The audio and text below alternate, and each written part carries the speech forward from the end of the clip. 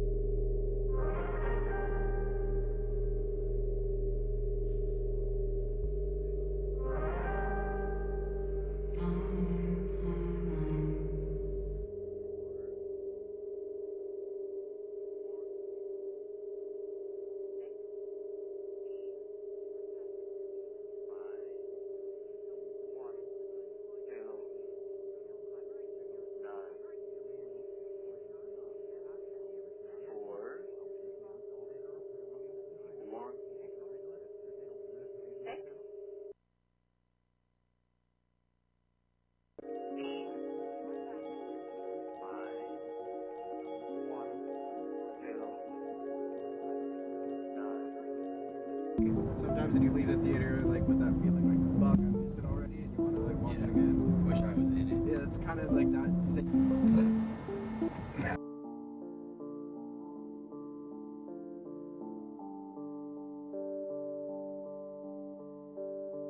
Wither away in that comfortable place where I stay.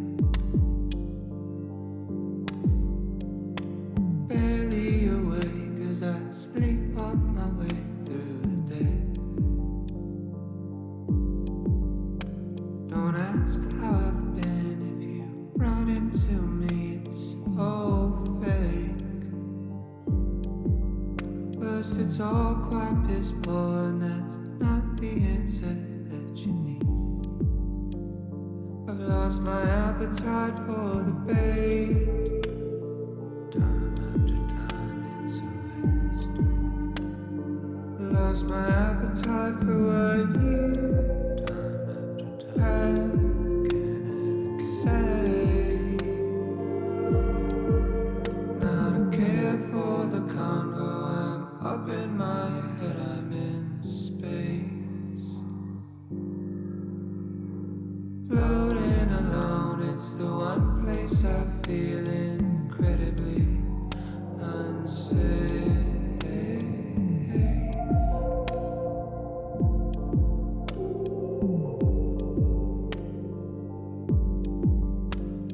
This heavy heart that beats in me will weigh me down a full 6 feet. If not these 750 milliliters, one for each of the secrets that I keep. Could you turn it down?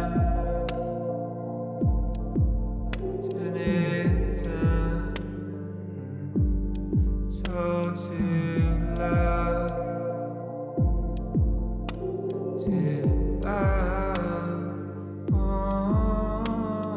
June turned me into a shell. Inhale, God, 6 year exhale. Left a residual self. Scraps of compassion, missing action. Don't care for the convo. I'm in space. Floating alone, incredibly unsafe.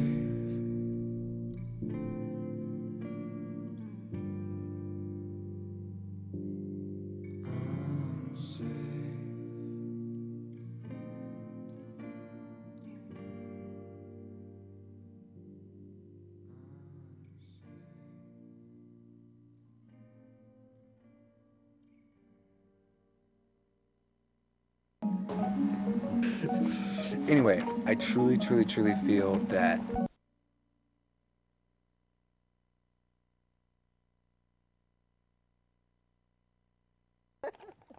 oh, keep going.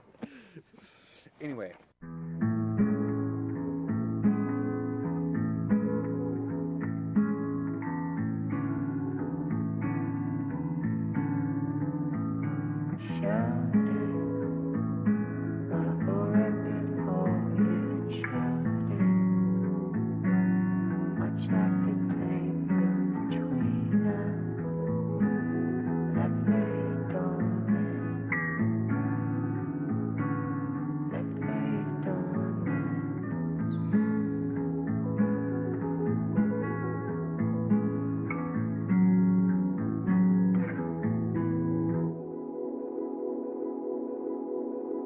Do I miss you or a memory? Someone or something I couldn't call it. Is it your smile in the morning? Or just the prime of our 20s? I shouldn't bother. I'm just searching for a feeling, and maybe it's past and I can't grasp it. A moment set somewhere in between where we met and where we left it. Almost as if every passing bird flies directly through our shadow. I really shouldn't. Where you at now? Did you say And did you find a passion? Alleviate some pressure? Have you got any new friends? Did you find a new man? Yeah. Does he treat you special? I hope he treats you better than I did.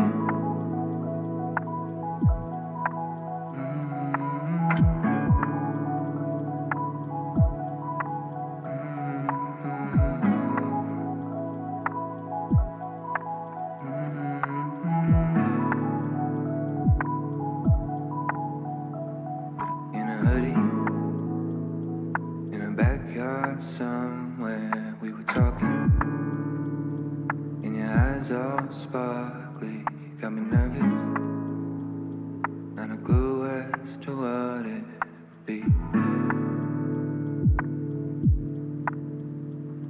Now you're leaving, few years flew past you, and you worry, didn't quite work out just like you wanted. Now packing your things in your car, and I'm still searching for that feeling.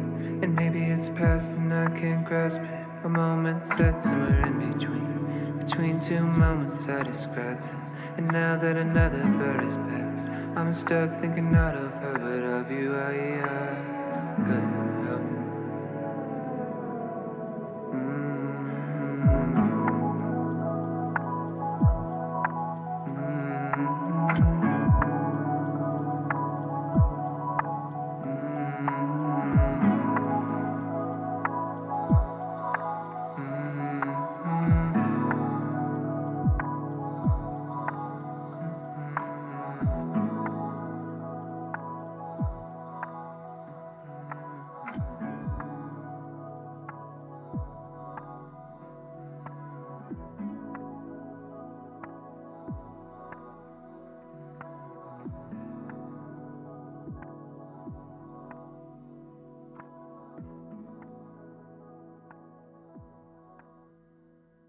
Hey, don't move my soul. Back. Oh.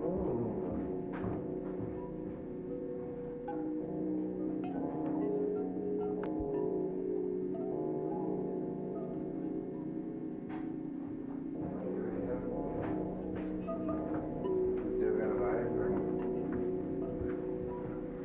should I have a glass of peanut butter? Oh, yeah, give me a glass, bitch. This looks so awesome. Oh my god. I love you, Grandma. Look, this is amazing. Look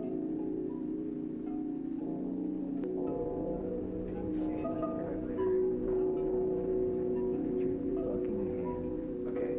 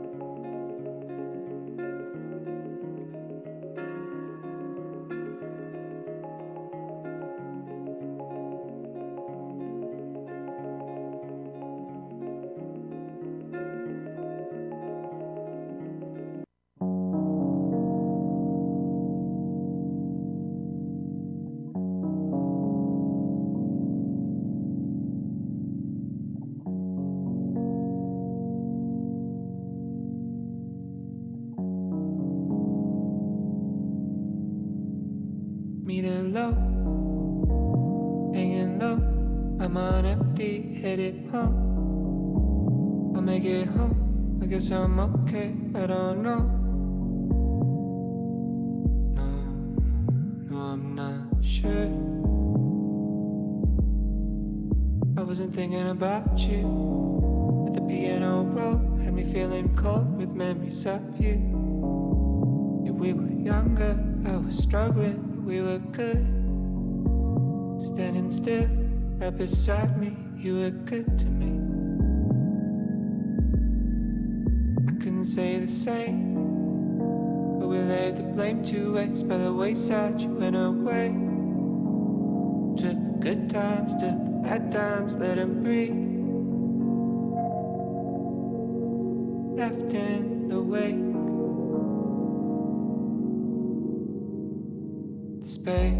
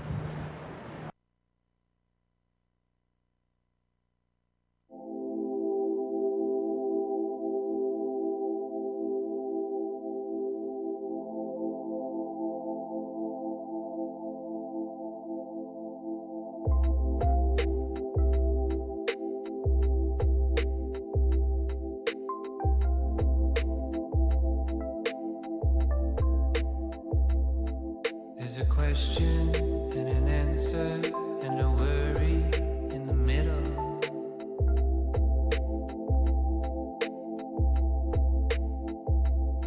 There was a promise of forever and a wishful intention.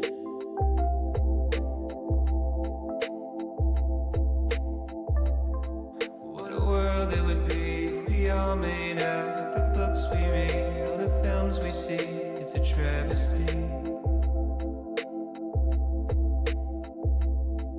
As the moon drifts by with the shifting tides, and you're lost in life, so the love floats into the ether. And there was something that you heard and heard, and despite your parents, you placed your bet on love.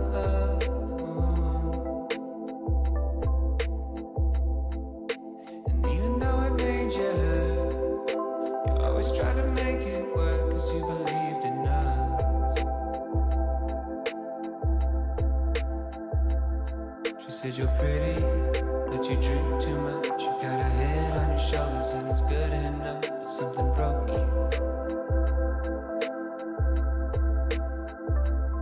I said I'm sorry, and it's well in advance, but I will hurt you more than anybody has. Yeah, it's a sure thing.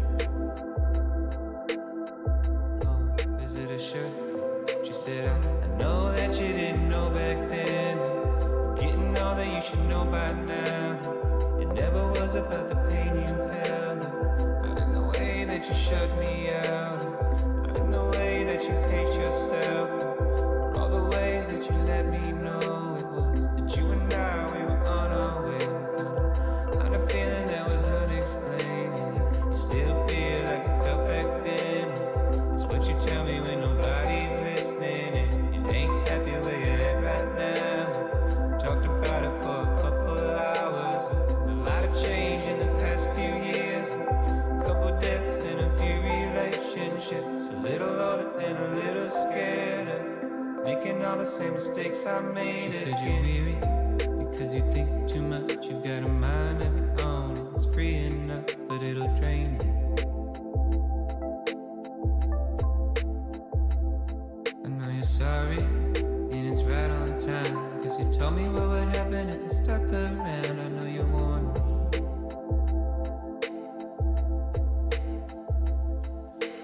something that you're asking was never in question.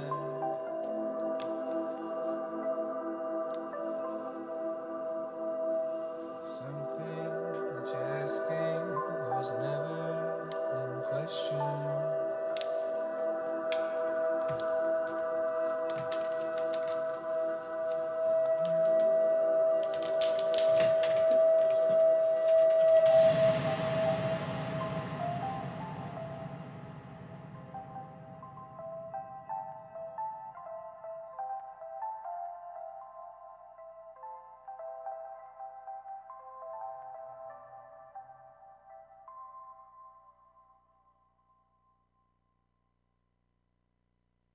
Hello, hello.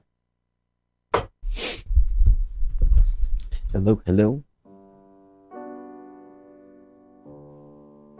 Hello, hello. Hello. Here comes that soy.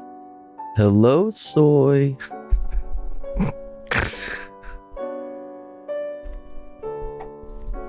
What's up?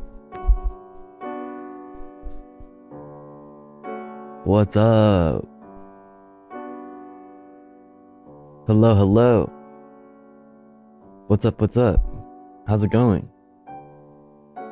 Tofu in the Mao outfit? Am I in the Mao outfit? I mean, I'm for that. I'm with it. What's up, Pharaoh Roly Poly? What's up, James? What's up, Ray K? What's up, Tech Tink? What's up, Yoinked Waffle? What's up, Complaining Laney? Who else is up in here? What's up, Manatee Lady? What's up, regular sized Manatee Lady? What's up, Vexing Thoughts? What's up, Water Porch? What's up, Spike Trees? What's going on, everybody? The Mao fit? Oh my god, Mao fit. Mouthfit.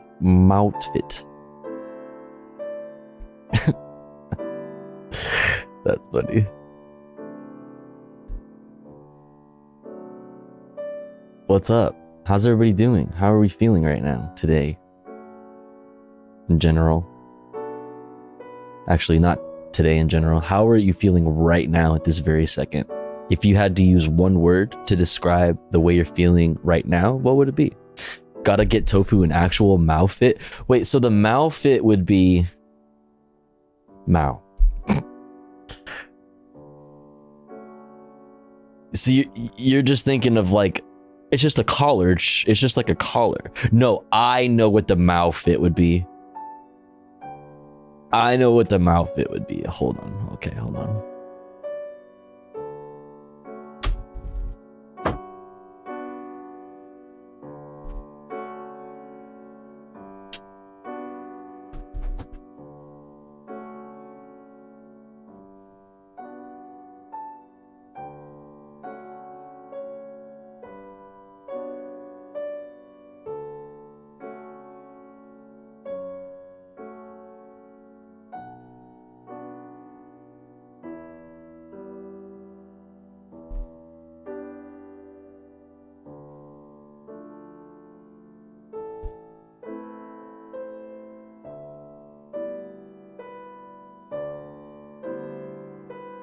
It actually doesn't go all the way up, so never mind.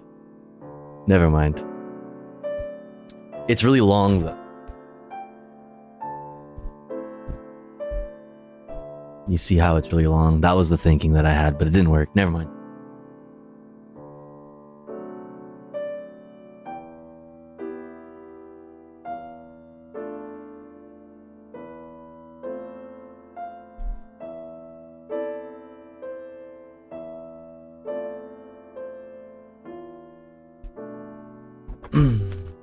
Anyway.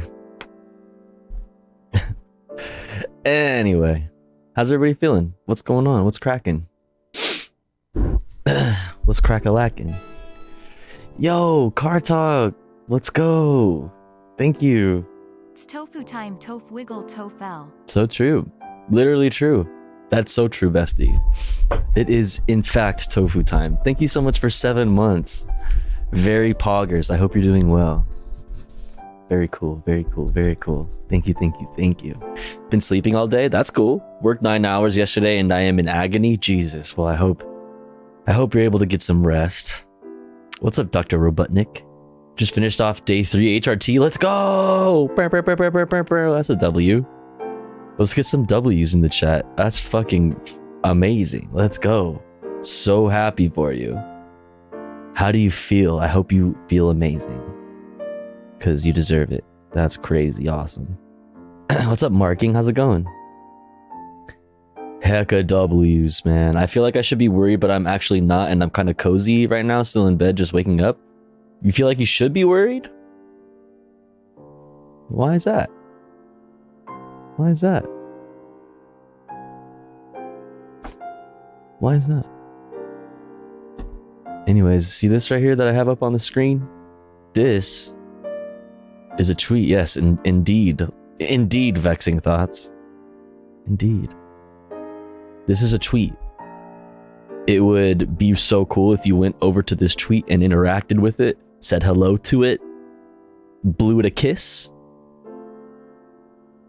gave it a poke, give it a Facebook poke. The old Facebook poke. Is that a thing still? I haven't been on Facebook in fucking years, and I never ever will ever again. But like, can you still poke people? That's interesting. Yo, Dr. Robotnik, thank you. Or James DM, thank you so much for gifting to Dr. Robotnik. Thank you, James. I really appreciate it. Thank you, thank you. Yo, Luke, thank you for subscribing for 7 months. Let's go. Are we already in a hype train right off the fucking bat? Let's fucking go. Thank you, James, for gifting to Dr. Robotnik. And Dr. Robotnik, happy 3 days on HRT. And Luke, dude, thank you so much. Thank you so much for 7 months. Pog. Go touch this tweet. Go poke it. Go like it. Go retweet it. Go tell it that it's pretty. You know. Should we do a hypers? Should we do a hypers? Should we do a hypers? If we get one more event, we'll do a hypers. We'll do a hypers.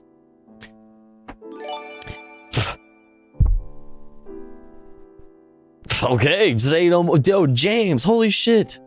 Thank you. Holy fuck, thank you so much for 5 gifties. Yo, Midnight Dime, thank you for 69 titties. Holy shit, let's go.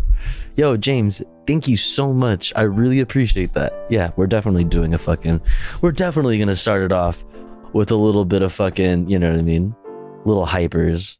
Chat, quick question. Where the sluts at? We're gonna start this stream off slutty as fuck. Hella slutty. Yo, thank you so much for the 5 gifties, James. Midnight Dime, thank you for the 69 titties. Any racist, sexist sluts? Let's go. I'm a slut. I don't give a fuck. Yo, Ray K, thank you for the 100 titties. Thank you. Smile when I suck. Hey, let's go. I'm a giant whore. Oh, not that line. I don't give a fuck. Yo, Ray K, thank you for the 100 titties. Thank you.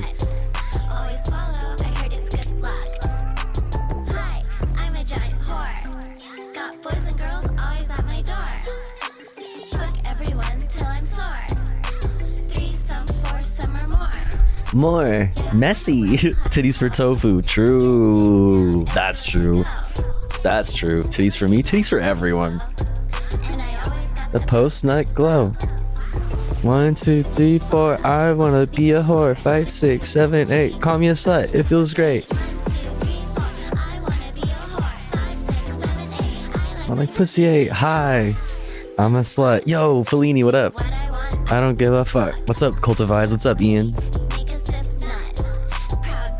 I smile when I suck. I'm a slut. I don't give a fuck.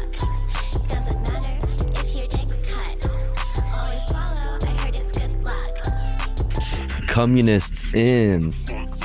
Anarchists and communists. Let's go. Thank you. Oh my god, I'm so honored. That's so sweet of you. I'm trying to be the biggest fucking slut in the world. In the whole world. 1, 2, 3, 4. I wanna be a whore. 5, 6, 7, 8. calling slut. It feels great.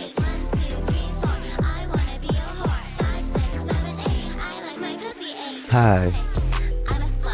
Hi.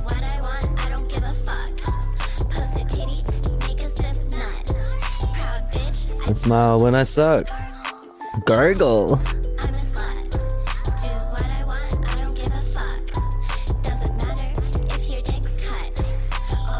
Nice hoodie. That's my favorite ad lib. Hell yeah. Alright, thanks chat. Thank you, Ray K, for the 100 biddies. Midnight Dime for the 69 biddies. James DM, thank you so much for gifting total six gifties. Thank you so much, James. That's so nice of you. I really appreciate it. Luke, thank you for the 7 months. Car Talk, thank you for the 7 months. Appreciate you all. You're all very nice and very cute and very wholesome and very sweet. And I appreciate you. Let's get this music going.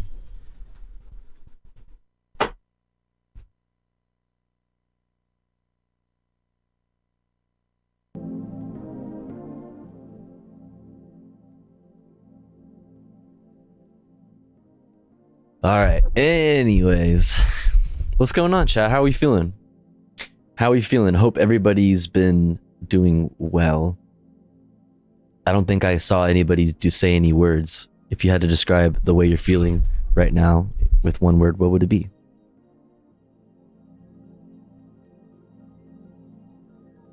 What would it be? I'm doing well. Me, myself, I'm doing well. Today, I made music. I messed around, turned some machines on for the first time in like a while. Just to like brush the dust off of my machines and just make some noises and stuff. So that felt really good. I did some music today. What else? I finally make it for a tofu stream. Pog! What up, Gremlo? How are you? Yo, Grem, we were watching, hold on. We were watching a documentary the other day, and you were in it. Did you know that you're in a documentary about graffiti?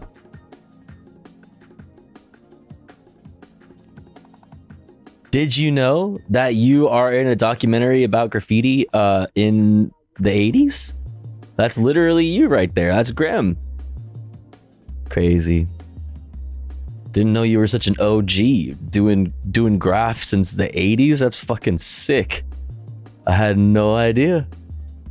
I go back, yeah. Fucking legend, dude. Fucking legend.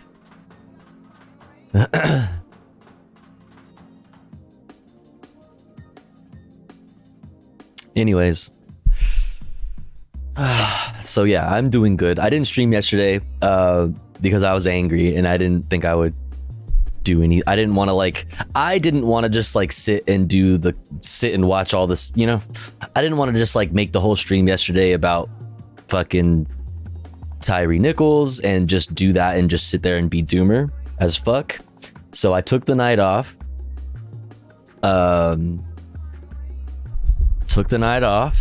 So that I could just keep up with the news myself. And yeah, mental health night. Yeah, mental health night. Not that like, you know, not to like center myself in any of it, you know, just just one of those days where it's just like, yeah, I'm not gonna have anything like positive or productive to say today. I would only just bring a bunch of negativity to to the world tonight, you know what I mean? So let me just take the night off. We did a party stream for good vibes. That's cool. I wanted to do a comfy stream, but I just not really. Hello, Alex does TV. Hello. Oh, what are you fucking? It is. It's like, who the fuck are you? With the founder badge. I wanted Alex.tv. It's not available. What's up, Alex? 12 months, dude. Holy shit. OG. Founder's badge and all. 12 fucking months. I hope you're doing well. Looks like you're doing a little rebrand or what? That's cool. Everybody go follow Alex. They're a streamer. Literal first sub. Oh, that's right. That's right. Literally I'm so dumb. How could I forget that? That's right. You're literally the first sub. I'm so stupid. Hell yeah. Everybody go follow Alex. OG. From the beginning. Yeah, I'm rebranding. Word. That's cool. That's cool. That's cool. Well, thank you so much for fucking 12 months, dude. Appreciate that. That's crazy. I think you're the first. No. Someone came in yesterday. Was it yesterday or the day before? Someone came in the day before with a 12-monther. Oh, it was Levelhead. It was Levelhead. 'Twas Levelhead. Which is pretty cool stuff, man. Pretty cool stuff. I've had the reminder for weeks. Oh, really? Oh, really? I guess that would make sense. Wait, no. How does that make sense? I started streaming in January. Did I not? When did I get not partner? When did I get affiliate? When the fuck did I get affiliate? How does that make sense? How does that make sense? I don't know. 12 months means 11 months? Oh, right, because you're on the 12th month. Ah, yeah. Like February, March of last year, I think. Yeah, that makes sense. You start with 1 month, right? Duh. That makes sense. Was it when you got rated? Because that's what happened to me. Wait, what? That makes sense. I'm just dumb. I'm just a dummy. Class of 22 goes hard.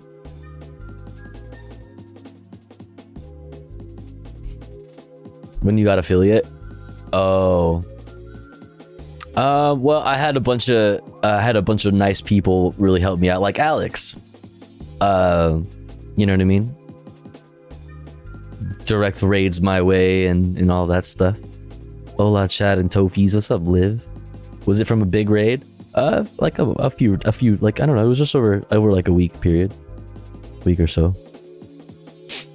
Boom, boom, boom. Boom.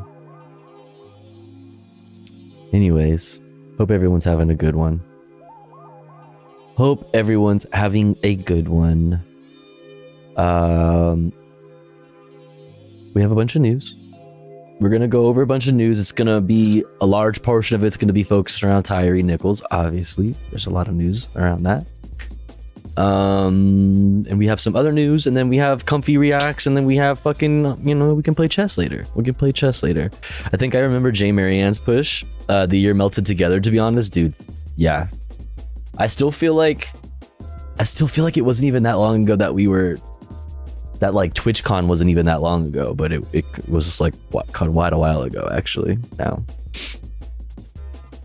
Crazy. The year fucking flew by. Fucking flew by. Anyway. 3 months ago, almost 4. Jesus.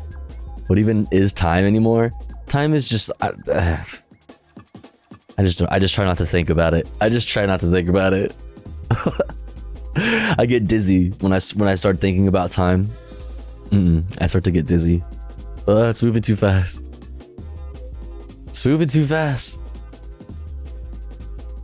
Anywho.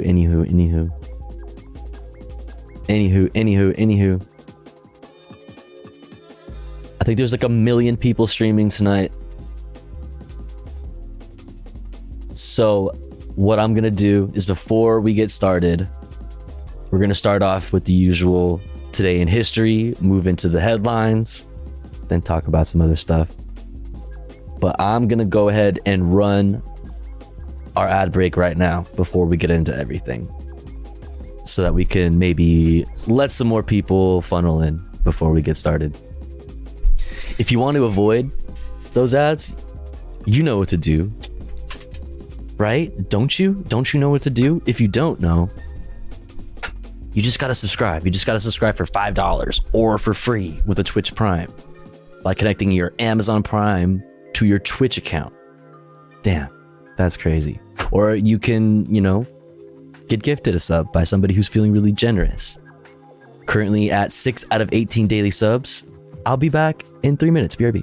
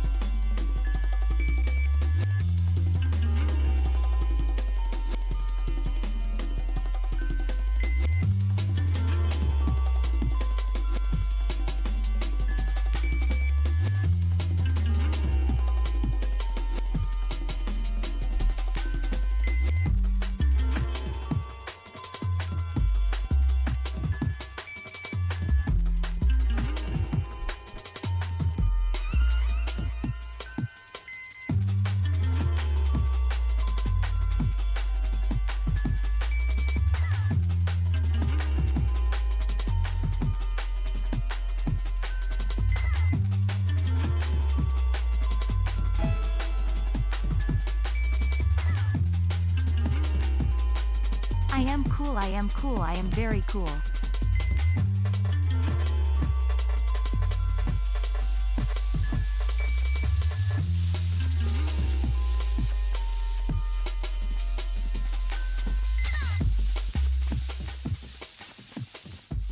I said it before and I'll say it again.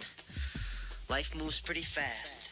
You don't stop and look around once in a while, you could miss it.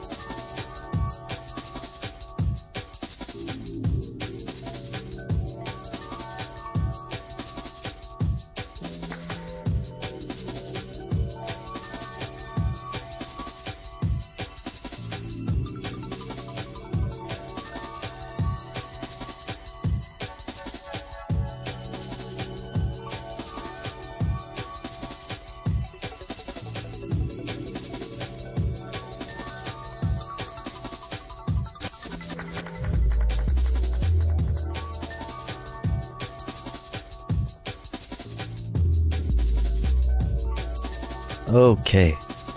We're back.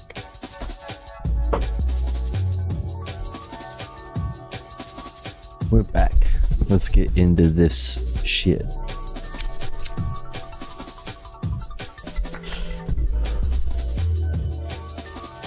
Oh yeah, I know it's a VCR. Tofu has VHS tapes as an underlay. The diagonal line. The diagonal line. Oh, when I do this.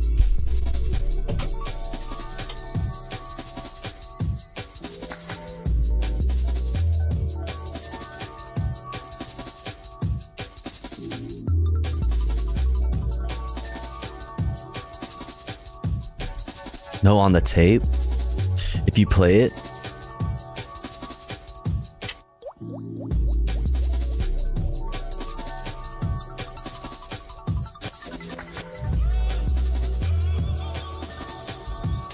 Oh, you mean like how it's sliding by? I mean, I have a this thing.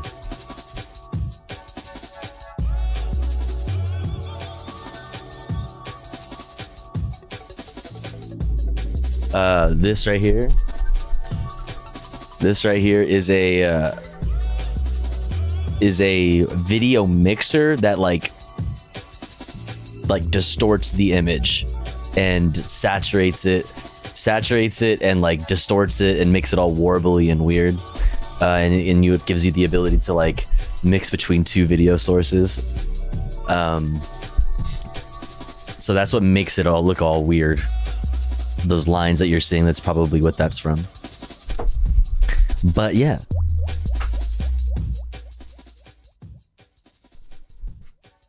But yeah. Let's get started. Let's get started. Today in history, January 28th. Let's see what happened. What the? No audio. What's going on?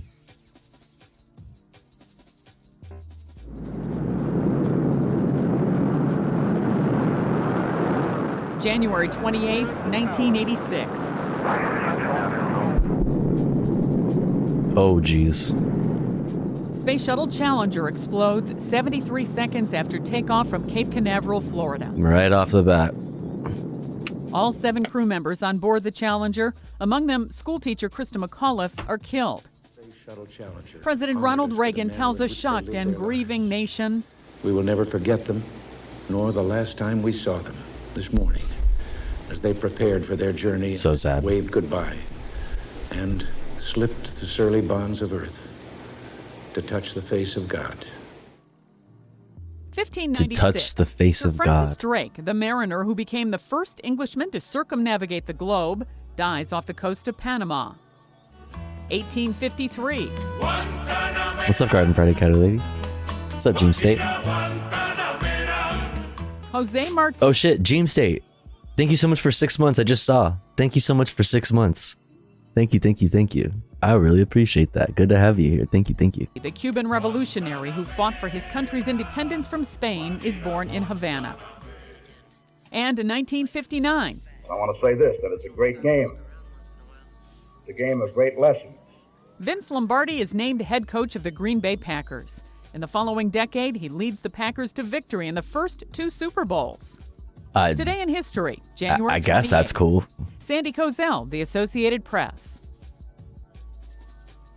Yo, what's up, Riot Vision? Tensions are also on the rise. All right, news wrap from PBS. Let's check it out. Today in Israel, after a 13-year-old Palestinian boy opened fire and wounded 2 Israelis in East Jerusalem this morning. Police say armed civilians overpowered the attacker. Last night, a Palestinian gunman shot and killed 7 people outside a synagogue in an Israeli settlement in East Jerusalem. Prime Minister Benjamin Netanyahu and the top national security minister visited the synagogue overnight. Fresh blood still ran down the pavement. Netanyahu convened his cabinet this evening to consider Israel's response to the violence, measures that include authorizing more gun licenses for Israeli citizens and sealing and more gun licenses for Israeli citizens, and also promoting the expansion of illegal settlements. What could go wrong? Destroying the homes of accused terrorists. Also, is PBS going to talk about how many Palestinians have been killed in the last month? Because it's a lot higher. This afternoon, Secretary of State Antony Blinken departed for a trip to the Middle East, which will include a stop in Israel on Monday. Floodwaters are receding and cleanup could begin today in New Zealand's largest city, Auckland, after the heaviest rainfall ever recorded there. Locals mopped up and collected muddy debris at their homes and businesses. Floodwaters tossed cars and set homes down eroded hillsides. Prime Minister Chris Hipkins assessed the widespread damage today by helicopter after more than 15 inches of rain left parts of the city underwater. Jesus. State of emergency remains in place. 3 people have died and another is missing. Yo, look at that. Helicopter after more than 15 inches of rain left parts of the city underwater. State of emergency remains in place. 3 people have died and another is missing. Pope Francis is clarifying his words days after he said in an interview that being gay is not a crime. Wait, what do you mean he's clarifying? Wait, oh no, is he gonna fucking backpedal his comments that said, oh no. But it is a sin. The pontiff responded to a question from a ministry for LGBTQ Catholics in a handwritten note dated yesterday. Francis wrote, "When I said it is a sin, I was simply referring to Catholic moral teaching, which says that every sexual act outside of marriage is a sin."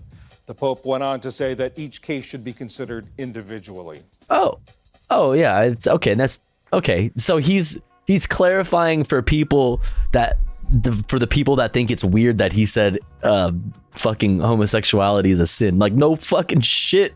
The Pope ultimately thinks homosexuality is a sin. Take the fucking W. Listen. Religion, not for me. It's not for me. Not for me. The Catholic Church, absolutely not for me. I think the Catholic Church, you know, is kind of fucking whack. It's kind of whack. But take the W. In contrast to previous popes, where this motherfucker, where popes were literal Nazis, I'll take the fucking pro-union, pro-LGBT, at least in a fucking civil sense, maybe not in a like an eternal damnation sense, but like, you know, in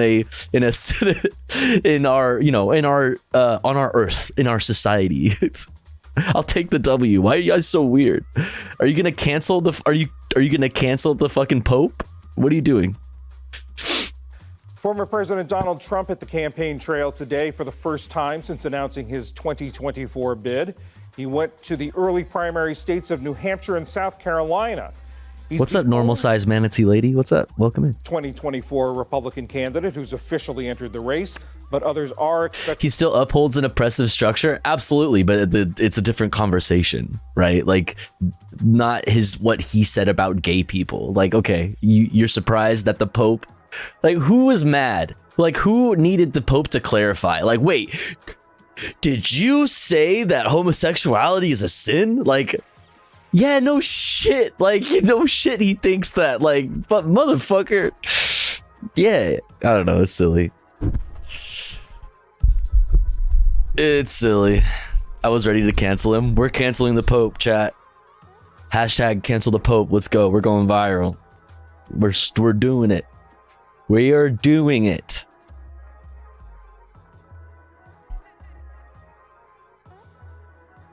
I want Trump to win the primary so bad. I can't wait to see more people. I can't wait to see more people just generally start throwing their hats in the ring. I fucking need... Brandon is a piece of shit.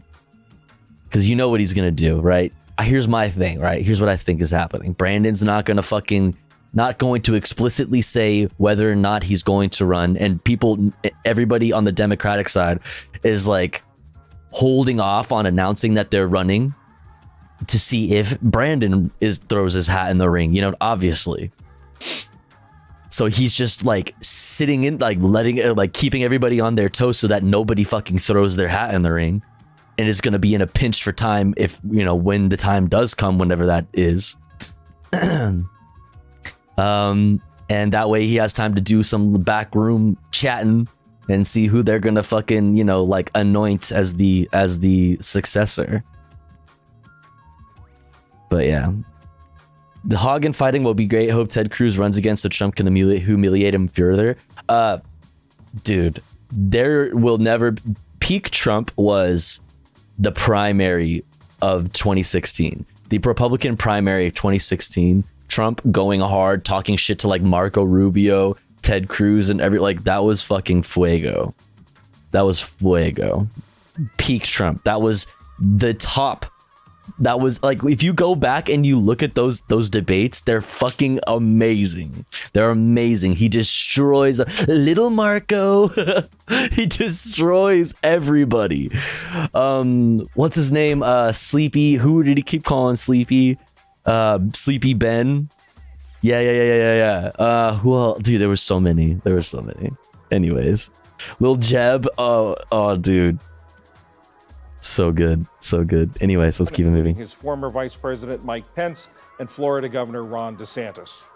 And on this day 37 years ago, the Space Shuttle Challenger exploded just 73 seconds after lifting off from Cape Canaveral. All 7 crew members were killed, including schoolteacher Krista McAuliffe, who would have been the first private citizen in space. The catastrophic accident remains one of space exploration's worst tragedies. Still to come on PBS News Weekend, closing the education gap created. All right, next. Democracy. Chat, do you want your democracy now or later? Question. You want it right now? Or you want your democracy later? Later? Now? Okay, let's do democracy now. Right now. Welcome to Democracy Now!, democracynow.org, The War and Peace Report. Will that joke ever get old? Good. Find out more at 11. In Tennessee, 5 former Memphis police officers have been indicted on murder and kidnapping charges over the killing. Oh, by the way, this is yesterday's Democracy Now! By the way, because I was off yesterday, okay? Tyre Nichols. The 29-year-old African-American man died of kidney failure and cardiac arrest on January 10th, 3 days after his violent arrest following a traffic stop. Democracy yesterday. County District Attorney Steve Mulroy spoke at a news conference Thursday. Here are the charges: second-degree murder, aggravated assault, aggravated kidnapping resulting in bodily injury, aggravated kidnapping involving the possession of a weapon, official misconduct through unauthorized exercise of power, official misconduct through failure to act when there is a duty imposed by law, and official oppression. While each of the 5 individuals played a different role in the incident in question, Reheated. the actions of all of them resulted in the death of Tyre Nichols, and they are all responsible. So wait, what about, if they're all responsible, what about the person who pulled over Tyre in the first place? I don't understand that part. The person who pulled over Tyre in the first place is not being held to account. Like, why? They had no, apparently there's no evidence that there was even a reason that Tyre needed to be pulled over. So why? What's going on? The 5 fired police officers were booked into the Shelby County Jail Thursday. Their lawyers say at least 3 of them plan to post bail. All 5 are African-American, as was Tyre Nichols. The ex-officer's arrest came as Memphis city officials said they'll release nearly an hour of body camera video this evening showing how police pepper sprayed, tased, restrained, kicked, and beat Tyre Nichols for 3 minutes. David Rausch, the director of the Tennessee Bureau of Investigation, said he was sickened by what he saw in the video. In a word, hey, Huggable Chael. Thank you so much for subscribing at Tier 1. Thank you, thank you. Welcome in. Appreciate that. Thank you so much. absolutely appalling. Let me be clear. What happened here does not at all reflect proper policing. This was proper policing. This was criminal. Ahead of the video's release today at 6 Memphis time, the Memphis Police Department has activated its entire force in anticipation of weekend protests. President Biden released a statement reading, "I join Tyre's family in calling for peaceful protest. Outrage is understandable." Yeah. Joseph, 100,000 more police officers, Biden. Yeah, okay, dude. Violence is never acceptable. After headlines, we'll speak with Ben Crump, attorney for Tyre Nichols' family, as well as a member of Black Lives Matter Memphis. In Georgia, Republican Governor Brian Kemp Thursday declared. We'll have more to talk about there. I want to watch Democracy Now's piece on it from yesterday, and then we have... we're going to take a look at MSNBC's point of view, and then we're going to look at Fox News' point of view, and we'll go from there. Emergency in response to mass protests that erupted after the police killing of environmental defender Manuel Tehran in Atlanta last week.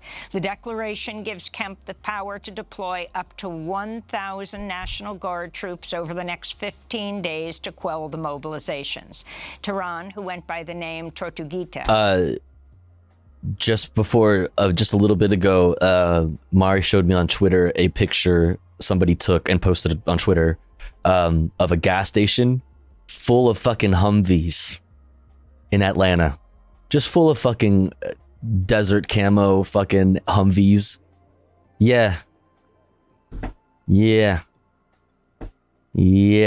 Was shot dead by a SWAT team January 18th as officers violently raided an encampment of protesters opposed to Cop City, a proposed $90 million police training facility in a public... Still no body cam footage from that, by the way. Still no body cam footage or any actual proof that Tortuguita opened fire on police officers.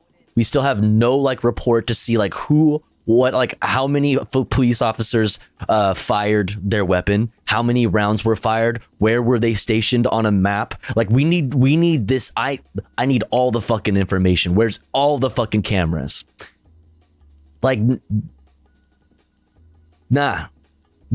We don't get that information, but we get the rhetoric pushed. Police say, police say, police say, police say, police say, justifying fucking military mobilization in Atlanta. But no fucking information. No further information. Crazy. Forest in Atlanta. The Atlanta Community Press Collective tweeted, quote, "The true emergency, however, is that law enforcement agencies across the country are killing people every day. Real. Kemp's declaration of a state of emergency isn't about property damage at Saturday's protests at all. It's about police murdering Tyree Nichols and Tortuguita within 2 weeks of each other. They're trying to instill fear in anyone who stands up against police brutality," unquote.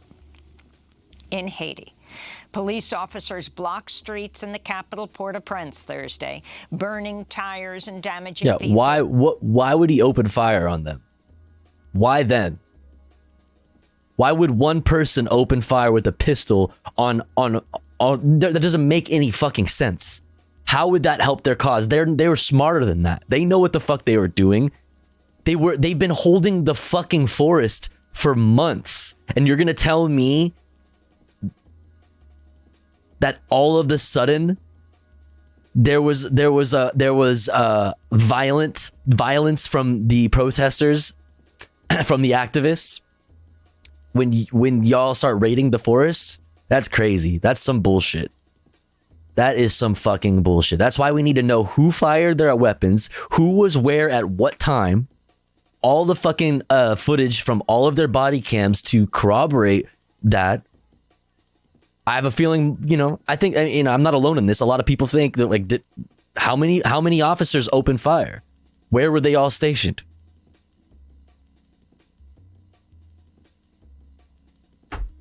Was it friendly fire?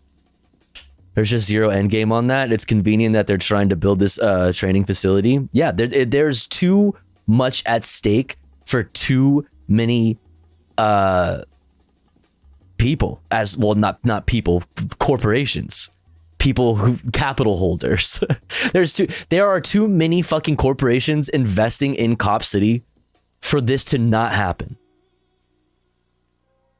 Everybody's invested in this. Everybody can make money off of this. There's even a fucking studio that was planned to be made on the premises for all kinds of shit. Atlanta is like the new Hollywood, or has become like the other Hollywood in the United States. They film a lot of fucking movies, a lot of TV shows in Atlanta, and you don't think that this is all has something to do with it? Come on. Yo, what's up, Sarsec? For descending on the main airport to protest the recent killing of 14 officers by armed gangs. Over 100 officers in plain clothes took part in the protest. Local media report a small group was able to break through the gates of Prime Minister Ariel Henry's home, but then rerouted to the airport where Henry was returning from the Community of Latin American and Caribbean States, or CELAC, summit in Argentina. This is a protester. We are going to attack all the ministers, all the directors general. The children have to go to school for this revolution to take place. There has to be a bloodbath. All these policemen have been killed, and the Prime Minister has not reacted to pay tribute to them. According to local groups, armed gangs now control some 60% of Port-au-Prince. An estimated 78 police officers have been killed since Prime Minister Henry, who's backed by the United States, came to power in 2021 following the assassination of Haiti's former president. Henry had close links to a prime suspect in the assassination. Israeli air attacks hit the occupied Gaza Strip overnight as tensions mount one day after Israeli forces killed 9 Palestinians in a raid in the Jenin refugee camp in the occupied West Bank. Israel's airstrikes came down on the besieged Strip after 9 people killed, but they're going to talk about the 2 people wounded or whatever, the two Israelis being wounded by a young shooter, they're gonna use that reason to go absolutely hog wild. The same Israeli tactics to scare people from local experience. That tactic always fail when people don't have anything to be afraid for. You can't scare them. Attacking Gaza again, shit is popping off. Yeah. But you're gonna hear more news from, I mean, I saw more, I'm seeing more news about the Israelis wounded recently. The like 2 Israelis wounded recently by a young shooter, young Palestinian shooter, young like teenage, I believe, Palestinian shooter from like MSNBC, NBC, whatever, CNN, than we saw anything about this story that happened, I believe, like a week ago. What's this? Oh, yeah, indeed.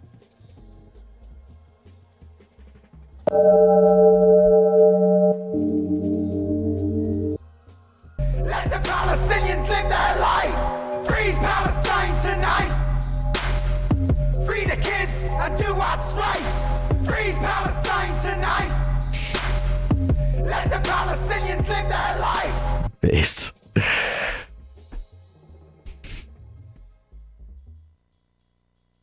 Danny Danon, the Israeli representative to the UN, is saying it is shameful that the New York Times mentioned that the attack in Jerusalem today within the context of a deadly month in West Bank.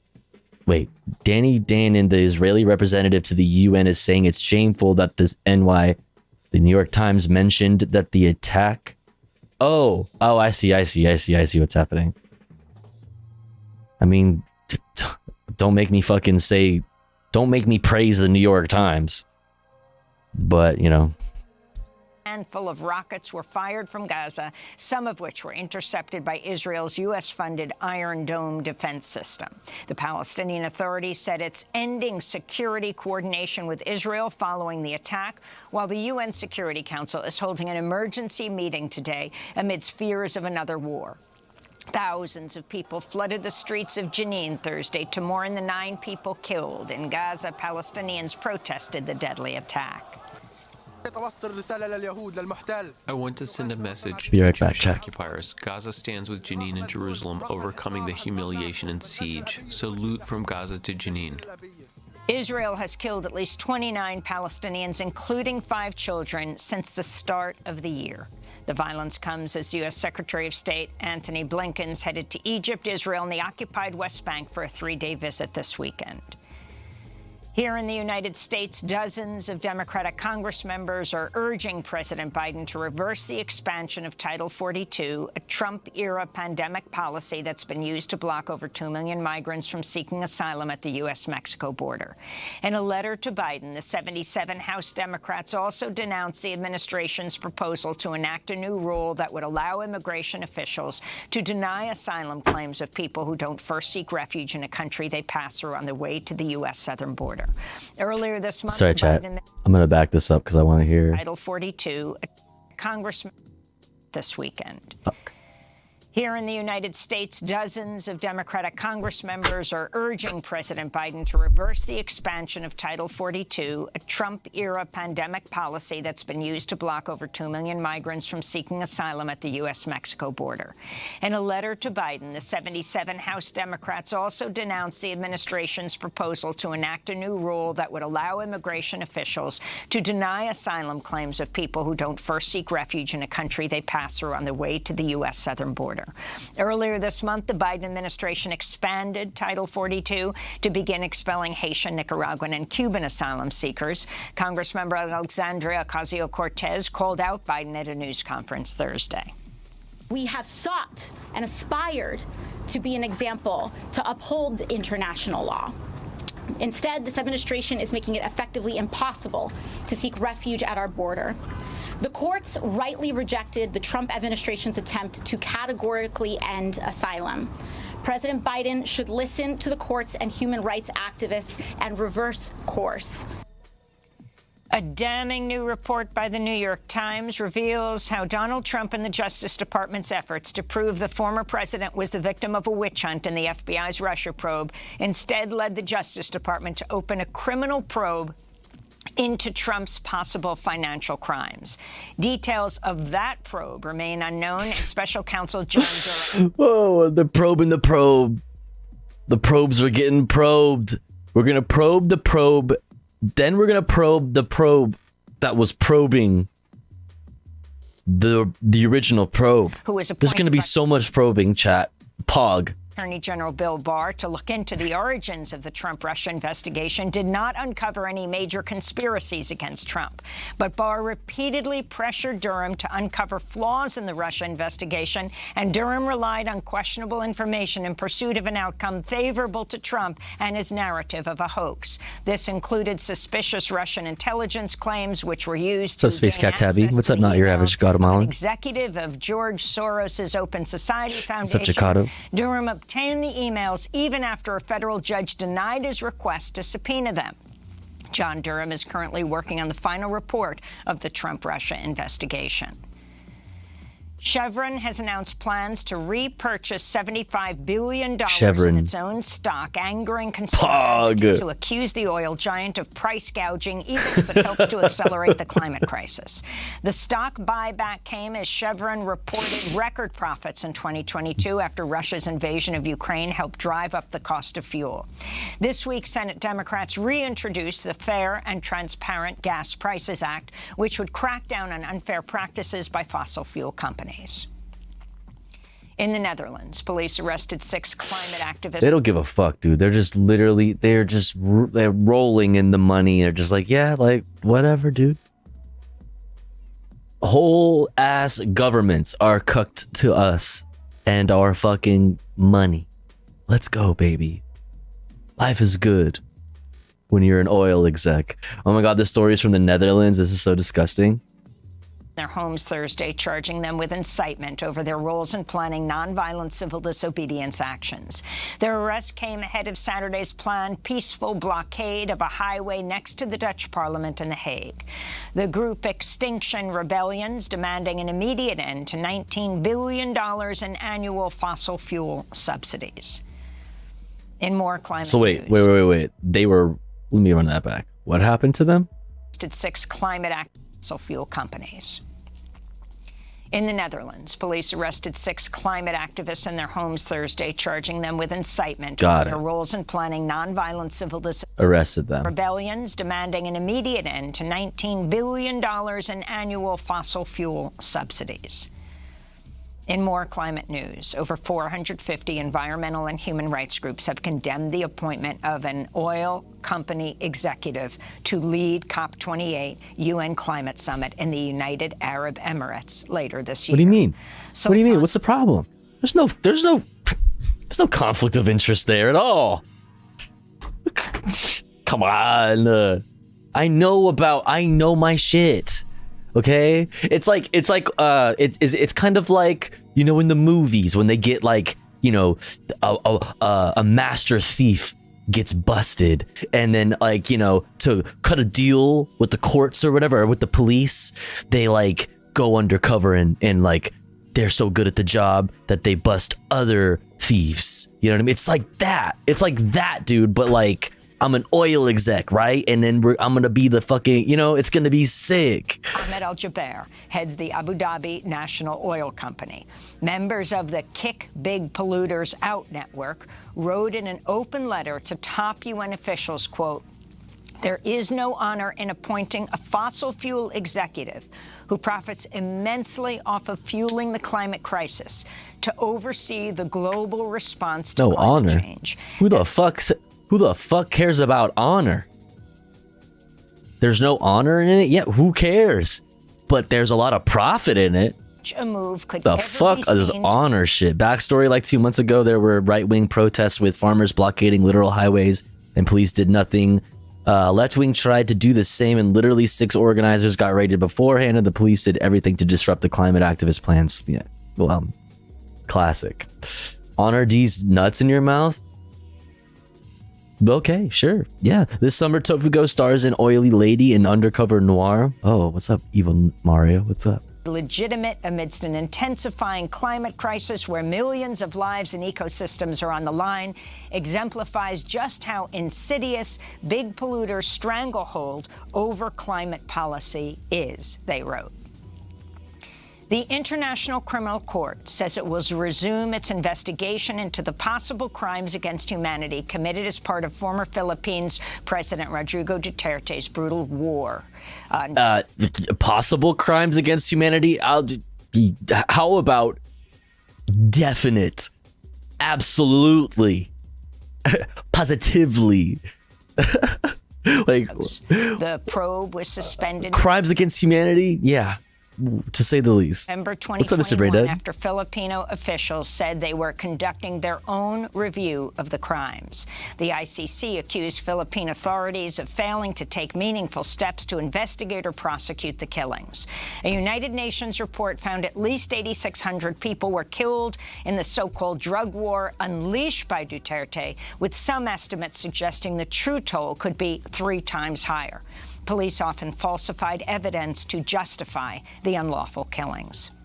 Bro, those literally policies to just shoot first, ask questions later. Just start shooting. Even if you're just like smoking some weed or some shit, like you're dead. Literally, that's bloodbaths. That fucking murderers. California. Complete psycho, yeah. 66-year-old farm worker charged with killing 7 co-workers Monday at 2 mushroom farms told a Bay Area TV station he wasn't in his right mind on the day of the shootings. In a jailhouse interview with KNTV, Chun-Li Chao said he was bullied and forced to work long hours on the farms and that his complaints went ignored. The farm where Chao killed 4 of his victims had a separate shooting last summer. In that altercation, one manager was charged with attempting to murder another manager after he fired a bullet into the man's trailer. The bullet went on to strike the mobile home of one of the workers who was killed in Monday's mass shooting. In Washington, D.C., President Biden repeated his call for Congress to reinstate a federal ban on assault weapons and warned against rising anti-Asian hate. Biden's remarks came at a White House reception for the Lunar New Year, just days after 11 people were killed at a Lunar New Year celebration in the majority Asian Los Angeles suburb of Monterey Park. Silence is complicity. Silence is complicity. We cannot be silent. I will not be silent. And one more thing, we're going to ban assault weapons again. And what did he say? After he said. And one more thing, we're going to ban assault weapons again. And a what? We're going to ban assault weapons again and what?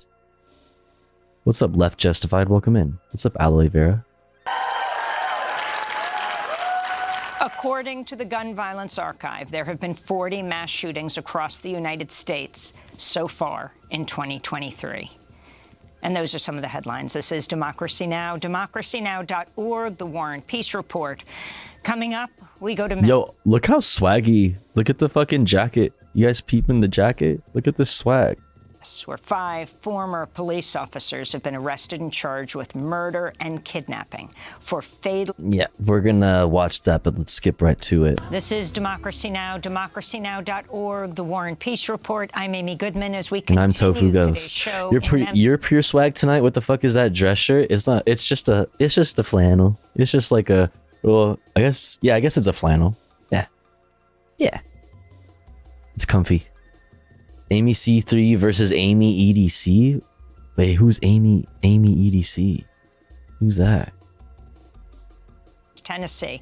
Again on Thursday, 5 fired police officers have been arrested and charged with murder and kidnapping in the fatal beating of Tyree Nichols, a 29-year-old African-American man who weighed barely 150 pounds. He died on January 10th of kidney failure and cardiac arrest, 3 days after his violent arrest following a traffic stop just blocks from his home. His family shared a shocking photo of Tyree from his hospital bed shortly before he died. He was violently bruised and on a breathing tube. The family wanted everyone to see that photograph. Earlier today, the Memphis police chief, C.J. Davis, told CNN that she actually did not see evidence. Police even had a legitimate reason to stop Nichols' car. He was a... That's what I really feel like is missing from the conversation right now. It's like there's an obvious focus on the 5 fucking monsters that were arrested. Those pieces of shit. Yeah, obviously. Yeah. Rip Bozo. I hope they fucking get put... I hope they fucking rot. You know what I mean? In prison. But what about the cops that pulled them over? Why did they get pulled?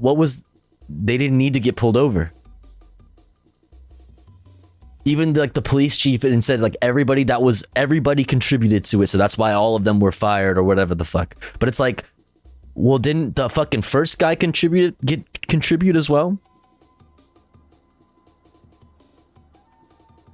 Why was he pulled over? What about the fucking other cops?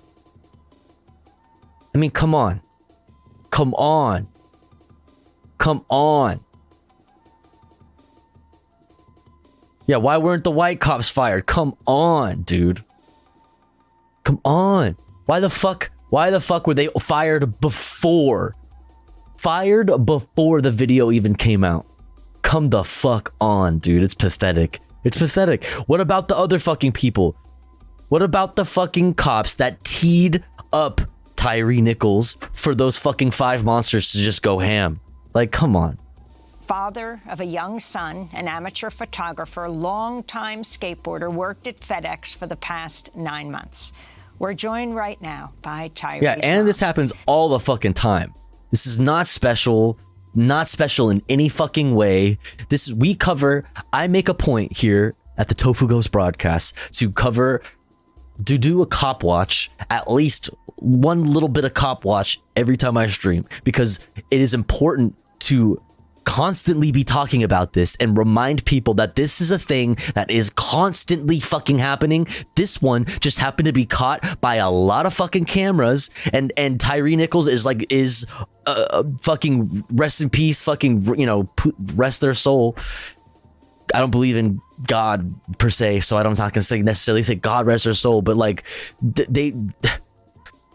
I'm losing my fucking train of thought. We need to constantly be reminded that this is a thing that is always fucking happening. This isn't a new thing. This isn't a fucking special case. These people weren't brutal in any sort of special way. This is a very common thing. Why do you think they were all so confident in the way that they went about it? Why do you think that? Not just because they were in a special Scorpion unit, which is something to fucking consider, obviously, which is weird and extremely sussy, but why do you think that they were all so comfortable with the way that they handled it? Why do you think that this is a reoccurring theme? Like that trailer that got raided, and the dude that got shot when he was for complying when he went to his door. And luckily he had fucking a security cam inside his fucking house or whatever. I think it was a trailer. Yeah, like that one was crazy, right?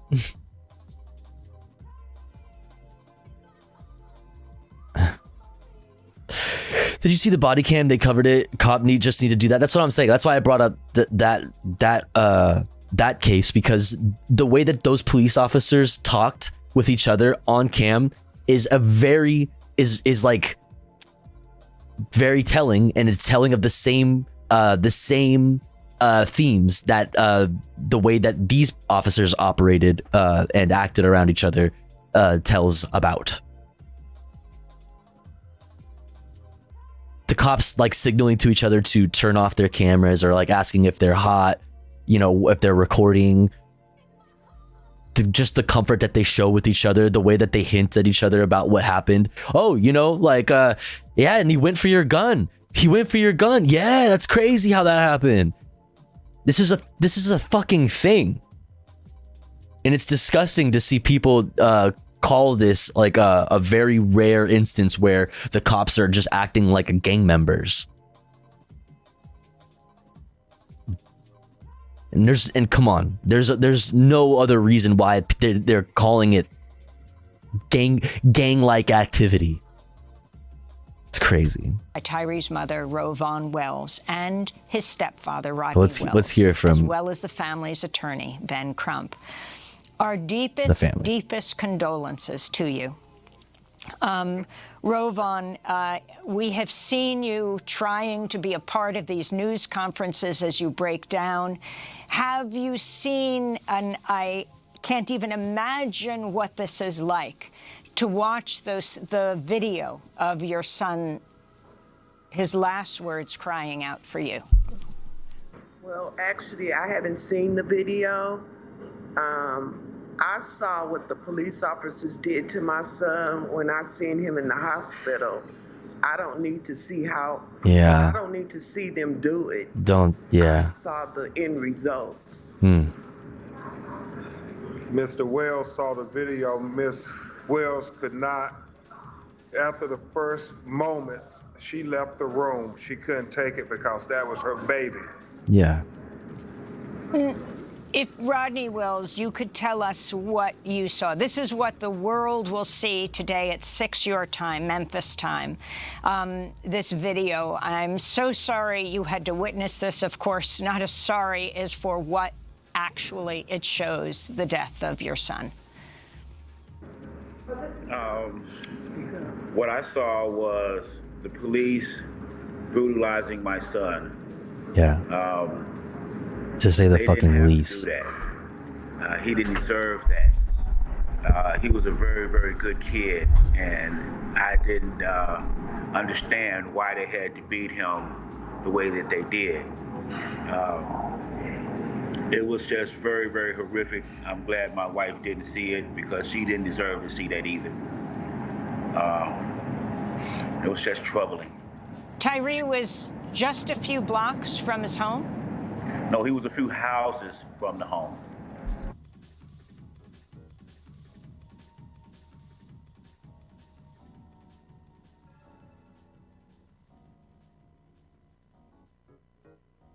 A few houses. Like, and motherfuckers want to be like, well, you shouldn't have run. Why did he run? One doesn't it, in any situation where there's danger, where you are fearing for your life, your fucking gut reaction, your instincts are going to kick in. What is that? Fight or fucking flight. It's fight or fucking flight. So looks like obviously he chose flight because where was the fuck? How do you fight? How do you saw the fucking video? Like, motherfuckers. How do you fight? You don't. There was only one option. It was flight. And either way, plus the fact that he was mere houses away, just a few houses away from his own fucking home. And I'm not trying to bringing this up to like make it like anything about me or redirect any sort of like attention to me, but like I know what that's like to be stopped just a few houses, just a right down the fucking street from your house, and it's happened to be multiple times, for being suspicious. For like I can only imagine the fucking fear and just like the desperation of being that close to safety. The desperation of like, just please, like, I didn't do anything wrong. Please, I just want to go home. He just wanted to go home. He was about 80 feet from his house. And it makes sense why his last words on this earth is he's yelling out for his mother. Gut-wrenching cries for his mother.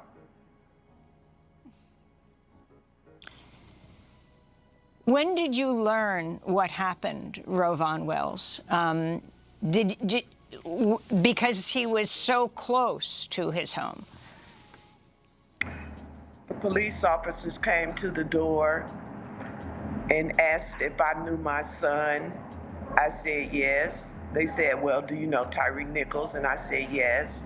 They proceeded to tell me that he had been arrested for a DUI. That was quite confusing because my son don't drink like that. They then proceeded to tell me that he was being attended to by the paramedics because they had to tase and pepper spray him. I asked where my son was. They told me he was nearby.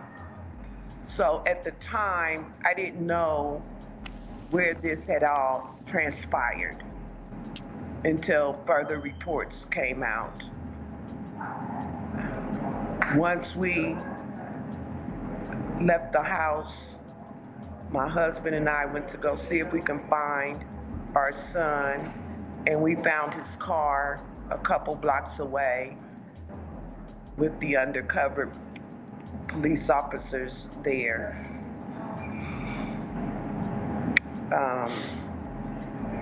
We got a call from the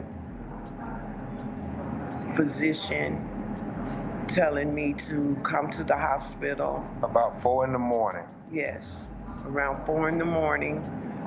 I got a call from the physician telling me to get to the hospital quickly. My son had went into cardiac arrest and his kidneys were failing.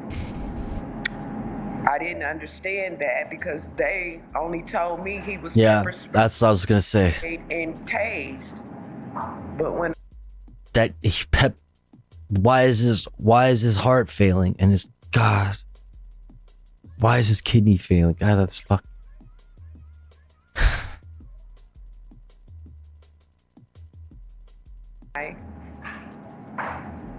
When we got to the hospital, the picture that everybody sees, that's what we saw.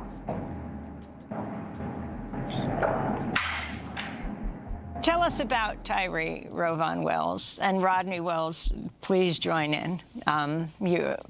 The two of you telling us first, I mean, just a physical description. How much did he weigh? Tyree was 6'3". He weighed about $150. Tyree has Crohn's disease, so he manages it with his diet. So he doesn't eat as much as normal people.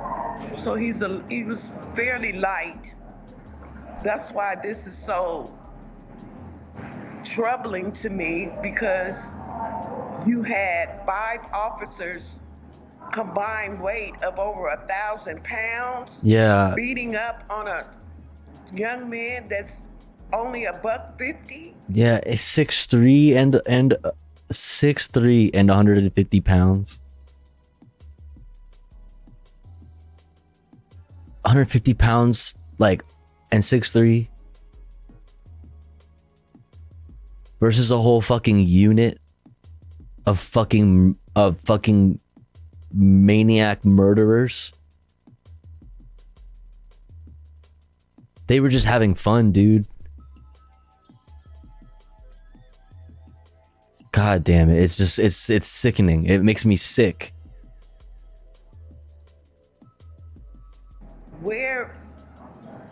How did they fear for their lives in order for this to happen? I'm still trying to understand that. Yeah. And let me make it clear, Amy. What we have seen that transpired with these charges being levied so quickly should now be the blueprint of what happens when you see police officers commit crimes on video against citizens. And we saw the Memphis Police Department, the district attorney, terminate these 5 black officers and charge them with less than 20 days. And so when we think about all these other cases, whether it's Terrence Crutcher, Philando Castile, I mean, so many of them, Botham Jean, they can't have this excuse now and say, we need 6 months, we need a year. Yeah. You have evidence on video of the crime. If I speak, I will be in big trouble. Yo, Fellini, thank you so much for the 100 biddies. I appreciate it. My man is spitting. I'm very glad that he's making a point to fucking to draw that contrast. Because people want to be like, oh, why is anybody mad? Why is anybody mad? Shouldn't everybody be celebrating because those monster police officers were arrested that quickly? They dealt with it that quickly, right? Shouldn't we all be happy?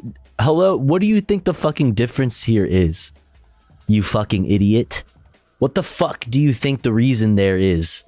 There's other police officers in this case that should definitely be involved in that. There should be not only 5 officers. There should be at least 7, I think. And a full investigation of the entire fucking department. Because why the fuck did all of those police officers... One, why were those police officers in an elite unit? Are those the best that's the best you got? You mean to tell me that those ones are special out of the rest of you? Okay. What the fuck's going on over there, huh? What kind of culture do you guys got going on here that allows these assholes to be so fucking comfy with each other? So comfy. Also the EMTs. Yeah, also the EMTs. True. Sarsec, what the fuck is happening here? God damn it, man. Because it should be equal justice, that we have swift justice, not just when it's 5 black officers, when it's any police officer that engage in excessive use of force against citizens, unarmed citizens. Now, the police officers can get out on bail, right, on bond. I think 3 have been will have to raise $250,000, 2 of them $350,000. At least 3 are expected to get out. Rovan and Rodney Wells, your response to them being freed? Entitled to bail. They're innocent until proven guilty.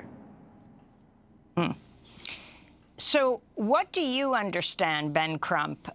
You've described he was beaten. What else is seen? Did you yourself see the video? I did, yes. So what happens at the end? Tragically, the video is going to remind many people of Rodney King. But unlike Rodney King, Rovan and Rodney's son, Tyree, does not survive. I mean, at the end of that video, after he called out for his mother, his last words on this earth, you see him sitting, they set him up handcuffed against a police car. And then you see his body fall to the right side. After a minute or so, they sit him back upright, and then you see his body fall to the left side.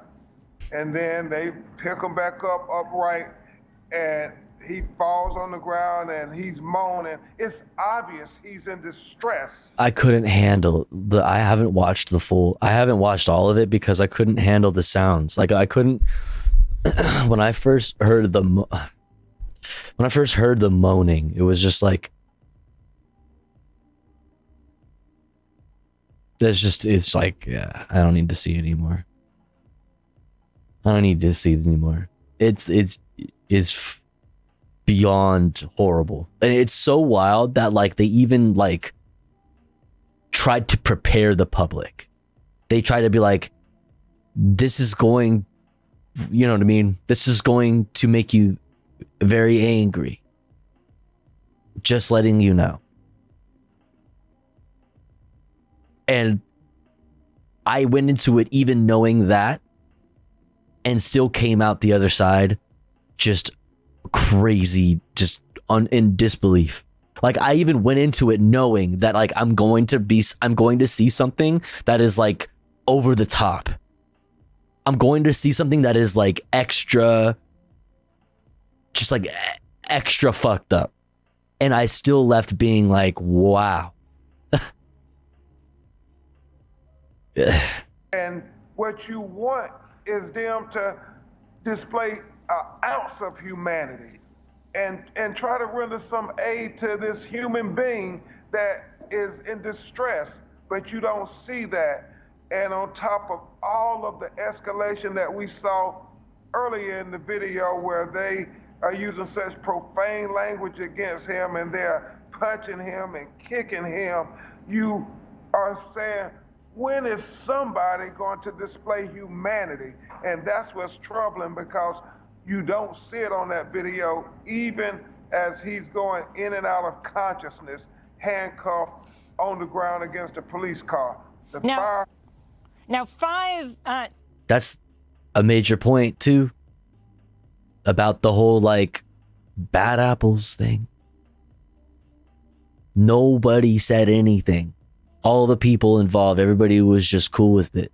Those original cops also, not only did they pull him over for no reason apparently, but they said, I hope, they talked about on their cameras, caught on camera, saying, I hope they fucking stomp his ass. I hope they stomp his ass. And they did. They in fact stomped his ass. Yeah, they did.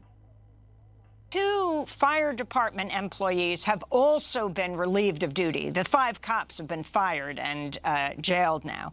But do you know what role they played?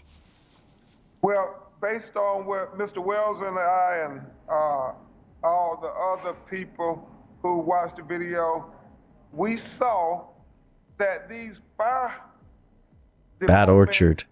Officials came Bad on Orchard. the scene, and for several minutes, they're just standing around too talking while Tyree is in obvious distress.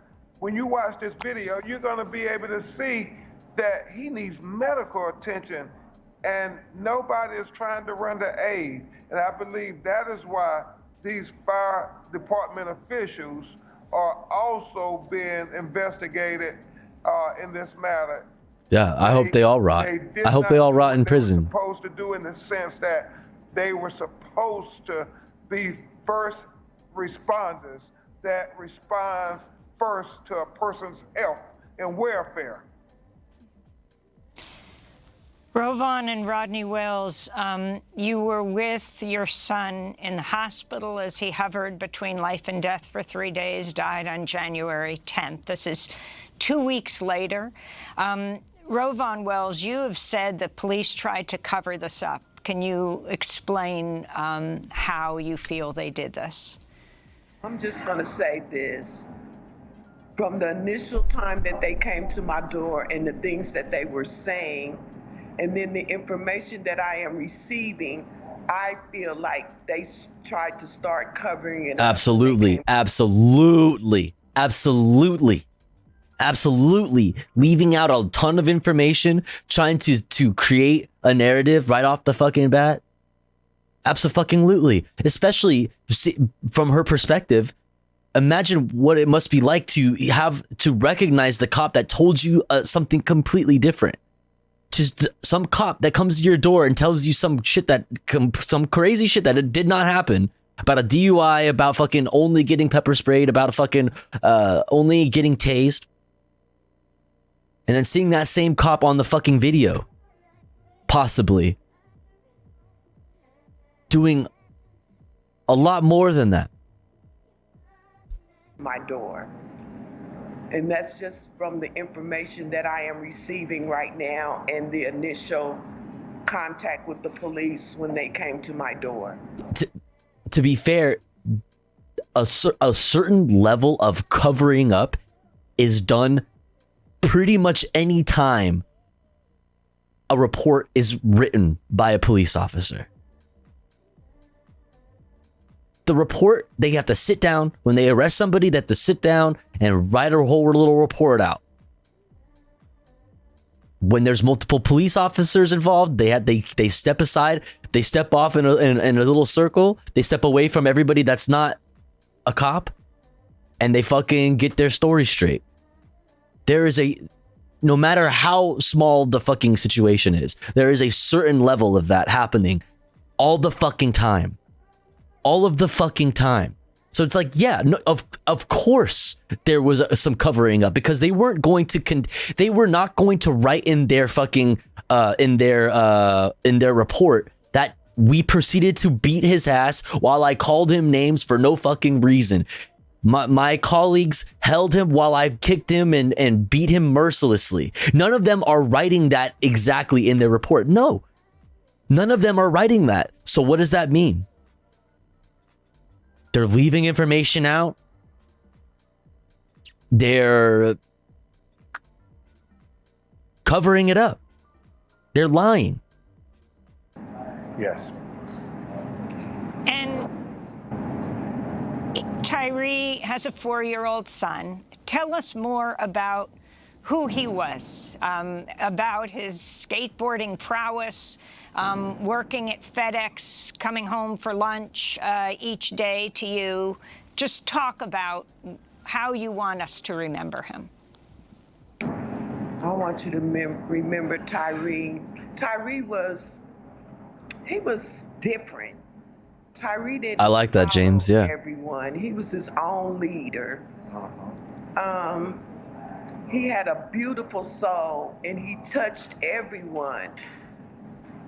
The boy smiled all the time. He loved his mother's cooking. He loved his son. That's why he came to Memphis in the first place, to be with his mom, build a better life for him and his son. But Memphis took my son away from me. I have nothing. Tyree had a tattoo of you on his arm? He had my name on a tattoo of my name on his arm. Now, when this video is released, it will be shown, and I'm asking you for direction now, the two of you, Rodney and Rovon Wells. Do you want us to show it, the video of your son's, of the beating of your son? Yes, we do want you to show the video, but at that same respect, we want protesters to do it peacefully. We don't need riots or looting. That's not going to bring our son back. That's not what he stood for. He's a peaceful person, and we're a peaceful family. So if you want to riot, if you want to protest, just protest peacefully. We do not need no uproar. We don't need no looting and burning, and don't destroy your own city. That's not what we're about, or our son was about. Will you be part of the vigils and the protests, Rovon and Rodney Wells? Yes. They're standing with the community because the community stands with them. Yes. And what is your message to the local officials? I mean, many of them, including the police chief, C.J. Davis, an African-American woman, has said that what took place was heinous. She also set up the Scorpion unit, of which these 5 police officers were a part, she said, to deal with violence in the community. What? Your message God, I have so many questions. now, and to President Biden as well, who also spoke about the killing of Tyree Nichols. Well, we say thank you to the police. They have to say that. They have to say that. And like Rodney King said that. They have to, because do you see the demons in the media? Do you see, we're going to watch Fox News and stuff. Like we're not going to get too much into it too deep, but we are going to watch like a little bit of reactionary shit about it. Have you seen any, like, the way conservatives are talking about this already? Like there's no, you can't say anything but that. Good luck getting any sympathy from anybody. Like no, you have to say that. You have to say that. But I'll say this. I understand and I respect what they're saying, but I'll say this. You cannot be violent towards property.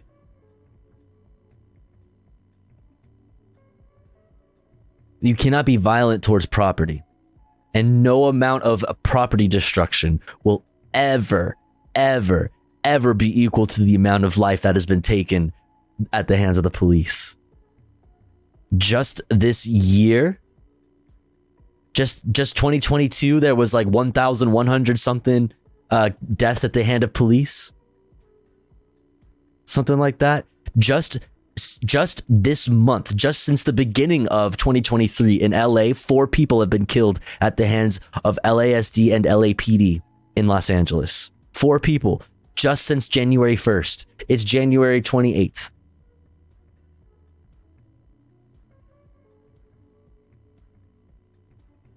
What about that? That is violence. This right here, hold on. This right here,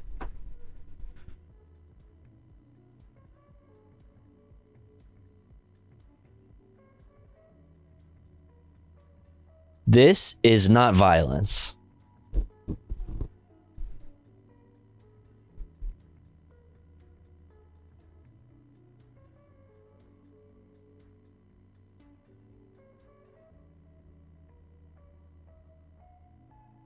I am proud of the leadership, professionalism, and restraint shown by our people at this incident. This incident being protests at LAPD headquarters in Los Angeles, downtown Los Angeles, yesterday.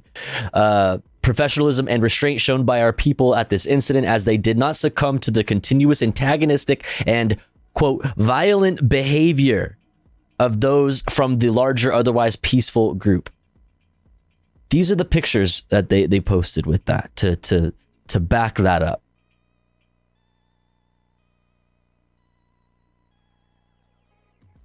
This is the violent behavior that they're talking about. I literally none of this is violence.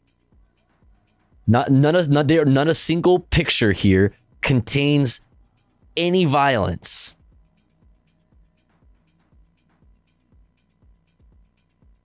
Also, where are the fucking lies in any of this? All cops are in fact bastards. Cops do in fact kill. Los Angeles Police Department, more specifically, does in fact kill. 4 people since January 1st, by the way. Excuse me, LAPD plus LASD. But fucking still. No fucking violence. Not a single bit of fucking violence. So just throwing that out there. You cannot be violent towards property. And even if you could, it would be nowhere near the amount of violence that is done on actual human lives. Not even human lives, and also the lives of you guys like dogs? Who likes puppies? You want to know how many fucking dogs the LAPD kills every fucking year? Dog. Okay, dog, homie. Yeah, Google LASD gangs. You cannot be violent towards property, chat. So just throwing that out there. What's up, Why So Danktus? Do they like to tase people to death having health problems in summer like heat stroke? Yeah. 40% of dogs. What's up, Maverick? What's up, Why So Dankness? What's up, the Coffee Man Can? What's up, Sidewalk Connoisseur? What's up, yeah? Welcome in, everybody. Davis, when she first encountered the family, she told Miss Wells and Mr. Wells she was not engaging them. Tofu, you can turn. Tofu, can you right turn on Red and Cali? Absolutely. In them as a mother of black children, and that her heart breaks for them, and she wasn't proud of anything she saw in that video by these officers. So we're thankful to them.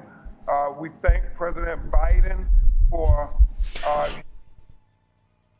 Listen, like I said, they are doing this because they need to, and they're going to, and I respect it, and I understand it, and this is not anything about them. But Mr. Brandon, Joe, I want 100,000 more cops. Biden, that guy, hold on. Another fucking, Crime Bill Biden. I mean, we can go back to Crime Bill Biden too. Yeah, true. But even more recent than that. Hold on. way more recent than that, in fact. We got this right here, for example.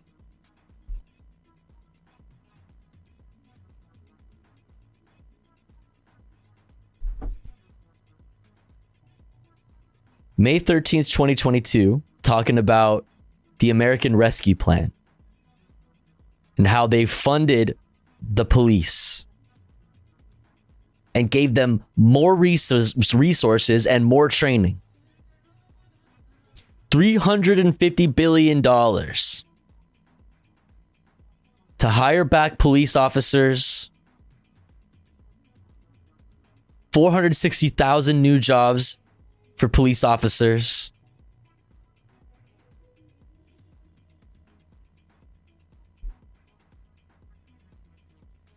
Yeah. That Joe Biden? Interesting. Interesting. Comments that this family deserves justice, just as all Americans do. And we are very grateful to everybody who has demonstrated the respect and dignity. I'll be right back, Chuck. Nichols' life that those police officers did not do on January 7th. And so we thank you, Amy, for covering this important matter, and we're going to let the family continue to prepare for the day. And Rovan and Rodney Wells, again, our deepest condolences. And Ben, if you have 1 minute, I wanted to ask you about another case. It's hard to believe at this moment that you're dealing with, and that is Patrice Culler's cousin, Keenan Anderson, also stopped at a traffic stop in Los Angeles.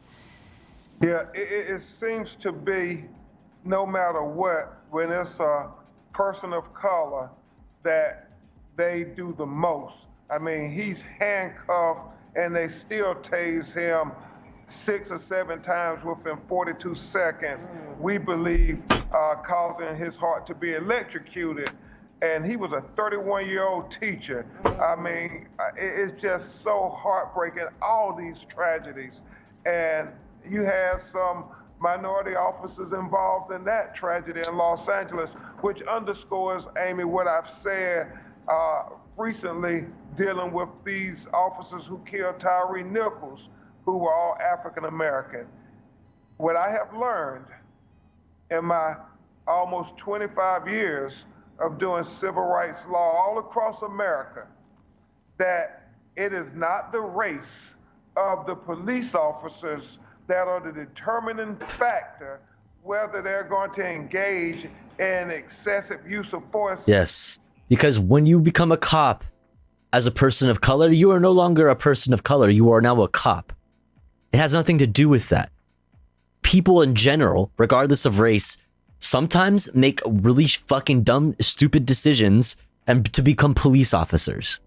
And when they do that, they are no longer representing their race or doing anything on behalf of their race. They are doing things on behalf of the police who do things on behalf of capital and property. That's it. That is it. That is all it ever has been. It has nothing to do with that. The liberal idea of just making the police force look like the communities that they police is gonna solve police brutality is a fucking pipe dream, because it has nothing to do with that. Because poor people,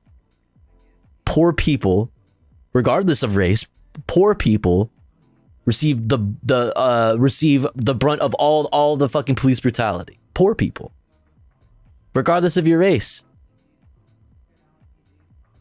And regardless of your race as a police officer, you fucking beat up on whoever the fuck. That's just how the police fucking works. That is how this works. It is the race of the citizen. And oftentimes it is black citizens and brown citizens who get the brunt of police brutality. There you go. We don't see videos of our white brothers and sisters who are unarmed being levied with this type of excessive force that you're going to see from Rovan and Rodney's son. You don't have this type of brutality against white citizens. What you see on Keenan Anderson in Los Angeles for a traffic interaction where they end up dead. You just don't see that in America. And so this is a blueprint, Amy Goodman, that now what we saw them do in Memphis with the termination of these 5 black officers and charging them in less than 20 days based on the crimes they witnessed on that video, it should happen everywhere for all these cases that we talk so much about, whether it's Botham Jean in Dallas, Texas, whether it's Terrence Crutcher in Tulsa, Oklahoma, whether it's Philando Castile in Minneapolis, Minnesota, whether it's Pamela Turner in Houston, Texas. All of them deserve swift justice, and it should not matter if the officers are white or black. But we saw how swiftly justice can happen because how they charged these 5 black officers. That is a good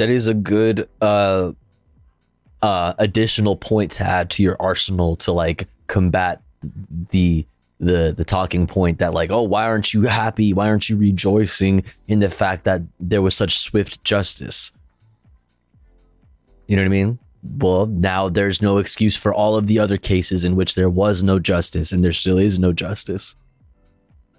What about that? Also, what about the white officers? There's so much, but yeah.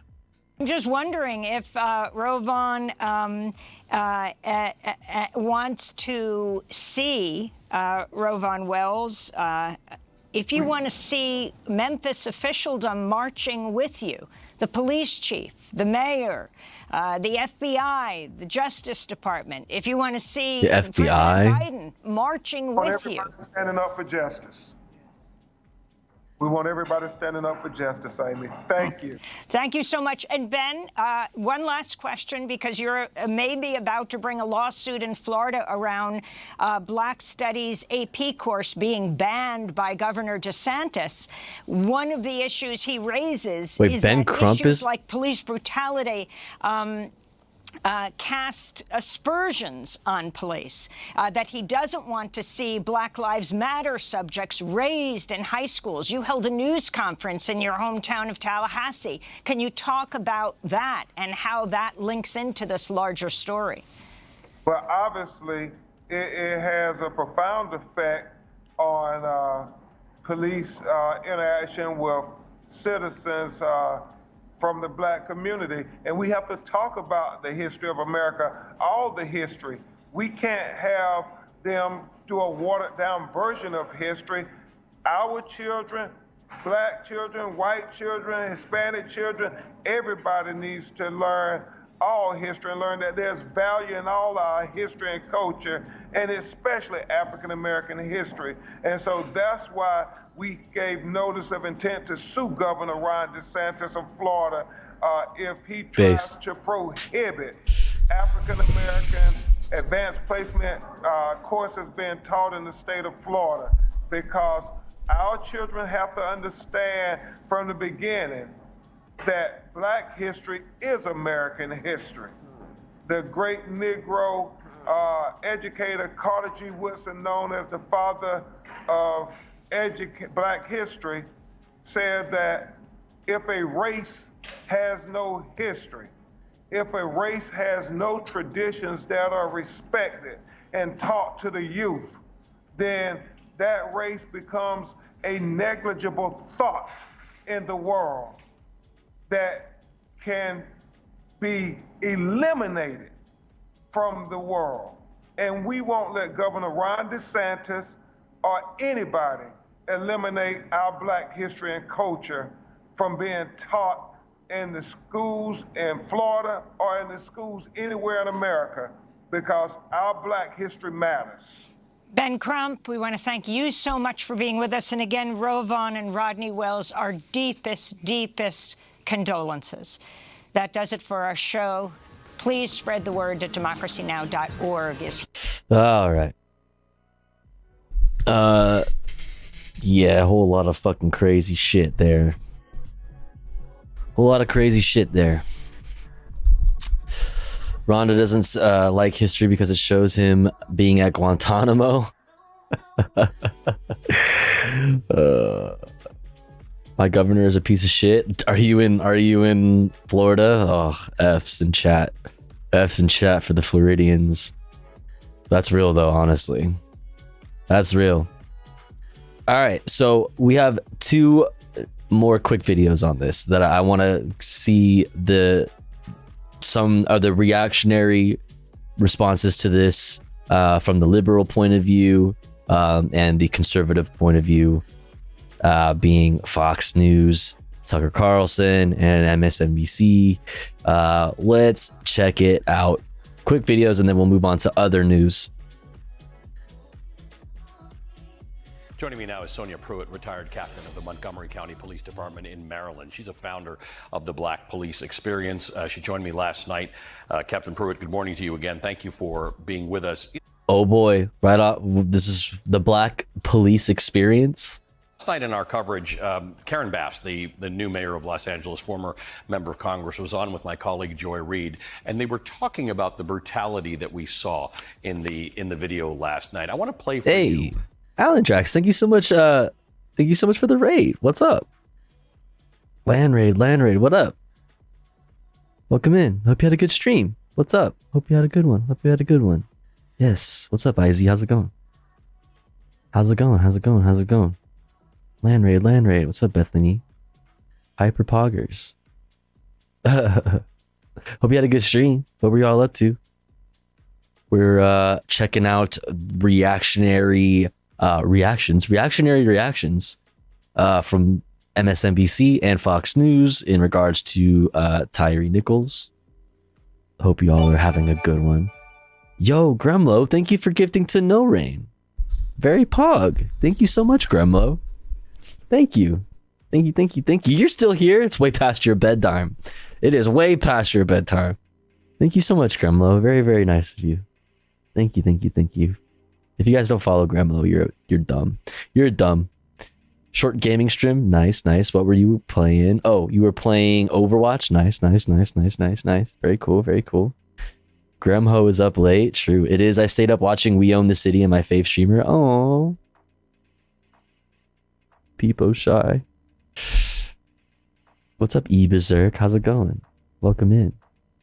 All right, let's get back to this. We're hearing from a police officer, it's great. We need more police officer perspectives on police brutality. How Karen Bass What's up, Kasara? described it. There's the guardian mentality that's traditional, protect and serve, that often is not done with our communities. Then there's the warrior style of policing. What we saw was the warrior style of policing. But to me, unless there are very specific consequences. Holy fucking lib, Batman. Holy liberal Jesus. What the fuck? Karen. God damn it. And the leadership. I don't care how much you train people. Officers have to know that there will be consequences. You made a similar point to me last night in which you said training's only as good as what people will actually do. These cops looked and felt and acted like warriors, not protectors and defenders. Yes. And I also said that policy is only as good as an officer being held accountable to that policy. And then the police culture squashes both of those things, because if you're deeply entrenched enough into police culture, then... So let's talk about that. Let's unpack that. What is police culture? Let's unpack that. You said yourself, culture squashes policy. Okay. Let's talk about that.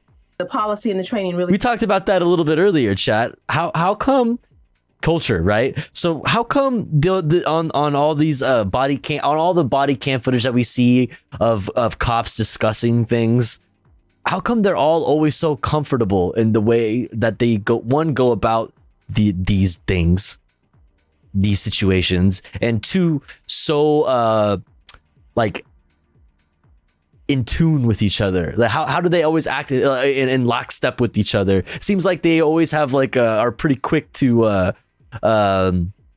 help each other out with narratives, so quick to even go as far as to brag to brag about what they did to their fellow officers.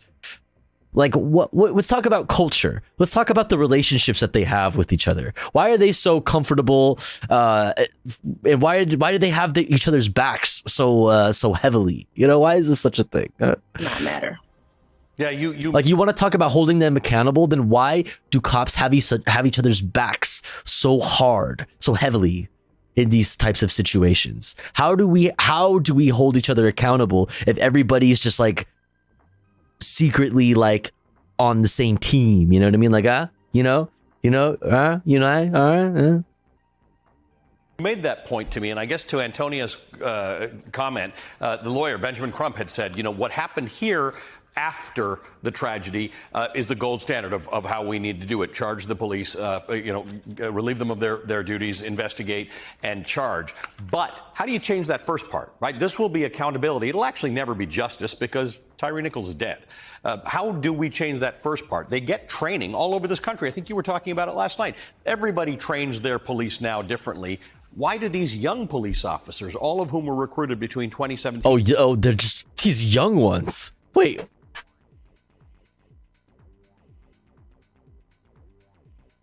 Wait, what are we going to... Young... What? 2020. Why did they display behavior that we associate with very old school policing? Oh, I don't know. Maybe because there was never a time where the old school became the new school because it's the same school. The curriculum at said school has not been updated. The syllabus still reads the same. What are we talking about? Because they are mentored, they are taught. And maybe for some, the draw to policing is this sense that you will have power. And, I was doing some reading last night, and I was reminded of something called distributive justice. Distributive justice is different from legal justice. In distributive justice, officers are on the street distributing their own idea of what justice is. There's no... That is literally the case for every single instance where a police officer arrests somebody or cites somebody for a crime that they commit, that they are interpreting themselves. Every single police officer is tasked with interpreting the law themselves and applying that. That is literally what? Of due process, because the wheels of due process turn too slowly. And triggering that is the fact that a citizen may not comply. They may not follow your orders, that you cannot control them. Then all of a sudden you're like, well, I can now, and rationalizing it by the police culture and loyalty and how we've always done it, I can now distribute my own justice. And it doesn't even matter if you have charges. As you can see, no one knows why Tyre Nichols was stopped. And there is a part in the video where the dispatcher says, as they're pursuing him, let's talk about it. Yeah. Charges. And no one answers. Right. Because there probably weren't any charges.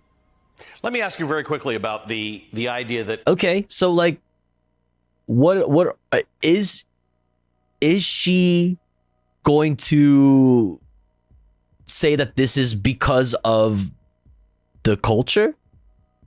So what exactly is she saying? The 5 police officers charged are black and the victim is black. You and I have been talking for 3 years about police violence and police brutality, but in most cases it's been white police and black victims. What do you glean from what we know about this story? That is so sad. In our community, we talk about internalized racism, meaning black people who hate their blackness. I'm not sure if that is the case here or whether they were just overwhelmed with the power. Bro, we don't even need to talk about it like that. It doesn't even need to be about that. It's the power dynamic that exists. Period. It's the very concept of policing in the very fucking first place. Like, what? Damn, man.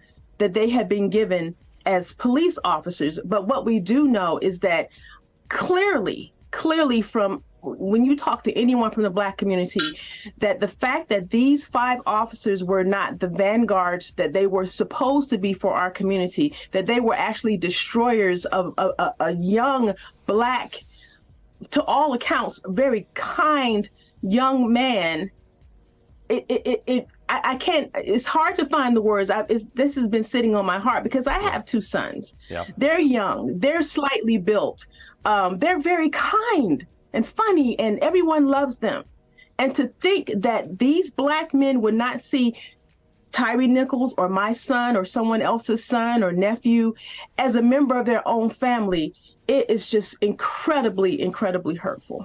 This has been a very hurtful story all around. Sonia Pruitt, thank you, as always. Sonia Pruitt is a retired police captain at the Montgomery County Police Department and the founder of the Black Police Experience. Founder of the Black Police Experience. Like, I didn't really get much out of her. Like, what did she didn't really give me anything.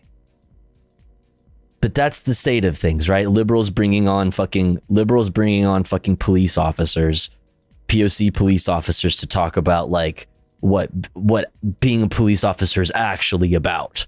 You know what I mean? Bring on some good ones. You know what I mean? Anyways, let's move over to a friend of the show, Cucker Tarlson. See what he's talking about over here. Michael Schellenberger is one of the best journalists in. Right off the fucking bat, with the thumbnail thingy. Michael Schellenberger is one of the best journalists in this country. His work is on Substack. He just wrote a piece on exactly this today. He joins us tonight with his perceptions. Mike, what do you make of, like, what are we watching here exactly, and what does it mean? What is this? What is going on here? What is that? Where am I exactly? Well, good to be with you, Tucker. And of course, anybody who saw the video of the young man in Memphis, Tennessee being beaten by the police is horrified by it. Yes, but I think you're agree. absolutely right. The anti-police movement has blood on its hands. At least 3,000 additional black homicides have occurred since the George Floyd protests of... The anti-police movement has blood on its hands.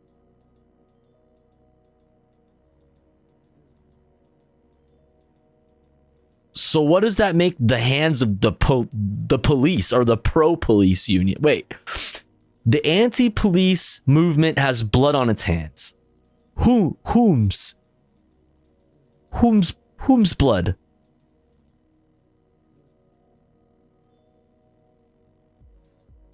What? What's wrong? I need to run that back.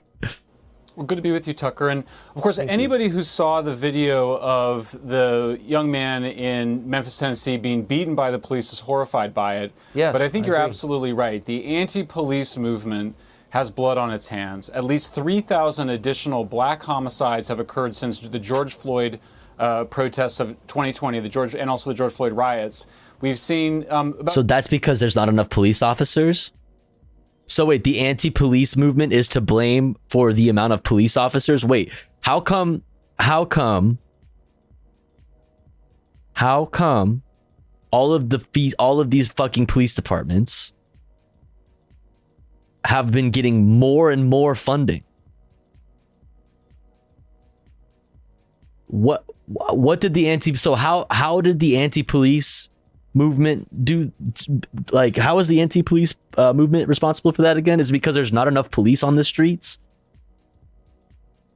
Because it seems to me like there's just as many police officers on the streets as there ever fucking was, and they have more money than they ever did. What's going on? What are you talking about? 30 unarmed African Americans killed in 2022, 60 police officers, but over 8,000 African Americans likely were killed in 2022. And this is due to obviously this anti-policing movement. It's led to police leaving the force in droves, the demoralization of the police, the pulling back of the police. So this is really quite insidious, quite dangerous situation. And I think that, as we look at these protests going forward, you have to distinguish between people who are expressing genuine demands for police reform. So is it that the anti-police movement might be actually convincing people, like maybe the younger generations are like less and less people in the younger generations are actually signing up for the police force. So you're seeing older police officers retire or get fired or get put on, get put on indefinite leave or whatever. But you're seeing people leave the force one way or the other eventually, but you're not seeing new young people signing up as much as you used to. Are you saying that maybe the anti-police union or the anti-police movement's propaganda is like, making people, turning on some light bulbs in people's heads? Is that what you're saying? Just don't understand how anyone takes that face/expression seriously. Oh, I love it. That's my favorite part about Tucker Carlson is his facial expressions and his like weird bursts of laughter. They're the greatest. They're the greatest. Anyways. The anti-police movement, which has turned into one of the most counterproductive and violent movements in American history. Unless its real goal is not what they say it is, unless its real goal is to federalize local police and control every organization in the country with guns. I mean, do you think that's possible? Bro, you just pulled that out of your ass. You reached so far up your own fucking asshole. You reached for anything that you could grab, but you had to reach really far for that one.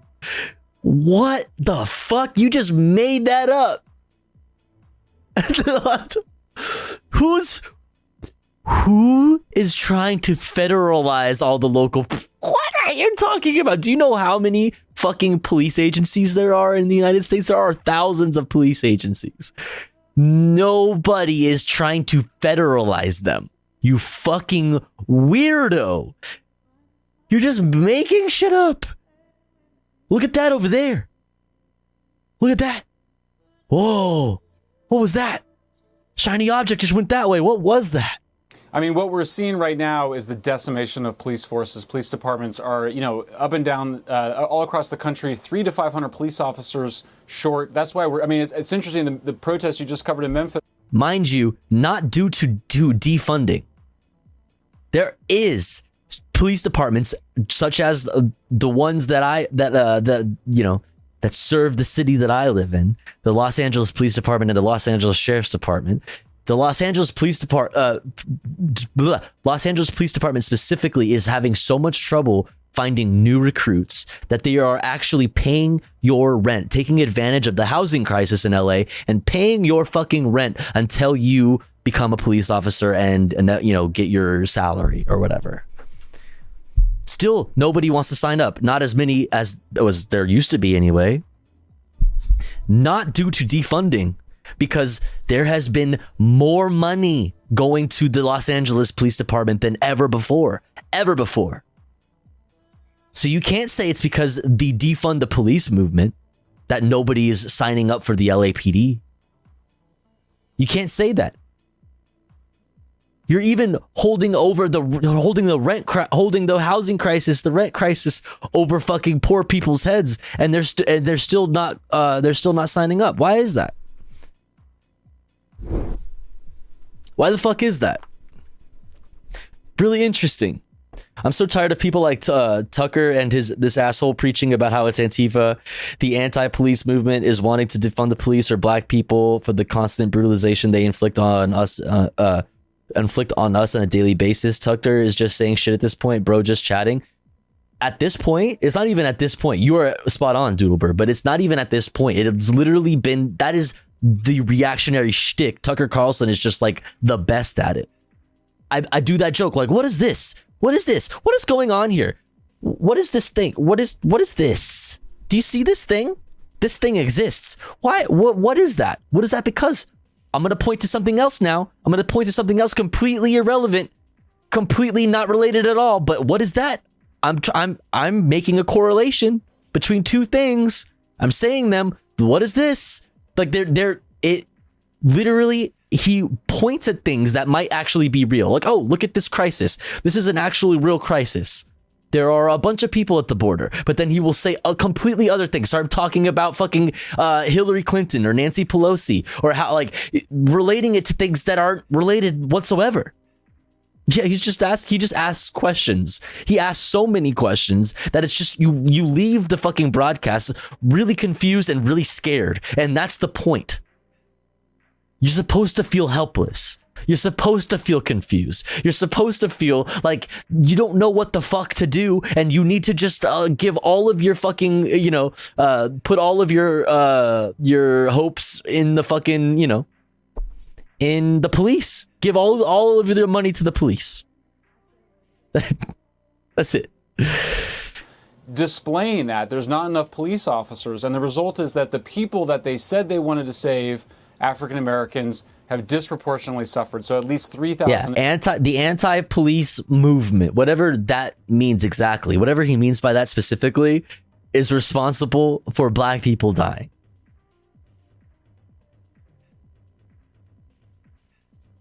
Not poverty, not the systems in place that hold people in that poverty, disproportionately people of color, not the systems that now direct state violence towards those same impoverished people who are disproportionately people of color. Not that. Not any of those things. Not any of those systems. No way. Additional black homicide since the George Floyd protests. Again, against 30 unarmed black deaths last year. It doesn't even... See, it's funny. Like, they want to say these deaths since the George Floyd protests are due to people protesting the police generally, or having a bad opinion or a view of police generally since the 2020 protests, when all that actually really is just proof that nothing, unfortunately, nothing, literally nothing came out of the George Floyd protests. We got nothing. It was co-opted by kente cloth wearing liberals kneeling who did absolutely nothing. The George Floyd's Justice and Policing Act would not, if that shit passed pre-George Floyd's death, it would not save George Floyd's life. It wouldn't have saved his life if it was the case pre his murder. Literally nothing has happened. Nothing has changed. And the thing that has been proposed as the thing that can change would not have even have solved the initial issue that brought us all here in the fucking first place. Nothing has happened. The thing that he's pointing at as a reason why the anti-police movement is bad and has blood on its hands is actually the reason why we should be even more angry and even more anti-police. Because no police departments have been defunded, yet all those homicides keep happening. Where are the police? Because you're not going to be able to point to me point out to me a fucking police department that was defunded. There aren't any. So why are those fucking why are those homicides happening then? If we are seeing more money go to the police. Like, what the fuck are you even talking about? The American Rescue Plan gave more money to police. Brandon literally funded the police. Like, what are you, the thing that you are pointing out is the reason why we should be even more anti-police than you actually think that we are. It's crazy. No, it really doesn't. And thank you. You always have the numbers. We appreciate it. Michael Schellenberger. God damn it. I paused right at the end of the fucking video. Classic me. Classic me pausing literally right at the end of the video and stun locking for a serious amount of time and then going back to finish the video, and it's just the end of the video. Like that, I do that. I do that all of the fucking time. It's crazy. Left is pausing. Have you been watching MILF Island? No, I haven't. I'm one of those people that are referred to as a news frog. I don't enjoy fun things. I only like things that make me feel really doomer. I only like staring into the abyss, into the darkness constantly. I'm a news frog. So I watch people cover news, and then when they go to the fun stuff, I leave and I go watch somebody else covering the news. I don't know. I can't allow myself to enjoy fun things. So, yeah, no, I haven't been enjoying MILF Island. I watch it. I've watched it a little bit though. I like to be mad. Yeah, right. Anyway, chat. It's been more than an hour since our last ad break, so you know what that means. We gotta do it. We gotta run an ad. We gotta take a little break. I'm gonna step away from the stream for a couple minutes here and run an ad while I'm away. That way nobody misses anything while I'm actually here covering the news, doing content, and all that fun stuff. That way nobody misses anything. But if you would like to support the stream and you would like to support the streamer, you would like to support the community that we got going on here, you could do so by subscribing for $5 or for free with the Twitch Prime by connecting your Amazon Prime account to your Twitch account. Yo, Anonymous, let's fucking go. Anonymous, thank you so much for the gifty to Water Porch. Very pog. Thank you, Anonymous. Thank you. Very, very generous. Or you could be like Anonymous and gift to the community and help out our comrades in the chat with an ad-free viewing experience and access to cool Tofu Ghost emotes. Very pog. We're currently now, because of Anonymous, thank you again, Anonymous. We're currently now at 9 out of 18 daily subs, halfway to our daily sub goal. Very poggers. I'll be back in 3 minutes. BRB.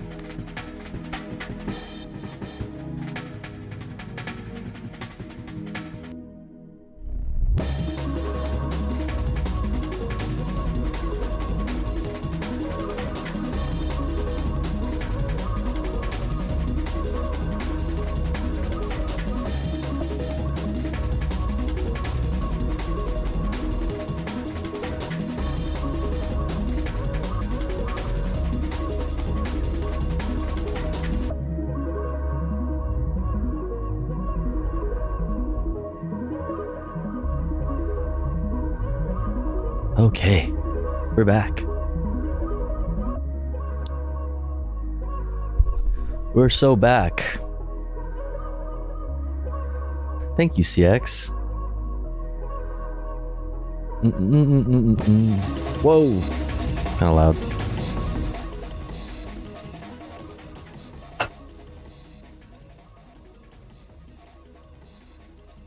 Tofu returns.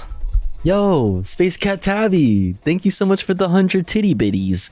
80 bitty titties. I appreciate that. Thank you. I got my coffee.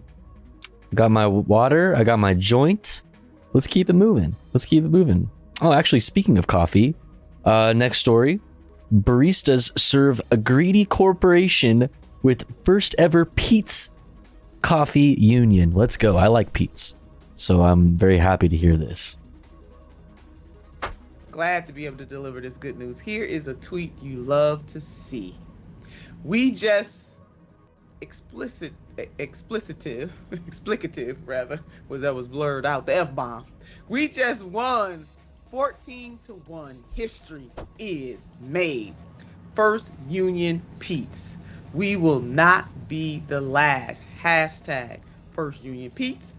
Hashtag Pete's United. Hashtag SEIU 1021.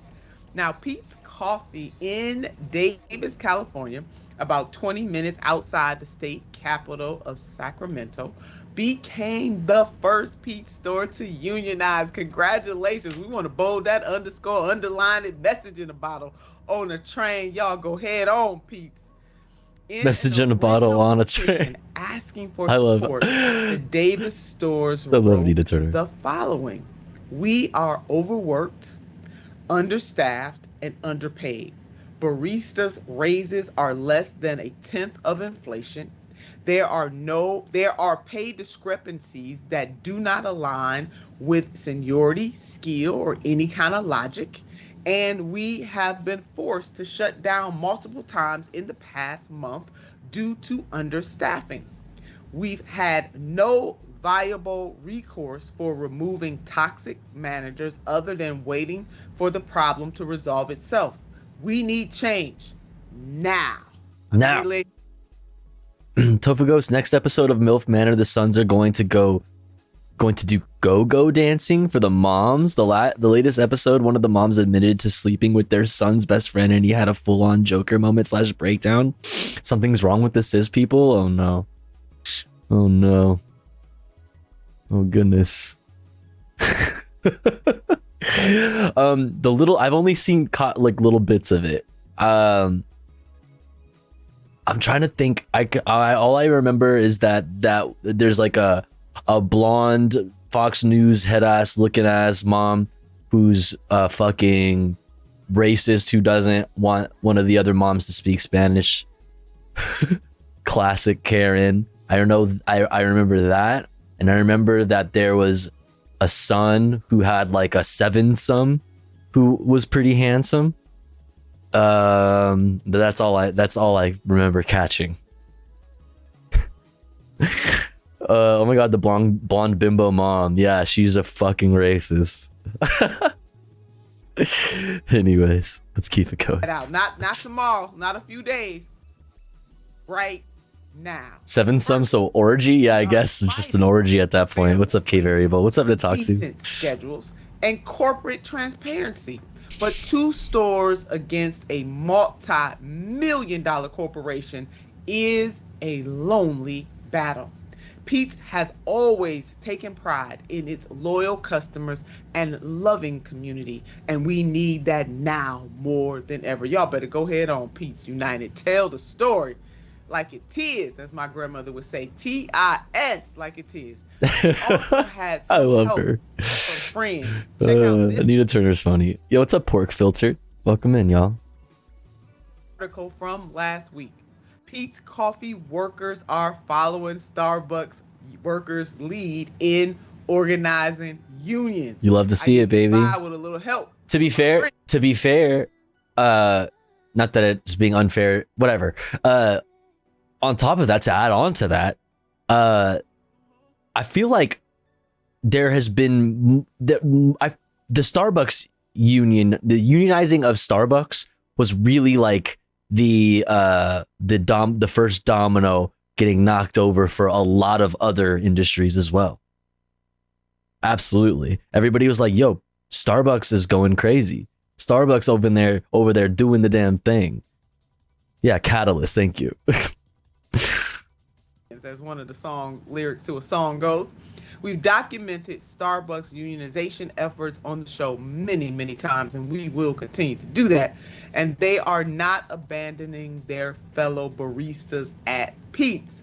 A reminder that union support is at an all-time high in these United States of America. From 1940 to 2020, we see the ebbs and the flows, the ups and the downs, a very low point in 1981 and in 20. It's so beautiful. Like, I mean, it's not beautiful, but it's like, it's so obviously perfect to see 2010 be at 48%, to see our lowest union approval was at around the market crash. It's just like, so it's just wonderful. And then that goes, all that did was go straight up since then. Market crashes, everybody's like, yeah, fuck unions. And then there was like, you know what, unions are, you know, unions are kind of good. Unions are getting, you know what, I like unions. But to see it rise again in 2020 at 71%, do you approve? Yeah, and I mean, look at this though.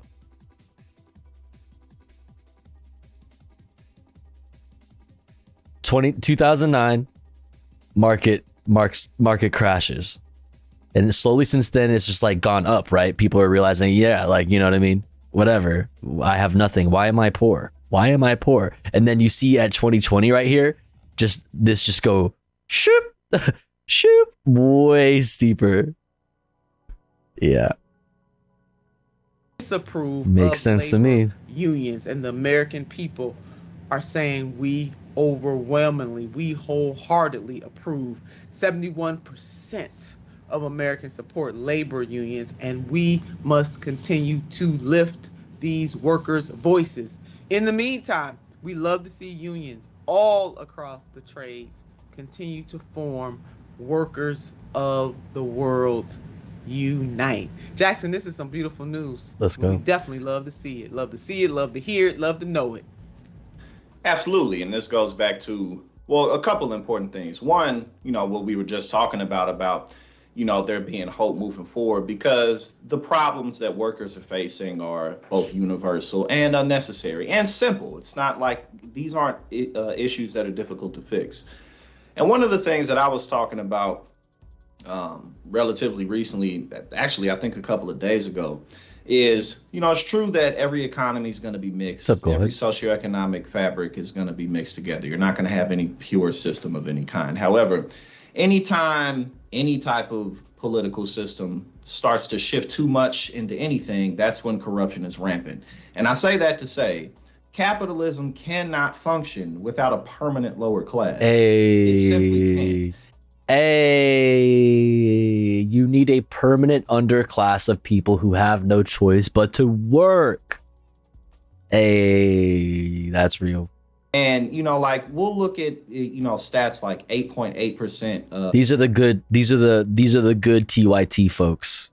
We got to support the good folks that there are at TYT. The people at TYT that are anti-capitalist. You know what I mean? We gotta big ups them, you know. U.S. adults at this moment, I believe, have a net worth of $1 million or more. So that's like 20 million people. So then people will look at that and be like, oh, well, we've made progress. TYT canceled Ray and Ben's shows? Wait, what? Really? Made a variety of progress in other areas, but the working class has shrunk drastically as a result. That's where that capital came from, especially with the problem of multi-billionaires. What? You know, Jeff Bezos, Elon Musk not paying any. Wait, what? They canceled Ray and Ben's shows? No way. Well, I hope they both go hard on Twitch. I know Rayvon is streaming on Twitch and stuff, but damn, that's interesting.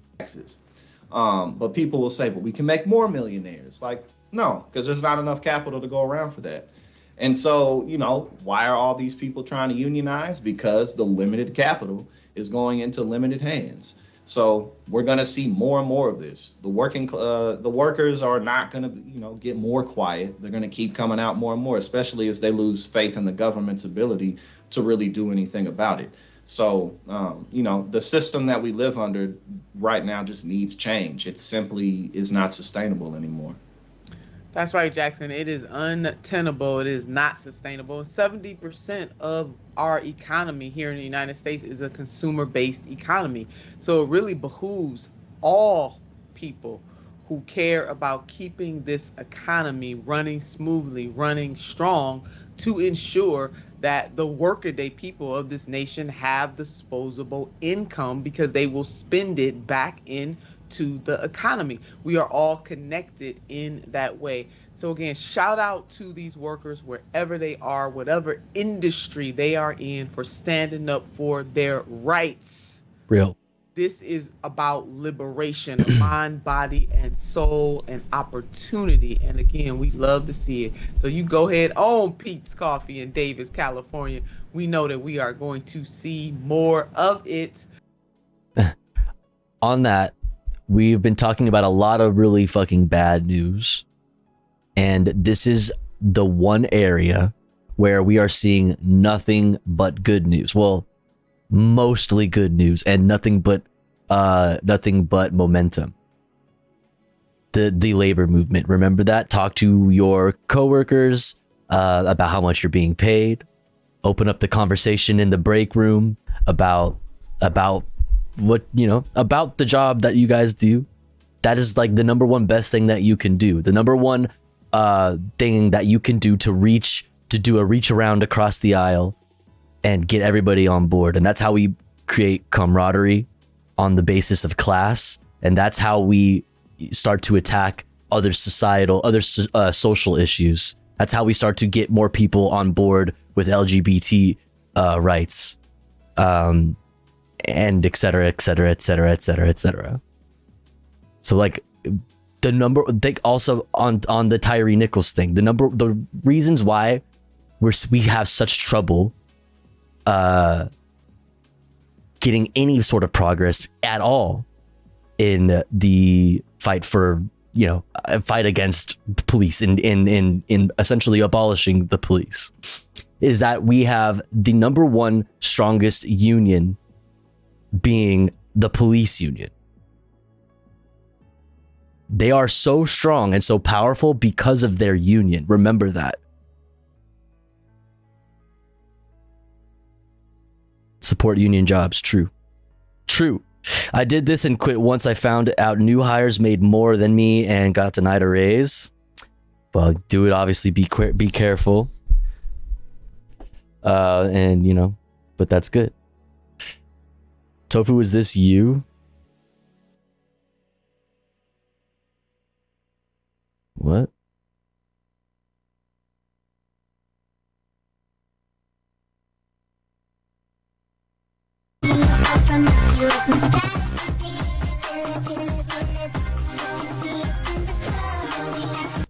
I don't get it.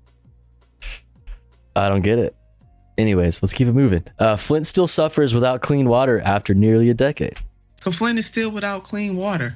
Almost 9 years, this crisis continues to make the people of Flint, Michigan suffer. And the latest in the battle, let's take a look at this headline.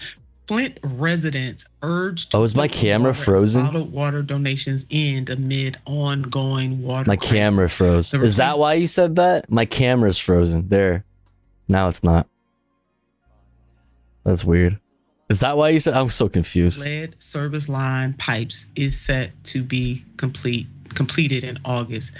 I just want folks to imagine that if you were a resident of Flint, Michigan, how in the world for years you would have to endure this kind of neglect. Because water definitely is life. It's not one of those things that we can negotiate away. people need clean water. Now, health officials are urging residents to continue to use faucet filters. This work was supposed to be done in 2019. The residential lead service line replacement was initially set to be finished in 2019, according to a settlement agreement with the city. The deadline was eventually pushed back to the fall of 2022 and has most recently been set for completion in August of 2023, according to city officials. The city is, doing the bare minimum. The city is offering free water units, replacement cartridges, and water testing kits for Flint residents for pickup at City Hall or for delivery by the Office of Public Health. Now, if I were the mayor of that city, baby, nobody would get rest. I mean, nobody would get rest. From the state level to the federal level, county level, every other level, nobody would be getting rest until my residents were made whole. But that's just me. Thus, rightfully so, there's a lack of trust in the city's tap water. But as a reminder, since 2018, 100,000 water bottles have been delivered weekly by Blue Tron Brands, Inc., a Connecticut-based beverage company serving approximately 3,000 people per week, according to Flint officials. And this is what the mayor said. I would have moved out of Flint if I lived there. Wait, we aren't unironically saying just move, right?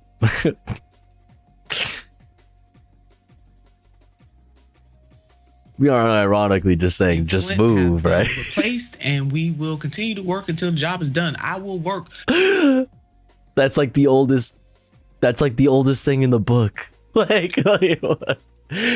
Requires money, not just me personally. Well, would you personally have money? Would you have money to move? That's the big thing here, is that like people that do that, the people that had money to move have moved. Absolutely. The thing is that the people that don't have money to move, the poor, and then the poor also being disproportionately in our country, people of color, like what? It's like not an option for so many people. So it's like that's not like, it's not helpful. With anyone who is committed to making that happen, I ask those remaining homeowners to give our crews right of entry so that we can fix this once and for all. That's coming from the Flint mayor. I don't know, Jessica. I mean, there's just not enough of righteous indignation in that statement for me, but that's just me. Yeah, I mean, these people clearly don't understand economics. To use the cost of what it takes to give people water as a reason for why they don't have it yet, it doesn't make sense. Because when you think about an economy, meeting people's most basic needs is the first step to having a functioning economy. You need water to live. The economy doesn't exist if people don't have their basic needs met. That's very simple, very straightforward. Adam Smith, who's regarded as the father of capitalism, said, human beings live together, and the reason we are the dominant species on the planet is because we work together and can accomplish more than we can separately, right? So this is the father of capitalism, and here we have an economic system where people meeting their most basic material needs is somehow a struggle. We are going backwards. When we talk about the United States being the wealthiest country in the world, talking about other countries saying that they lack civility, what kind of civility do we lack when we can't guarantee water for our people? It's absolutely absurd and ridiculous. What is your economy for, if not for supporting the society that it exists in? That's what an economy is for. It is supporting the well-being and is the system at which all resources are distributed throughout your society so that it may continue to function as a society. The very bottom, the permanent underclass that you require for for labor, that you require for laborers, don't have clean water. What is your society? This is how far the chasing of the profit motive has gone in our society. That's just how far gone we are. That's called late stage capitalism. Has become a campaign stop, and it's not resolved at this point in time. People go to Flint, they promise all of these things to the people there in Michigan, and then as soon as campaign time is over, they ignore it. We are spending so much money on so many other things, huge defense spending bills. We could very easily fix the pipes in Flint and guarantee that they have clean water. And it's a decision that they don't do that. It is literally a decision. I mean, there is so much money in our economy. There is so much money in our economy that it is in fact a decision for Flint to not have clean water. It is in fact a decision for something like Skid Row in Los Angeles to exist. It is a decision that is made and upheld continuously because there is enough to go around multiple times over. But it sits, capital sits, and it festers, and it sits in one place, and that's all it does, and it accumulates. It gets bigger and bigger, but only in one spot that nobody else can touch. This is a public policy choice, Jessica. You hit the nail on the head. I think that military-industrial complex budget that the Congress just passed in a bipartisan way, $858 billion would have been. They had no problem passing that, but yet, all these years later, our sisters and brothers and family and friends in Flint, Michigan are still begging folks for clean water. But to make matters worse, a Michigan appeals court panel upheld a lower court's dismissal of charges against 2 defendants in the Flint water crisis. That includes former Michigan Department of Health Chief Medical Executive Eden Wells and former Flint Emergency Manager Darnell Early. What were they charged with? So glad you asked. Eden Wells had faced 9 counts of involuntary manslaughter and 1 count of willful neglect of duty. And Darnell Early had faced 3 counts of misconduct in office. So, I mean, there is just really, as Jessica and I are laying out here, something seriously wrong in this country when people got to grovel for water, clean air, clean food should be the basics. I mean, that is the basic. That is not reaching too high. More and more and more are you going to see situations outside of the third world even where these basic necessities are scarce. More and more are you going to see that with the climate catastrophe, with the economy, the housing crisis, the rise in nationalist tendencies. Yeah. Do not, my friends, become addicted to water. It will take hold of you. You will resent its absence. That is not asking for too much. What's that from? It is what we need to survive. And it is incumbent upon each and every one of us to stop being complicit in our own demise. While these mofos are playing games. Mofos. On the city, county, state, and federal Mad Max, Fury Road. Mad Max. Like Flint that What's still up, Chelsea? don't have clean water. You got our sisters and brothers and family and friends in Jackson, Mississippi. You can count, there are places all over the country where clean water is not assured. And it could come to a city or a neighborhood near you. So we Greatest country on earth. Care about this. So while these folks are playing games, they need to get down to the business of protecting the general welfare. And part of doing that, for the love of God, is to ensure that people have some clean water. What? Something's wrong with us. Hello? We need to take a page out of the folks' book in France over there. 1 million people taken to the streets. That's real. We need to take it to the streets. That's real. In the streets, baby, is where this fight needs to go. That's real. Basic necessities to live. Just to live. We ain't even talking about the dream big. Just to live. Flint, we see you. Jackson, Mississippi, we see you. And all the other places in this country, we see you. Let's stand united in fighting for workers and fighting for clean food, clean water, clean air. Can we do that? Yes, we must do that. And you're daggone right. I'm hot to trot right now. Put it down. Hot. Senator. Right now. Senator, please put the fire hydrant down. Put it down. Oh my God. People got to start putting the requisite emotion when this stuff is going wrong. If your hair is on fire, act like your hair is on fire. I love all the little Nina-isms, the little like, if your hair is on fire, act like your hair is on fire. Damn, that's real. Yeah, the French are doing the work. I mean, the French are always the Germans, like people in Europe know how to protest. They know how to take it to the streets and like, yeah. They go toe to toe. Shame. It's a shame they're French, right? Because they'd be so cool. They'd be so cool otherwise, you know? All that basedness, all that political activity.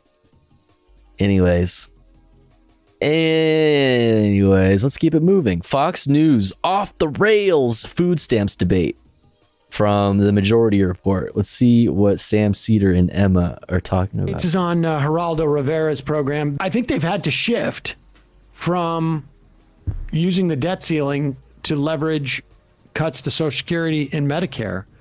And they are now shifting to their stalwart attack people who are low income. And here is Matt Gaetz talking about, and this is such a horrible, ineffective. One of the things that we learned from Bill Clinton's welfare reform in the 90s is that requiring people to work to get welfare is all well and good when there's a lot of jobs. But when there's not, it is like almost like a multiplier effect on the suffering of low-income people and kids. I mean, it is a multiplier effect. And that is like... I mean, hot take, you shouldn't have to work for food. Not when there is so much to go around. In a society, if it were the case that we were living in scarcity, if that were actually the case, then maybe you could convince me that food shouldn't be free. But the problem is there is plenty to go around, and the amount of food waste we see is unbelievable, unforgivable. So, yeah, food stamps food stamps not existing even when like the job market is really good, when there's lots of available jobs, like taking away food stamps or rolling back on programs like that because there's lots of jobs available is some lib shit. I don't know. Imagine if during COVID, to qualify for food stamps or for SNAP support, you needed to have a job. It undercuts the entire premise of the program. And if you have a job and are eligible for SNAP, which definitely happens, we should also probably be looking at like a minimum wage so that you are not literally working poor. But here is Matt Gaetz with wait, I don't have libbies and Geraldo Rivera. I have livers. Will Republicans come together on the debt ceiling, and will they stand strong at 222? Because Biden is betting against that. That's why he says no negotiation. Well, if we pick the right fight, I was discouraged to see my colleague Don Bacon. Yes, old rapey McForehead. Announce on Meet the Press that he believed that no cuts and entitlements could ever be acceptable to his wing of the Republican Party. I actually think we should have work requirements. If we imposed work requirements on SNAP and on Medicaid expansion for able-bodied adults, we would have the ability to save $1 trillion during the 10-year budget. At the end of the day, will Republicans unite? 3 children. Will Republicans are you going to have a mother with 3 children? A mother with 3. What is everybody's like, stop. Okay, now everybody talk at the same time. Okay, stop. What the fuck is happening? What? Medicaid expansion for able-bodied adults, we would have the ability to save $1 trillion during the 10-year budget. At the end of the day, will Republicans unite? 3 children. Are you going to have a mother with 3 children? A mother with 3 children. at home, make her work. Yeah, and you know what? You can meet work requirements in a lot of these states by. He said, yeah. The fuck? Not my fault that your husband left you. Bootstraps. It's like, listen to this motherfucker. He doesn't give a fuck. He said, like, or die. The way that they truly look at the world, though, is like, or die. That's the world that they like. Yeah, you gotta, you know what I mean? Or just die then. Yeah. So you, a single mother with 3 kids, you want her to work in order to get food stamps? Yeah. He said yes. Yeah. That way, you know, she's never home, and then the kids get into crime, and then they, you know, they get shot by racist police. Yeah. That's what I want. I want to continue. I want them to end up being statistics. Yeah, absolutely. I want poor people to die. Yes. And I am aware that poor people are disproportionately people of color. Absolutely. That's what the Jesus fuck, dude. Volunteering at nonprofits, by helping out at a local church, even job training, job training and those things.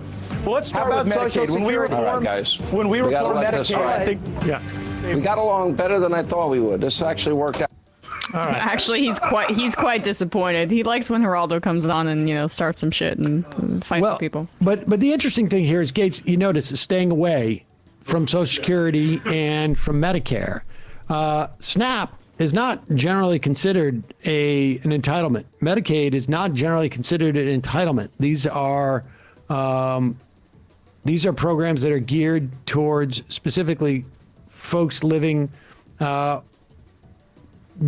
in poverty or near poverty, depending on what state you're in. Some states, 133% of poverty gets you Medicaid. There is no, it really is indefensible. I mean, when Geraldo Rivera finds it easy to make the point of like, you're going to take. Yeah, how the fuck are you going to let Geraldo Rivera be the fucking correct person in the room? That's crazy. A woman with 2 or 3 kids and force her to work to get food stamps. Like, how does she? What about the increasing amount of jobs that are being Uberized?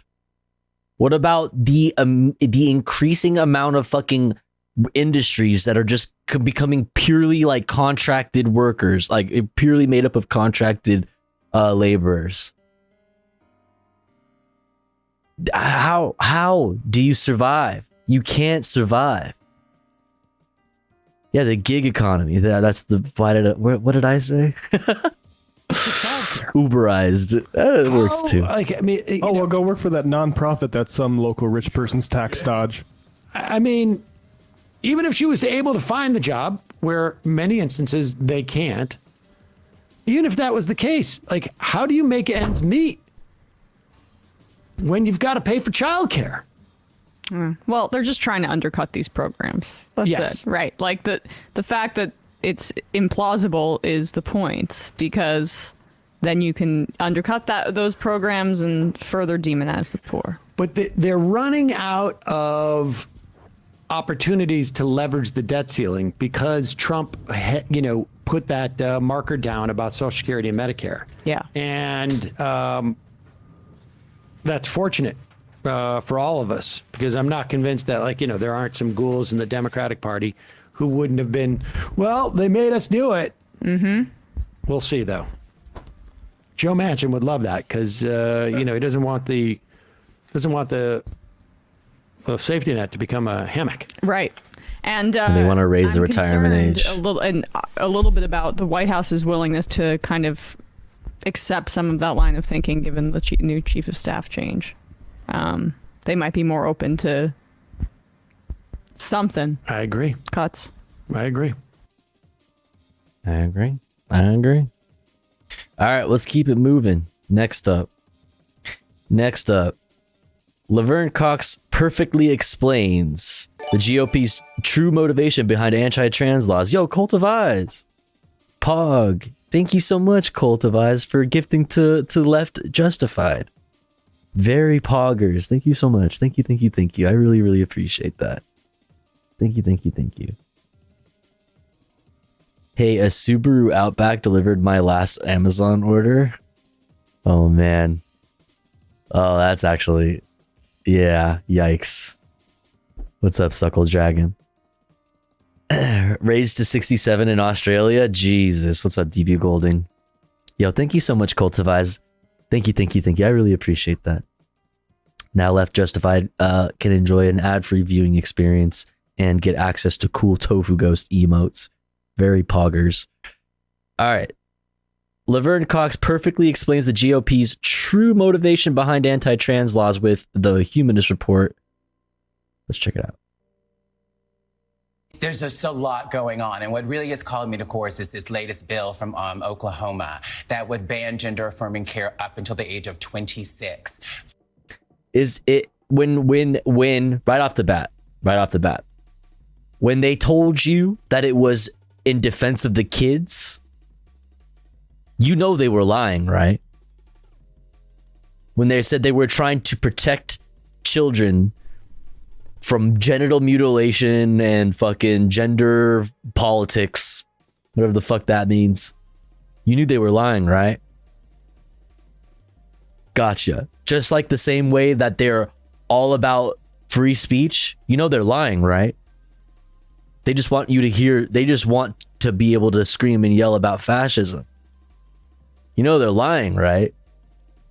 Like, it was never about like saving kids or anything like that. The thing is, the talking points, the arguments that are made change with the times. They are reactionary, so they react to whatever's in front of them, and they will use whatever arguments they can to fight the thing that they are reacting to in that moment. It doesn't matter. There's no ideology to back any of it up. They will even use leftist talking points to fight for austerity if they need to. This is a thing that happens. They will use, for example, using identity politics in a reactionary way, to weaponize it in a reactionary way. This is something that is done very often. But yeah, banning gender affirming care up until the age of 26. Interesting. It's almost like you just wanted to ban it, period. Anyways. For years, we've been hearing from anti-trans pundits and politicians that this is about children, this is about protecting the children. But I think what this Oklahoma law reveals is that it's never been about the children. It's always been about scapegoating trans people, stigmatizing us, and criminalizing our existence, making us not exist. And we have pundits, anti-trans pundits and politicians on television every single day saying horrible things about trans people, on the internet saying horrible things about trans people, things that are leading to bomb threats at the Boston Children's Hospital. The Haya Rychik, the founder of Libs of TikTok, took credit for that bomb threat, and also boasted proudly on Tucker Carlson that she has communicated with Ron DeSantis' administration, and that her work, her anti-trans propaganda work, led directly to the Don't Say Gay bill. So the way we talk about trans people and with trans people in the media has an effect on these policies. A lot of the ways in which we're seeing trans people be talked about on the internet and the news, those exact ways are finding that language is finding its way into legislation. So I wanted to come on today for all of those people who have the best. I had to talk my dad down from this when I came out. Don't know the right language. Sorry don't about know how that, to Zane. talk about it, or scared to say the wrong thing. We need the right language to combat Yo. this. They've Carter, thank you so much for the raid. What's up? What's going on? Pokey raid, Poggers. What's up, Car Raiders? Thank you so much for the raid, Carter. I hope you had a good stream. Thank you. Welcome in, y'all. What were y'all up to? What was y'all doing? What's up? I'm Tofu Ghost. We talk about news and politics and other things. Right now, we're hearing from Laverne Cox about the GOP's true motivation behind anti-trans laws. We were talking about how it was indeed a lie when people told you that they cared about the kids, that they were doing it for the children, that it was about children having their genitals mutilated and things like this. Well, now it is illegal in some places to seek gender affirming care up to the age of 26. Or before the age of 26, excuse me. It was never about saving the children. This is how being a reactionary works. They just want people to die, and that's fucking that. Just straight up and down. Anyways, let's get back into it. Thank you so much for the raid, Carter. Hope you had a good stream. Trans folks have been setting the agenda and how we talk about this, and we need to take back the narrative, and we need to do it right away, because it is, what is it, January 19th, and there have already been 151 bills targeting trans and LGBTQ people introduced in state legislatures just this year alone. 151. It's January 19th. Real. You just watched actress Laverne Cox succinctly explain how odious figures with large platforms, ranging from Republican politicians to Twitter influencers, they're not just controlling the narrative with respect to trans issues, they are outright influencing legislation that is being passed.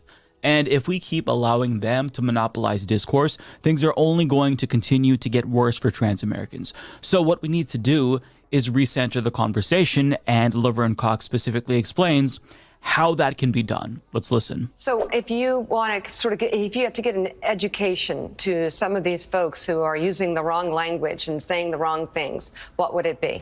And I'm not language police, first of all. I'm not into censoring people. But it's for understanding. But if we are interested in the humanity of trans people and understanding that we exist, what I would first of all say to all the people, there's so many wonderful pundits and politicians who say, well, gender affirming care for children, that's something that we should debate, right? Children don't know. And I would actually disagree. I would actually say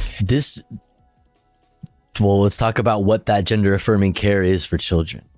It's as far as it goes, as far as it goes, meaning as medical as it gets, is puberty blockers. Which, if you know anything about anything, which you should if you're gonna fucking talk about it, which you should, if you're gonna fucking speak on it, you should fucking know what the fuck you're talking about, is completely reversible. Completely reversible. As a trans person who did not start transitioning until their late 20s, I can fucking tell you that many years of extreme depression and suicidal ideations could have been avoided if I had access to things like this. If this type of stuff was more normalized from a young age. If I had access to things like this. Do you know how much happier I would be as a 32-year-old if I had access as a young person to puberty blockers? Do you have any fucking clue? You don't have any fucking clue. And if you do, it's because you fucking hate me and you want me to die. You want people like me and people like us to fucking die. Just straight the fuck up. Just straight the fuck up and down. That is, there's no way around that. No way around that. Hashtag, it's none of your business. If you are a parent with a trans child, it is your business. I think the American Medical Association, the American Academy of Pediatrics, the Endocrine Society have developed. Love you all too. What's up, Flunky? Calls that have worked for treating trans children, and parents who are dealing with that can go and get that information. If you're a parent of a trans child, it's your business. If you're not, it's none of your business. What adults do with their bodies, it's none of their business. What's up, little Krish? America, it should be about freedom, bodily autonomy. I'm firmly and staunchly pro-choice, and we should have the right to do with our bodies what we want to in America. And even for children, that's their parents' business, it's their doctor's business. It is not a legislator's business who doesn't know anything about it. So what I would suggest, because whenever we're debating whether trans folks should have access to health care, we're objectifying them. When we see senators in Supreme Court confirmations talking about mutilating children, we're objectifying children, talking about children's genitalia, which is disgusting. And real. Why the stop? You fucking freaks. You fucking freaks. Especially knowing this, especially knowing that it never was about the children, right? Knowing that it never was about the children. it makes all of the fucking talk about their children's genitals that much fucking weirder. We dehumanize, and that is what this whole project has been about. Not making trans people real people, human beings who exist. I exist. There's no trans question. I'm not a question. I exist here. I have a material reality, lived experiences, and trans people have always existed, and we're not going to stop existing if people don't teach about us. So we should have acceptance. It is our business if we're discriminated against in healthcare and employment. Here's the thing. Even if you don't teach even if you stop completely made it illegal to be trans, you stop teaching about trans people, you completely shut that shit down. You shut that shit down.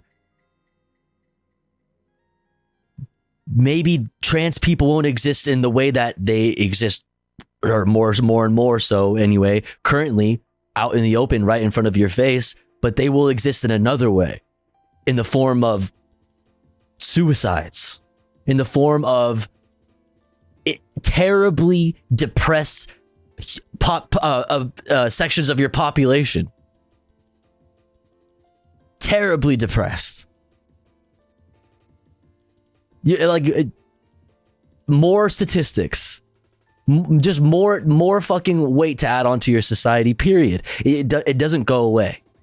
You cannot just kill off a whole bunch of people like that. You can't. You can't stomp it out. You can't just erase it. You can't just stop teaching about it in schools. You can't just pray it away. It will manifest itself in darker and darker ways the more you fucking shove it down. You will continue to see dark things happen. I just don't know what to tell you. It's just fucking, it's pure evil.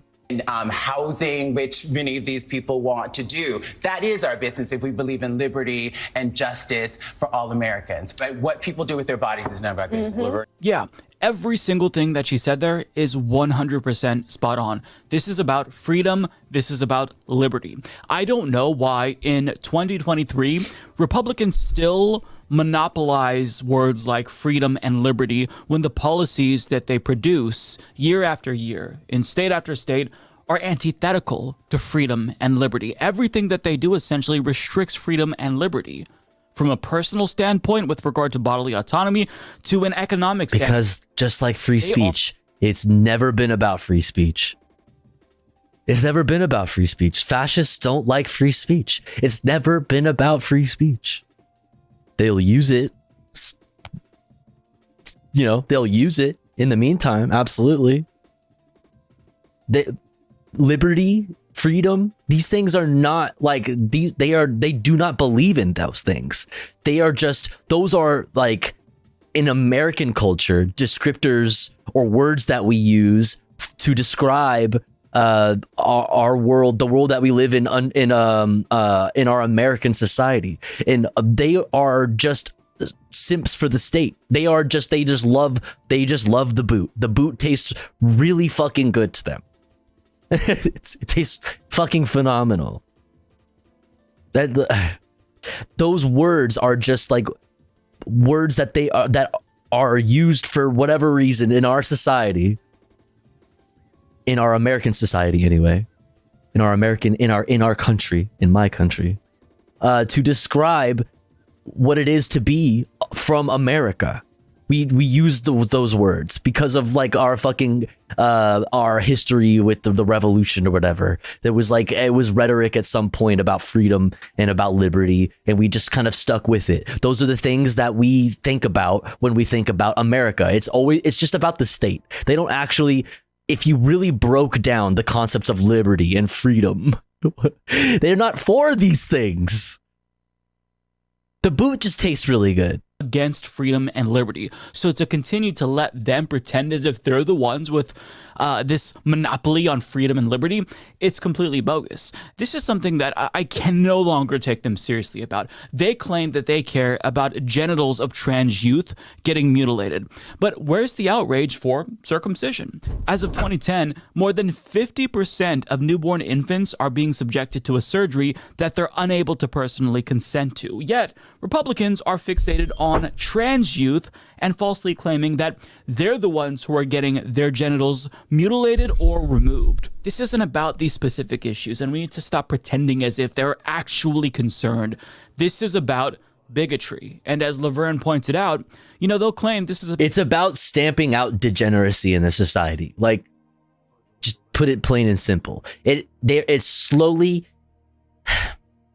Fascists are really good about like slowly getting what they want. You know what I mean? They'll settle for little bits of victories and just like to slowly inch their way towards this towards a fucking, towards their authoritarian society. I can't fucking speak.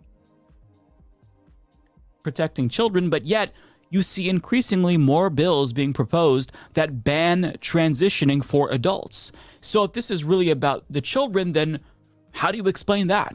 Well, it's because their goal... Yeah, bottom surgery for youth isn't a fucking thing. Exactly, because it never was. It doesn't matter that it's not a thing. It doesn't matter that it's not a thing, because it's about stamping out degeneracy. I can't speak. I can't fucking speak. Degeneracy in society. It's about creating a pure society. That's what that's what the goal is. Very clear. Their goal is to erase trans people out of existence, and they are going to do that by any means necessary. What's up, head anarchists? Either by legally erasing them out of existence or preventing them. They want freedom and liberty only to nuclear families, white Christian straight couples with hoarded means of production, meaning it's actually about a fascist oppressive hegemony. I can't fucking speak. Transitioning, which will increase the rate of suicidality, thus leading to more deaths. Any way that they can get trans people out of society hegemony is what they're going to do, even if they know that that causes harm. And we've got to stop pretending as if they just are ignorant and they don't know. They want trans people to die. That is the goal of Republicans. There you go. Some of them perhaps are just ambivalent towards trans deaths and don't care if trans people die, if trans youth die. But a lot of them are vicious enough that they want to inflict as much pain and suffering on this community as possible because they believe that their existence is illegitimate. And that is the point that Laverne Cox, I think, is trying to drive home here. And it's what we all need to grapple with. Now, I want to point you to an article published back in May of 2022 by Outfront Magazine, written by Vienna Austin. And they argue that these anti-trans laws are tantamount to attempted genocide. And I think that this is a really important conversation to have. I've debated with myself about whether or not it's appropriate to use the G word, because I don't want anyone to accuse me of being hyperbolic in my advocacy. No, fuck all that. No, fuck all that. I know that's like a fucking, for some fucking reason, in some cringe fucking circles of the internet, that's a fucking, that's a point of discourse. Now, fuck all that. Fuck all that. They want trans people to die. I think genocide is a fitting fucking word. If you fucking think anything else, you're just a fucking debate lord fucking who doesn't actually care about anything at all. You don't actually care about like creating a better world. You don't actually have any stake in the game. It's like people out there are discoursing on this on stupid shit like the use of the word genocide when it comes to trans people. Don't have any fucking stake in the game, and it's so fucking cringe. So fucking cringe. Trans people. I don't want people to say, no, I don't think that it rises to genocide. We're talking about simple bigotry here. It's common. This is a civil rights issue. So in order to determine whether or not this is attempted genocide against the trans community, we have to first understand what is a genocide. Now, we're going to go to the UN's criteria here. This is from the Convention on the Prevention and Punishment of the Crime of Genocide. And this is the criteria as laid out by the UN. A, killing members of the group. B, causing serious bodily or mental harm to members of the group. C, deliberately inflicting upon... Wanting to legislate ways to use the state monopoly on violence to coerce a group of people out of existence is definitely genocide in my book. Thank you, hedonarchist. Thank you so much for saying it very eloquently. conditions of life calculated to bring about its physical destruction in whole or in part. D, imposing measures intended to prevent births within the group. And E, forcibly transferring children of the group to another group. So now that you know the criteria, we're going to go to Vienna's article because they're going to tie specific policies, specific anti-trans policies to this criteria for genocide as laid out by the UN. And as you're going to see, they make a very compelling case here. They write, puberty blockers and hormone replacement therapy, the topics of these policies, have been shown to drastically reduce the horrifically high suicide rate of transgender youths, saving lives. To block trans youth from such a treatment manufactures a higher suicide rate and thus manufactures more suicides, more deaths. Psychic, thank you so much for subscribing at tier 1. Very pog. Hell yeah. Welcome in. Thank you so much. Thank you, thank you, thank you. The hope you're having a great day. Specifically amongst youth. This flagrantly violates sections A, B, and C of the aforementioned definition. This policy produces conditions for trans youth via lack of access to life-saving healthcare that cause mass mental distress in the form of suicidality and depression, which itself leads to drastically more suicides and suicide attempts. A prevalently proposed enforcement for such, which is something that they know, right? They know they love statistics. That's why there's so many jokes. Fat, like goofy fucking groiper fuck jokes, fascist jokes about fucking percentages and statistics. They know all of these statistics. That's the point. Policies, as is the case. They know what drives those numbers. And that's why they legislate in the way that they do. Don't get it fucking twisted. Mentioned policy of Texas Governor Greg Abbott is to treat the providing of such vital healthcare as child abuse. Had it not been overturned, the directive would have likely resulted in child services departments removing transgender children from affirming homes and families providing gender-affirming healthcare and placing them into non-affirming ones which do not. This enforcement would good night, Mad Daft. You keep changing your name. Violate Section E of the aforementioned definition of genocide, albeit in a unique way. So let's be very clear. These anti-trans policies that are being produced by Republican-controlled legislatures across the country are going to kill trans people, trans youth, and they know about this. We need to stop pretending as if it's possible to educate them, and if they were no longer ignorant, they wouldn't propose such harmful policies. They know exactly what they're doing. Their goal is to kill trans people. And the reason why it's so important for us to have a sober analysis. And Maverick, thank you so much for gifting 3 subbies to the community. Poggies, thank you so much for gifting the Scottish socialist based Pajama Jamma and Cal Keegan. Very pog. Thank you, Maverick. Thank you, thank you, thank you. I really appreciate it. Thank you, thank you, thank you. We're at 14 out of 18 daily subs for our sub goal. Based. Love it. Thank you so much. Really acknowledge what their intent is here is because then, and only then, in my opinion, we're going to be able to actually address it with the urgency that is needed. Now, Laverne Cox, hey, Skyanon, thank you for the 333 itty bitty titties. Very pog. And hydrate from Dr. Robotnik. I got you. Yo, thank you so much for the 333 titties. Itty bitty titties. Chat. Hydrate. Time to hydrate.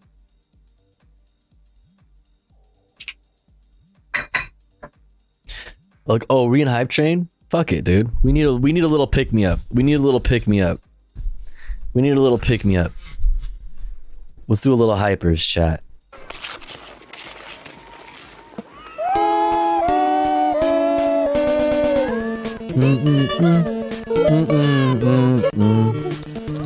Let's go. Let's get some wiggles in the chat.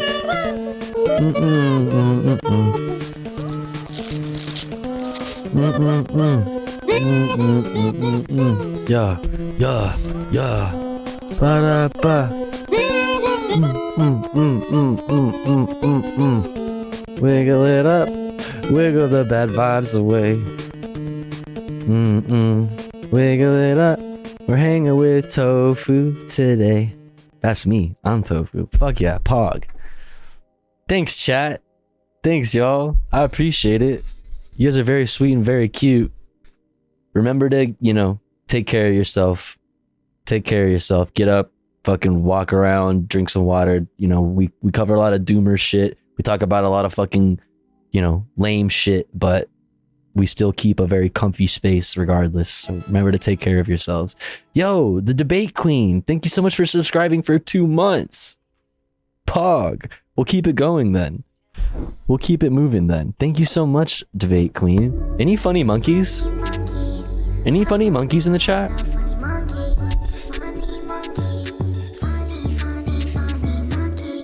Funny monkey, Jeff. Funny monkey, funny. Hey, hey, hey. Yeah, look at the monkey. It's a monkey. Look at it. You see it? You see the shit, chat?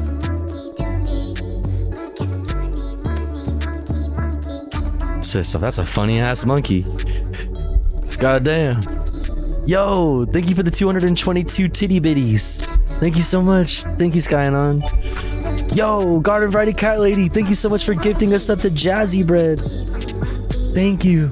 Thank you, Garden Variety Cat Lady. Thank you so much. Yo, Debate Queen, thank you for gifting to Steezel. Pog, thank you. You guys are so nice. Thank you so much. Thank you. Let's keep it moving. Let's keep it fucking moving, dude. Shouts out to Pfizer. Shouts out to Pfizer. Shouts out to Rogelio. Let's go.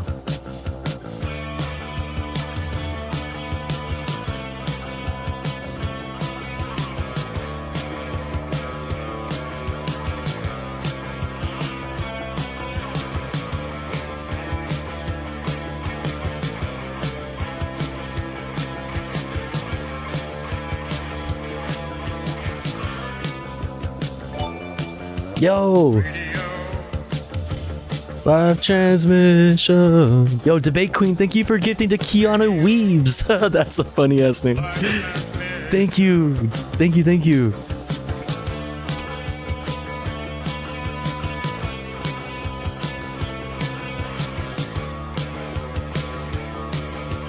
Wow. Listen to the silence slithering on. Pog. Thank you so much, Debate Queen. I really appreciate it. Thank you. Very sweet of you. Thank you for the 300 biddies. Also, Garden Variety Cat Lady, thank you so much. Oh shit, B. Akey. Thank you for 8 months. Pog. Wiggle. Yes. Indeed. I'm literally always saying this. Toph Wiggle. Thank you so much. Oh, 18 out of 18. Oh, thank you, Debate Queen. And that put us at 19 out of 18. Yo, chat.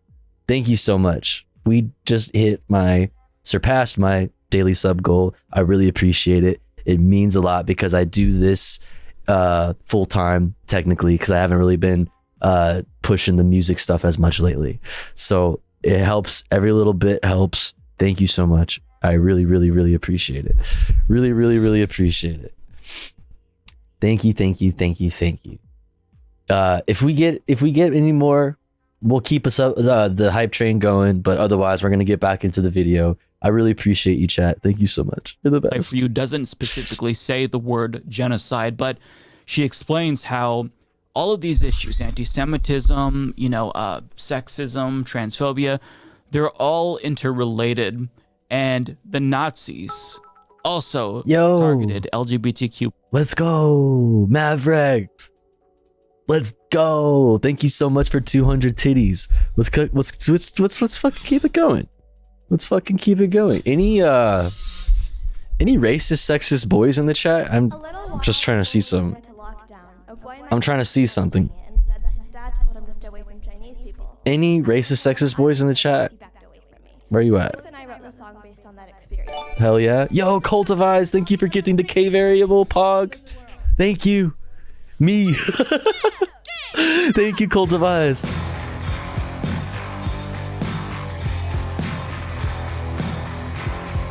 Thank you. Mod check, racist, sexist boys. You are a racist, sexist boy.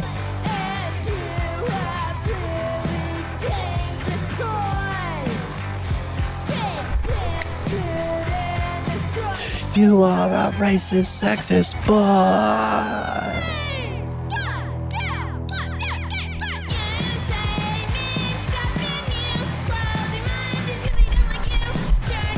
Well, but you don't understand.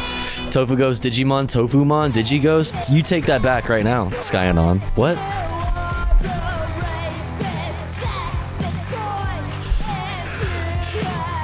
Racist, sexist boys will call me Steven Crowder, baby, because I'm your guy. I'll be your Huckleberry.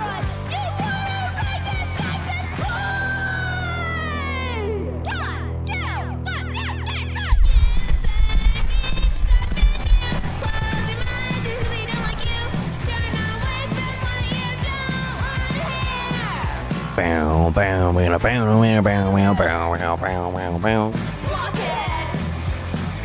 Riff raff. Banana, banana, banana, bow, bow.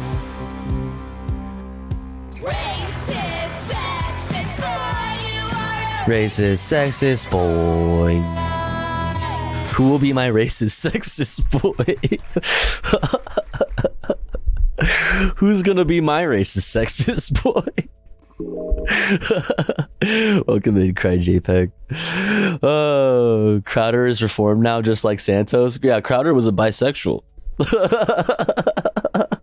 Crowder had a bisexual phase. Has the LGBT community forgiven Stephen Crowder? One of us. Animal Cum song perhaps would be what? Animal Cum song? I'm sorry, what? What?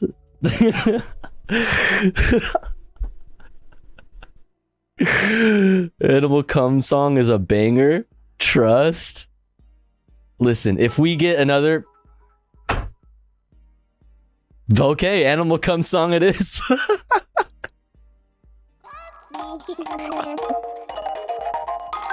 Thank you for the 200 titties.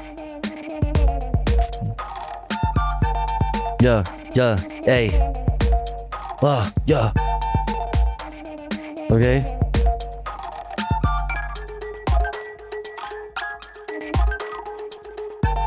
Yeah, hey.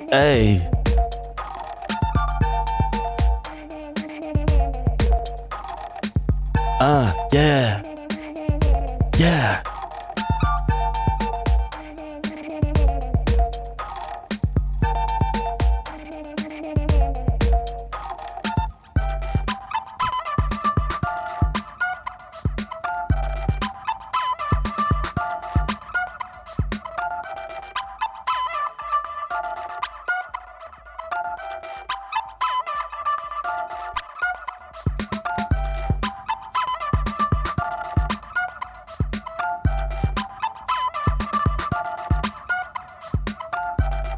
So we're like in hell now, right? This is hell.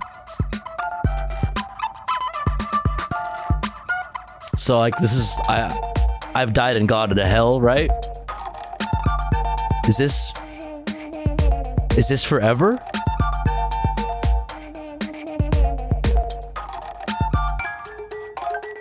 Did I ever even wake up this morning? You ever get the feeling that like you never woke up that morning?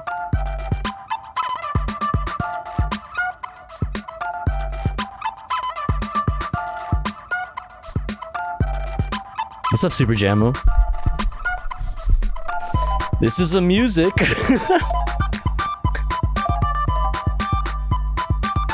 This sure is a music. It's time to wake up, chat. Hey, chat. It's time to wake up now. It's time to wake up now. You're in a coma. This is your family. We've been trying to get a hold of you. We've been trying to contact you. We're trying to talk to you. We miss you so much. We miss you so much and we love you. And we want you to come back. We need you to wake up now. We need you to wake up now. It's time to wake up. We love you. We miss you. You're in a coma. It's time to wake up. Come back.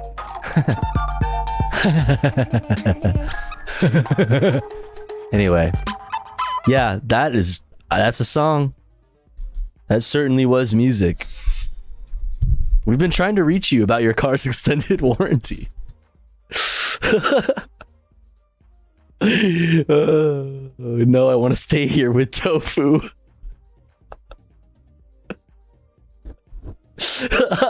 It's comfy in here. It's comfy here. I don't want to go back to real life.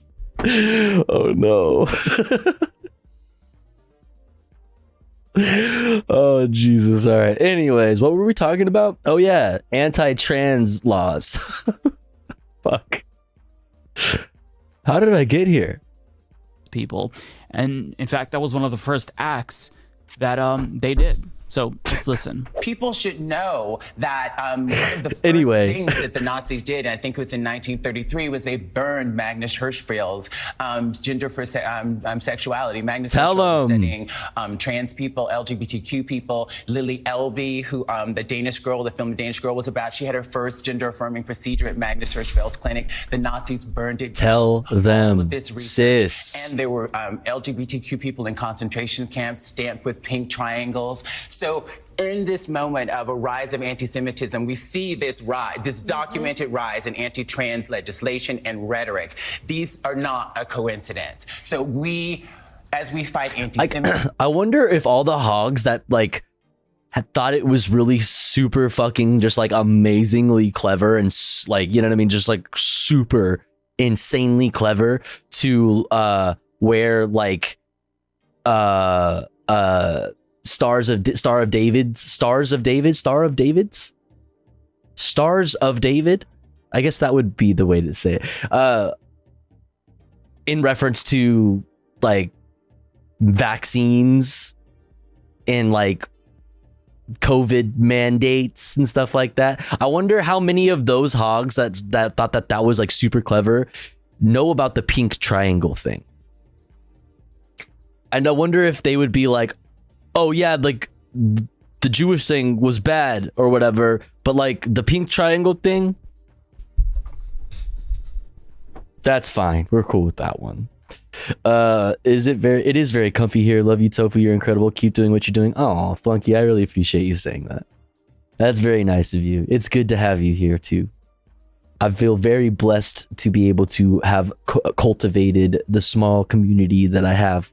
And it has literally made my life better in all fucking ways. Literally. Like I've said it millions of times, and I don't want to get on a stun lock where I get all sappy and start crying and shit, but truly. So I appreciate that. Truly, truly, truly. As we fight for reproductive rights, we have to fight for trans rights as well. And they're on TV every day. We need to be more vociferous. We need to be more engaged in this. And I know trans people are a small part of the population, but it is not unrelated to everything else that is happening. Yeah. This is about justice and bodily autonomy for everybody. It's about freedom. We're Americans. Yeah. Like she's saying, like, I know that trans people are a small part of the population, but that's the thing, is that like our enemies don't think that. Our enemies are doing transvestigations on cis people like crazy. You know what I mean? Like our enemies think that everybody's trans and that like anybody can be made to be trans. You know what I mean? Like it could happen to you. If you don't fucking hold the devil at bay with fucking prayer and fucking Atlas Shrugged as a weapon. You know what I mean? Where's Mari? I miss her so much. Don't make me file a missing persons report. Mari has been staying with me. You know that. Everybody knows that. Mari's been staying with me. And we are going to see Mari streams very soon, and I can't wait for that personally myself either. Mari's been staying with me for a while. We've been hanging out. Chilling in Los Angeles. Free Mari. Yeah. Free her. True. Freedom. She is exactly correct. I miss her. Oh. So it's time to treat this. She misses chat very much too. Trust. Mari stream very soon. But that's all I can say. I feel like they have done this with gay people time and time again. Are we getting a streamer hype house? You never know, man. You fucking never know. With the seriousness that it deserves. We're no longer just talking about bigotry or prejudice or discrimination. We're in much darker, more dangerous territory where an entire group of human beings in the United States are existentially threatened. And so that was the main takeaway. You said she's in your basement? From this interview with Laverne Cox. Yeah. She's just trying to get people to understand that now is the time to get involved. You don't have to know all of the language, but you do need to arm yourself with the information needed to push back. You do need to know the intent behind these bills and that these lawmakers know exactly what they're doing. We can't chalk everything up to ignorance. Maybe in some cases we can, but ultimately there's enough information out there. There's enough long-term studies of trans youth out there to where if somebody is genuinely curious about trans people, they would know that gender affirming care is indeed medically necessary for trans youth. But the thing is that they don't care, and the goal is to prevent trans people from existing. They don't care, or at best, they think that it's just like a choice and that it's not necessary because it's just like this weird choice that you're making as like a weird freak. You're just like some weird freak making weird choices, you know? Ay. There's not enough media like this being made. Yeah, you love to see it on MSNBC, you know? Just spitting facts. Speaking of our enemies, Matt Walsh says execute the homeless. Matt Walsh says execute the homeless. That's what we're going to look at next from Secular Talk with Kyle Klinsky, YouTube's cringiest sockdem. But we're going to do that after we take a quick little break. I'm going to step away for a couple minutes and refresh myself. You should do the same. While I'm away, I'm going to run an ad. I run ads while I'm away. That way nobody misses anything while I'm actually here covering the news and doing content and stuff. If you'd like to skip out on this ad that I'm about to run, you can still do so. You can do so by subscribing for $5 or for free with a Twitch Prime. You would also get access to cool emotes if you did that. You would also get an ad-free viewing experience just generally. You could also maybe help out your comrades in the chat by gifting them so that they don't get an ad-free, they get an ad-free viewing experience and access to emotes. We're currently actually past our daily sub goal, so thank you so much for that. Appreciate it, chat. I'll be back in 3 minutes.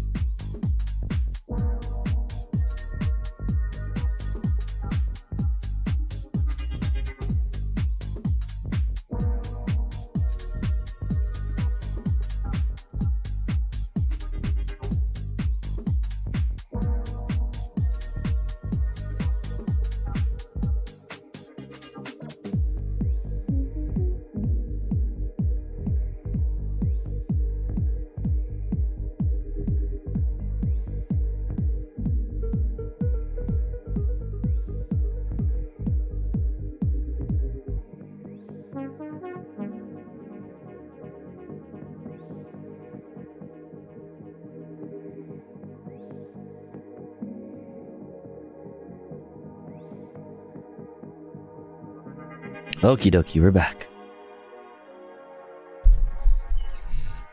We're back. We back.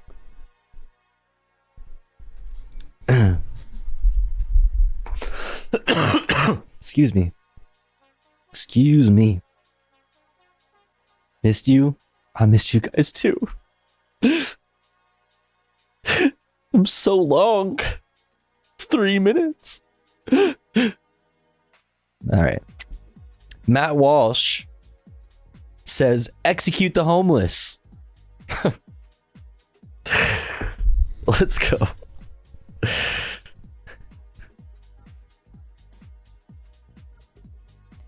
So this guy, Matt Walsh from the Daily Wire, he came out the other day. He saw a tweet. Oh my God, Kyle was too lazy to even show up to do a little PNG, right here. It's too lazy.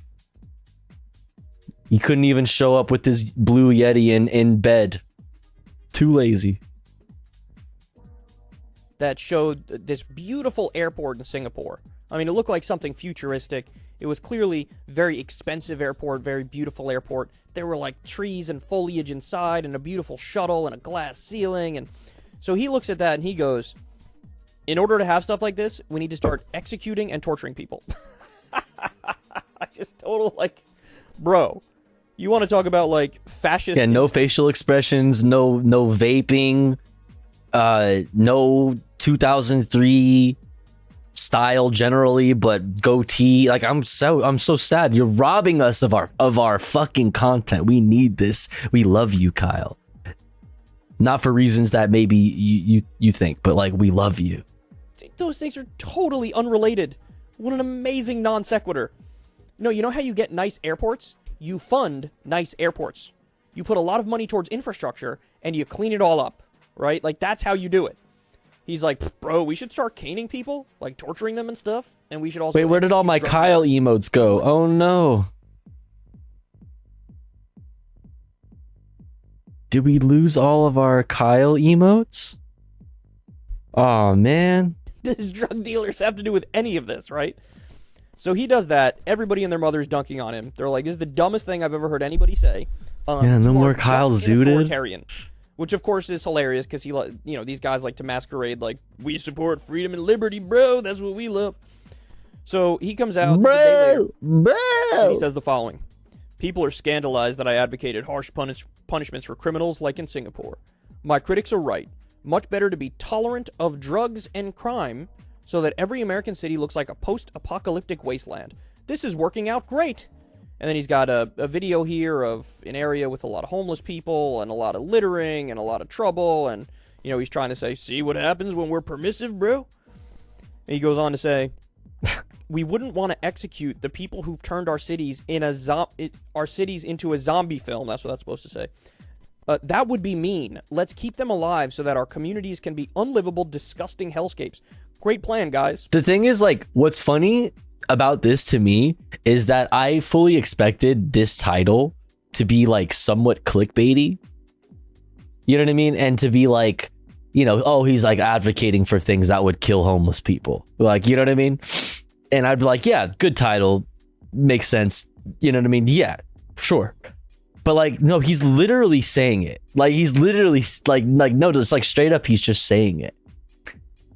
No, he's literally just saying you should execute these people, these drug addicts in the streets. You should execute them to clean up society.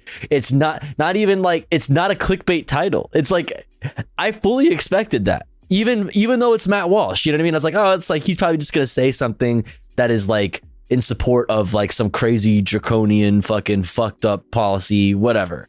You know what I mean? He's a piece of shit who I know wants homeless people and poor people generally, POC, LGBT people to die. I know that, but he's not gonna straight up just say it. But he just straight up said it. He doesn't give a fuck. So the solution is, he says it. Look, this is not a straw man by any stretch of the imagination. He's saying it right here. He's saying we should execute these people. Yeah. So you want to execute the homeless? or petty criminals? Okay, on what planet is this not genocidal rhetoric? Listen, Eric Adams is typing.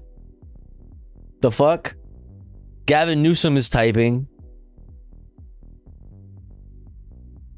This shit, listen. Liberals will be the ones that get us closer to this shit. Eric Adams be like, let him cook. Yeah. Liberals will be the people that fucking get us closer to this shit. Fucking goddamn it, man.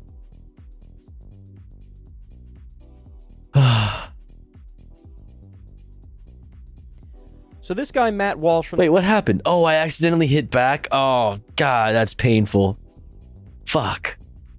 Okay, on what planet is this not genocidal rhetoric? Yeah, Trump saying it too with the quick trial shit. Yeah, that's true. At his announcement, which was really just completely skipped over in all of the coverage about that speech, by the way. Like everything else was just, everybody was like, oh yeah, all the liberal MSM was like, oh yeah, just like bunch of the old hits, you know, which it was just like a lot of the old hits, just a bunch of fucking playing the same old songs, until it was like the Duterte style, we should fucking kill people in the streets, kill drug dealers, quick trials, execute these motherfuckers shit, until that, and nobody fucking said anything. Notice how nobody really wanted to talk about that. Everybody brushed it off like, oh, he's washed up, DeSantis is next up, you know what I mean? Next up. My man out here talking about doing real ass dictator shit. Yeah, that's your solution. Why don't we just kill him, bro? That like eliminates the problem, bro. See, what Matt Walsh does, he does something called essentialization. So what he's claiming is somebody who's homeless, somebody who's downtrodden, somebody who's desperate and is facing degradation and extreme poverty, that is essential to their being. It's part of who they are. Like, it's just, it's not changeable. It is what it is. This is inherent, this is innate, perhaps it's genetic. You were genetically destined to be some sort of failure on the street. That's what he's doing. It's essentialization of homeless people. What he doesn't realize, which every other person on the planet seemingly seems to realize this, except fascists, right, is that this is not just the natural state of affairs. This is not like, hey, it is what it is. No matter what you do, you're going to have these people. Might as well eliminate them. No. Turns out the overwhelming majority of homeless people, you know what they're lacking? Money. They're lacking money. If you give them... Wait, did he just say the overwhelming majority of homeless people are lacking money?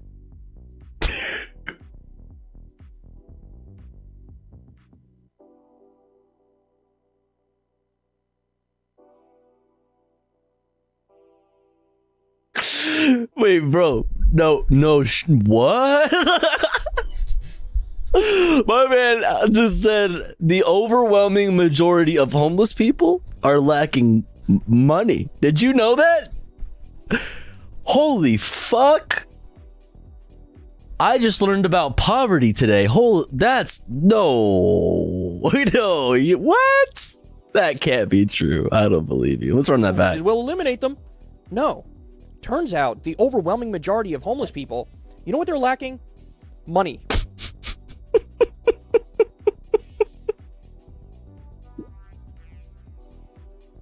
I almost spit out my coffee, dude.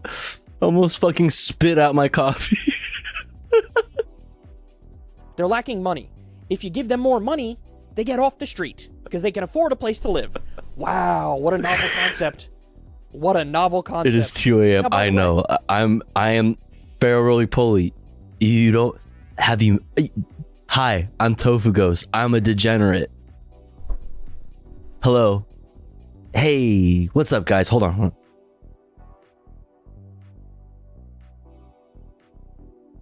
Yo, what's up? What's up, guys? It's me, your host, Tofu Ghost.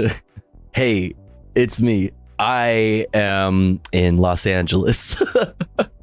I stream in the middle of the fucking night like a psychopath because I'm not like other people. I'm built differently. I'm built incorrectly. I'm all kinds of broken. And yeah. Hell yeah. That's not to say that Demon Hour aren't dealing with addiction, right? Some of these people need rehab. That's not to say that some of these people aren't dealing with extreme mental illness. I'm sure some of these people are. Paranoid schizophrenics. Yeah, it is morning time. That's true. It is the morning time, man, Witch Cannon. I watched Tofu on East Coast time for extra degeneracy. Jesus fucking Christ. I was actually thinking about that today, like how like alienating my stream is of the West Coast. Like my stream is strictly for like non-Americans and for degenerate West Coasters. And if you were anywhere else, like you're fucking, yo, shouts out to you. CT gang, yo. It's 5 a.m. my time. I can't throw stones. Damn. Yo, shouts out to y'all. 10:47 a.m. here. Let's go. EST gang, yo, shouts out to you guys for real. I'm from Hungary. Yeah. I feel like a lot of my audience ends up being, or a lot of our community ends up being from Europe, which is cool, which is fucking fire. I love it. New York, what's up, Forlorn?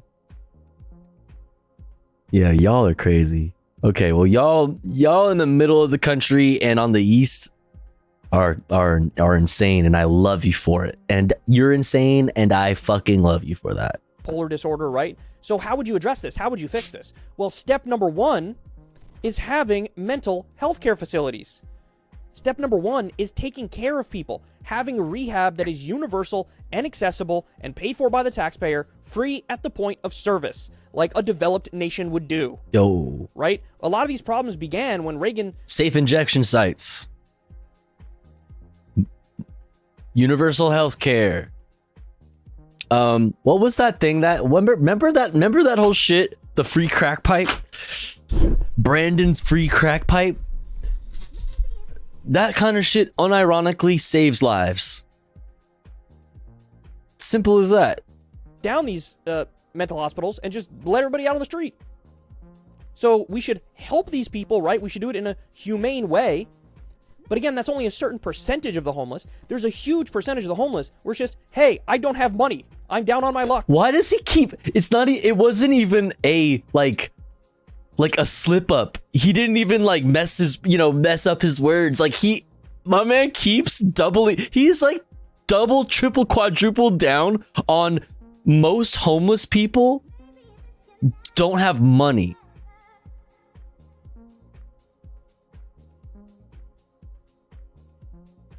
What? He keeps saying it. Why does he keep saying that?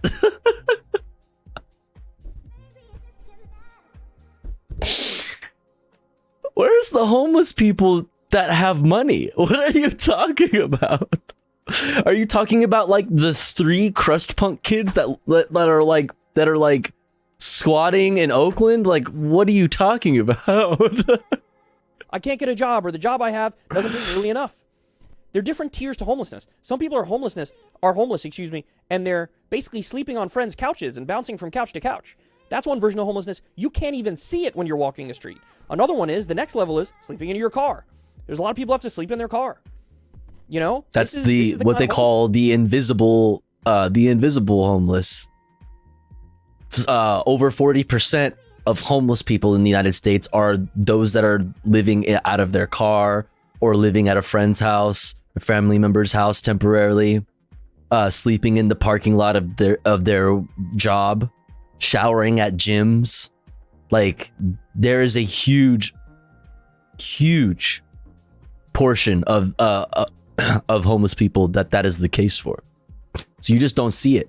You just don't see them because they're working alongside you at your job, at your retail job, at your fucking office job, wherever the fuck, and they're living in the parking lot, and you just have no idea.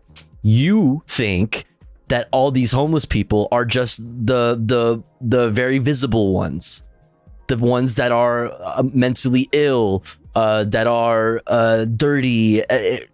in a very public space. Like, that's all you know. You have a very beautiful smile, Tofu. Oh, thank you. That's very sweet. Stage 2 of homelessness. I was homeless in Massachusetts from 2015 to 2017. I'm sorry to hear that, Flunky.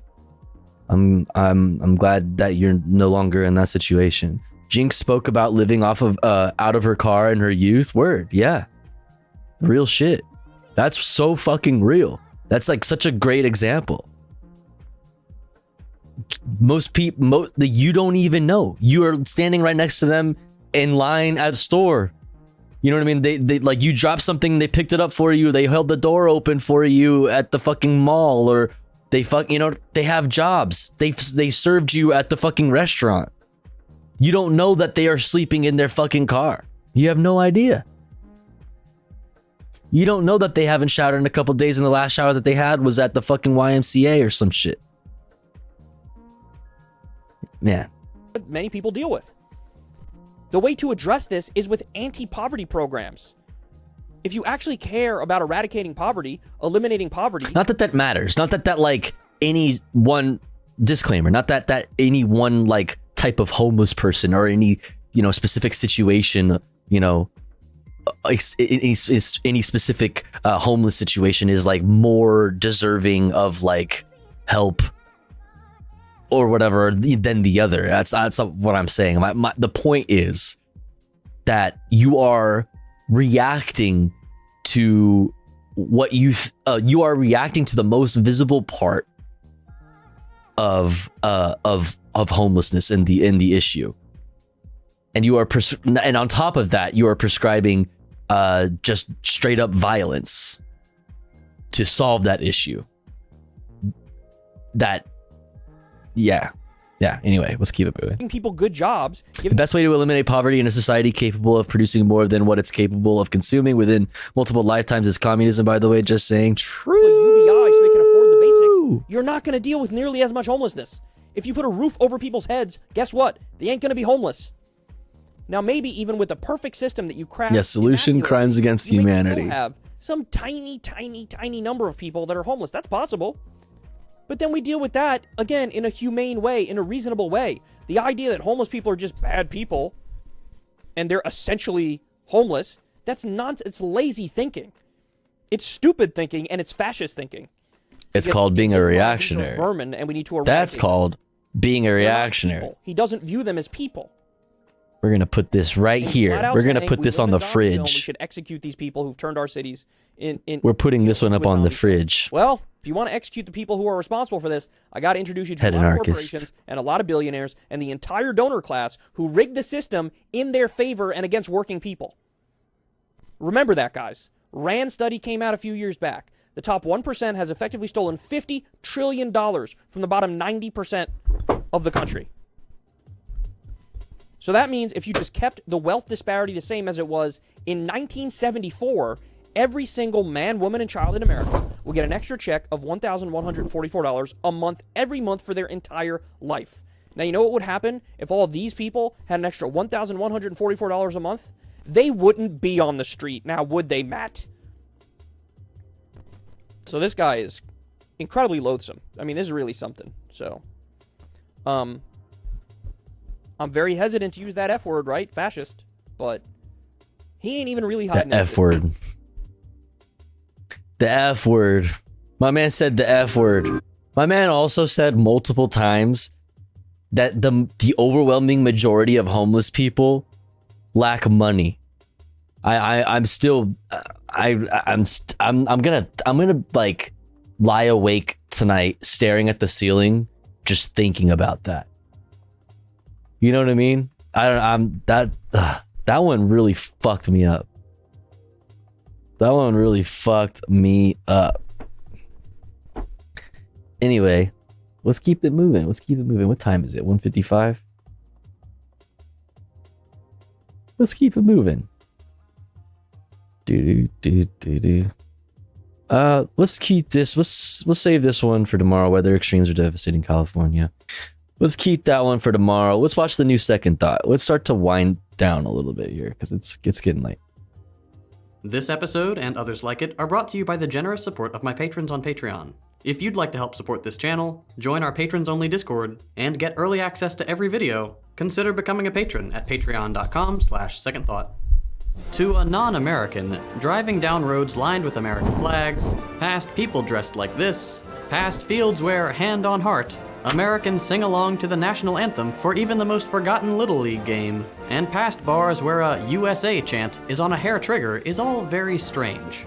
Every Ford commercial in this country is about how the US is sick as hell. Every bald eagle is swole. Every beer is a gun. And a kid just pledging allegiance to the flag is a heartwarming story on national television. In no other country in the world is there such a widespread emotional attachment to the symbols of a bureaucratic government structure. It's incredibly strange, but I get that a lot of patriotism is just having fun. For a lot of people, it's like wearing your team's colors to a game. It's a good time. The problem is that that's not all that patriotism, or its defense, is. Almost every week, I get an email calling me a traitor or anti-American scum. For some reason, in this country, good faith criticism almost always triggers this knee-jerk reaction that the person raising their concerns, or more often just advocating for their own self-determination, hates America. Let's take an example. Here's an email I got from someone who probably genuinely believes they love their country. How dare you say negative things about the only reality that I know and understand? How dare you?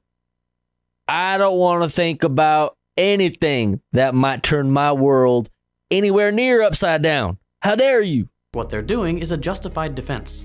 And you know what? Let's give this viewer the benefit of the doubt. If you wholeheartedly believe that someone hates you and or the place you call home, it's not entirely unreasonable to get angry with them like this. But here's the thing. If you really want to label yourself patriotic, this kind of approach is completely counterproductive. Think about it for a second. If you care about your country, you should be among the first to call out problems when you see them. If you love your country and your fellow Americans, you should want to fix those problems, not blindly defend them. This kind of behavior isn't patriotic. This is so funny. This is such a good flag. Not blindly defend them. This kind of This is such a good flag. Like, look at this shit. It's so funny. Yeah, no lies detected. This is so good because it's like, this isn't, they think that this is sick and they're just confirming everything that we have been saying on the left. It's just like, yeah, the left is right, but also fuck them. You know what? I am in fact a racist. I yearn for the days of slavery because it's like, heritage, not hate, the history, appreciation of history, all that kind of stuff. It's like, my man, how much do you actually know about history? Because do you know what that war was over?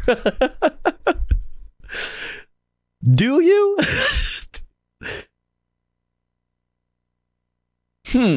Europe isn't patriotic. It's ignorant. All those quote-unquote traitors are doing is bringing attention to problems that all of us should want to solve. There's nothing un-American about caring for your unhoused neighbors. Real. Nothing unreasonable about pointing out that our medical bills are the highest in the world and that we should work to lower them. It's not being a traitor to suggest that the United States is not corporations should own us. Corporations should have more power than whole-ass governments. The bodies that exist that are elected by people, the democratically elected bodies that exist to hold these types of powers at bay and hold the interests of the people in mind always and above anything else, fuck them. Fuck those things. Corporations should be able to stomp them. Yeah, I want entities that are beholden to nobody but profit to be more powerful than whole-ass governments. That's yes. The standards it claims to set for itself and the rest of the world. And it's Yo, not good night, K variable. to identify that the Thanks for hanging out. See you next time. Pretty deep. I think we can all agree that these problems exist. That's not the issue most of the time. The issue comes when someone suggests that the cause of these problems is structural, and therefore requires structural change. A lot of these problems, these things that we can all agree are hurting people both in this country and beyond our borders, aren't just a matter of bad people. They are an integral part of the American experiment, going all the way back to the country's founding and the principles our economy is built on. And it's okay to point that out.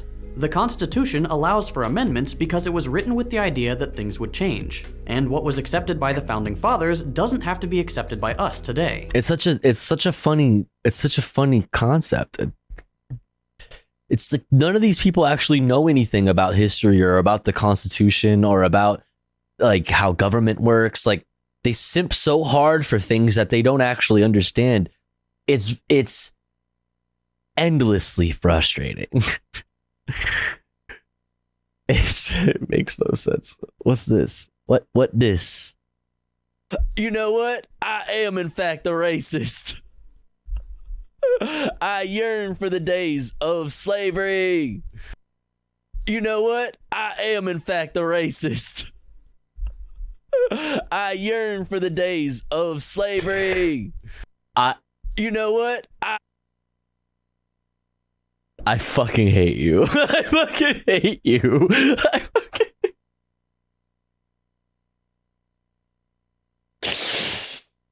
Don't make me pull out the fucking 1488 clip. The fucking Jaina Splinters talking about 1488 on her fucking stream. Okay.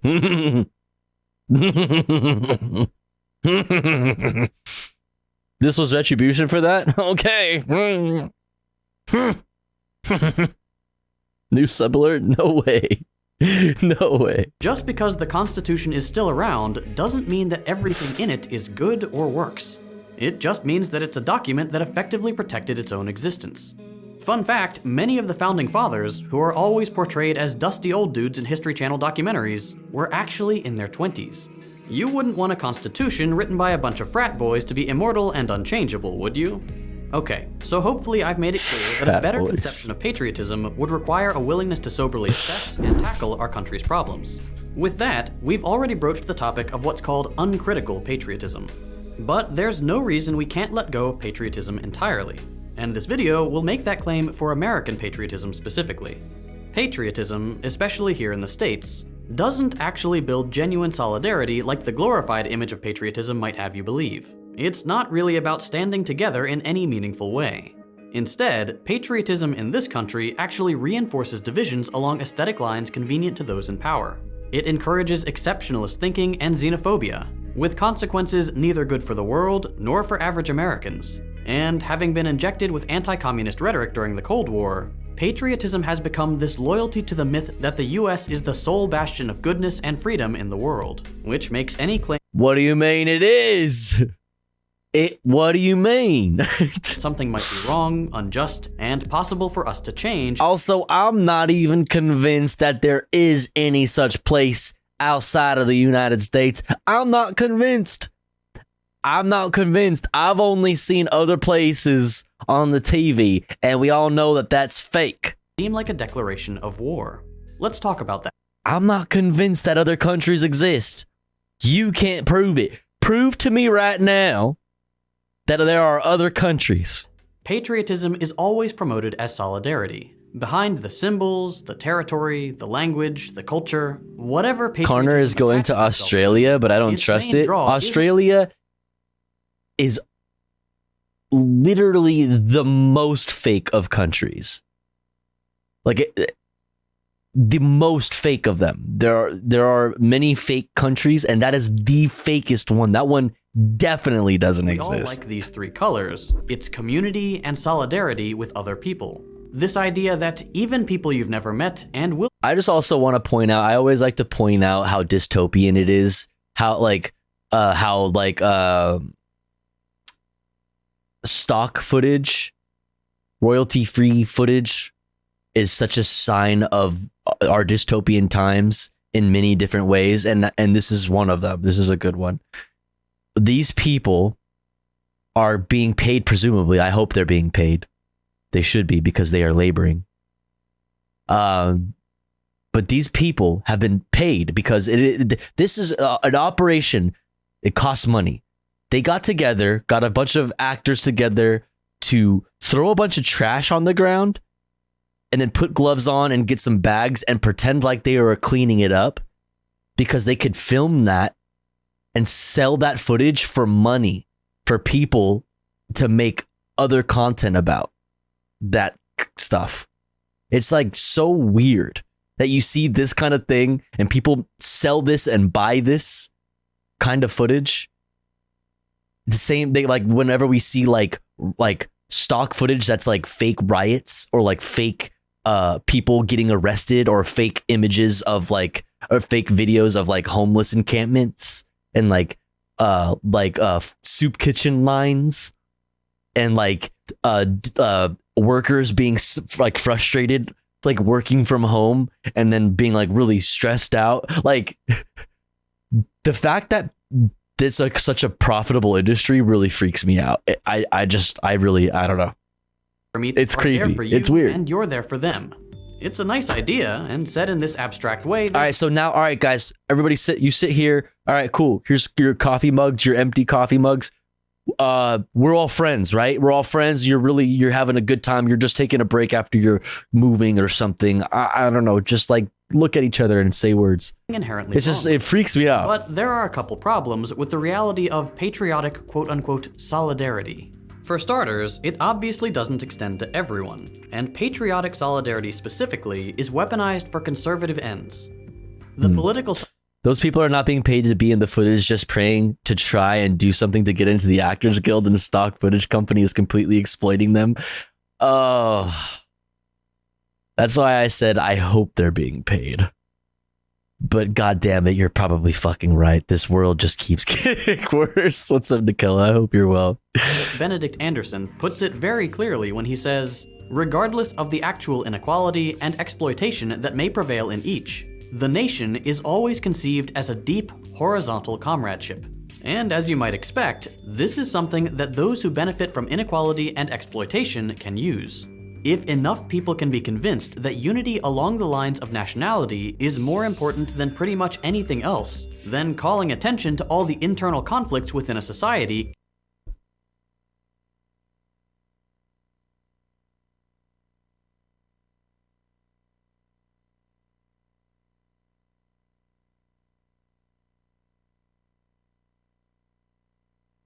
I thought there was only like a little bump of hair for a second. I was like, what is going on with my dude's hair?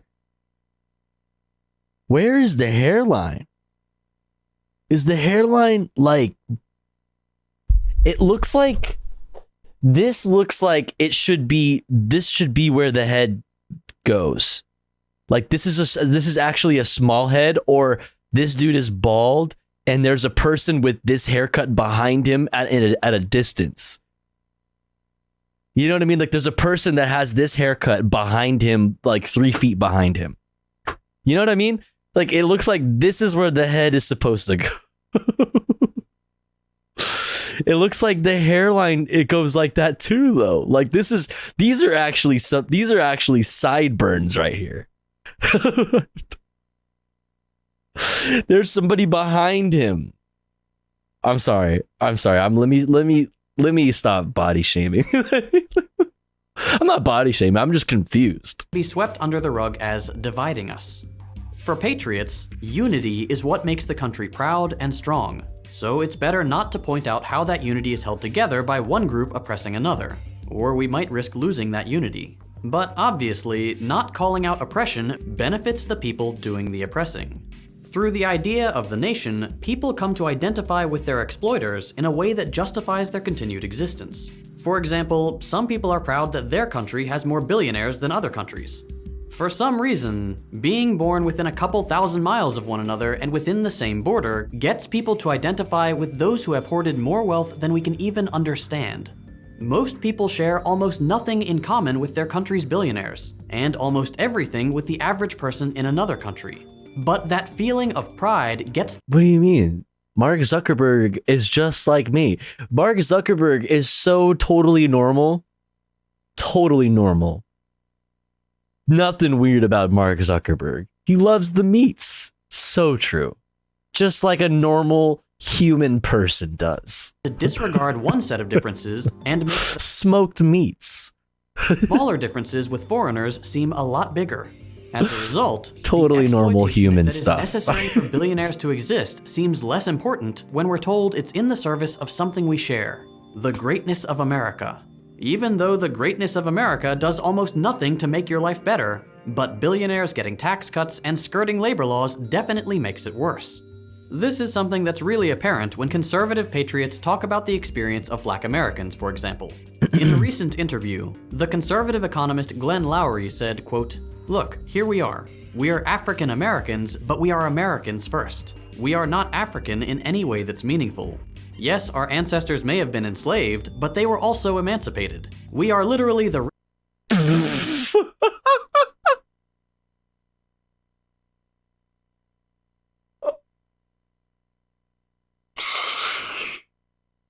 What? Dude, oh my fucking god, yeah. How... does the boot taste that good? The boot really can't taste that good. The boot isn't... How good can the boot, like, really taste? You know what I mean? Like, yeah, we were enslaved once, but we were also emancipated once.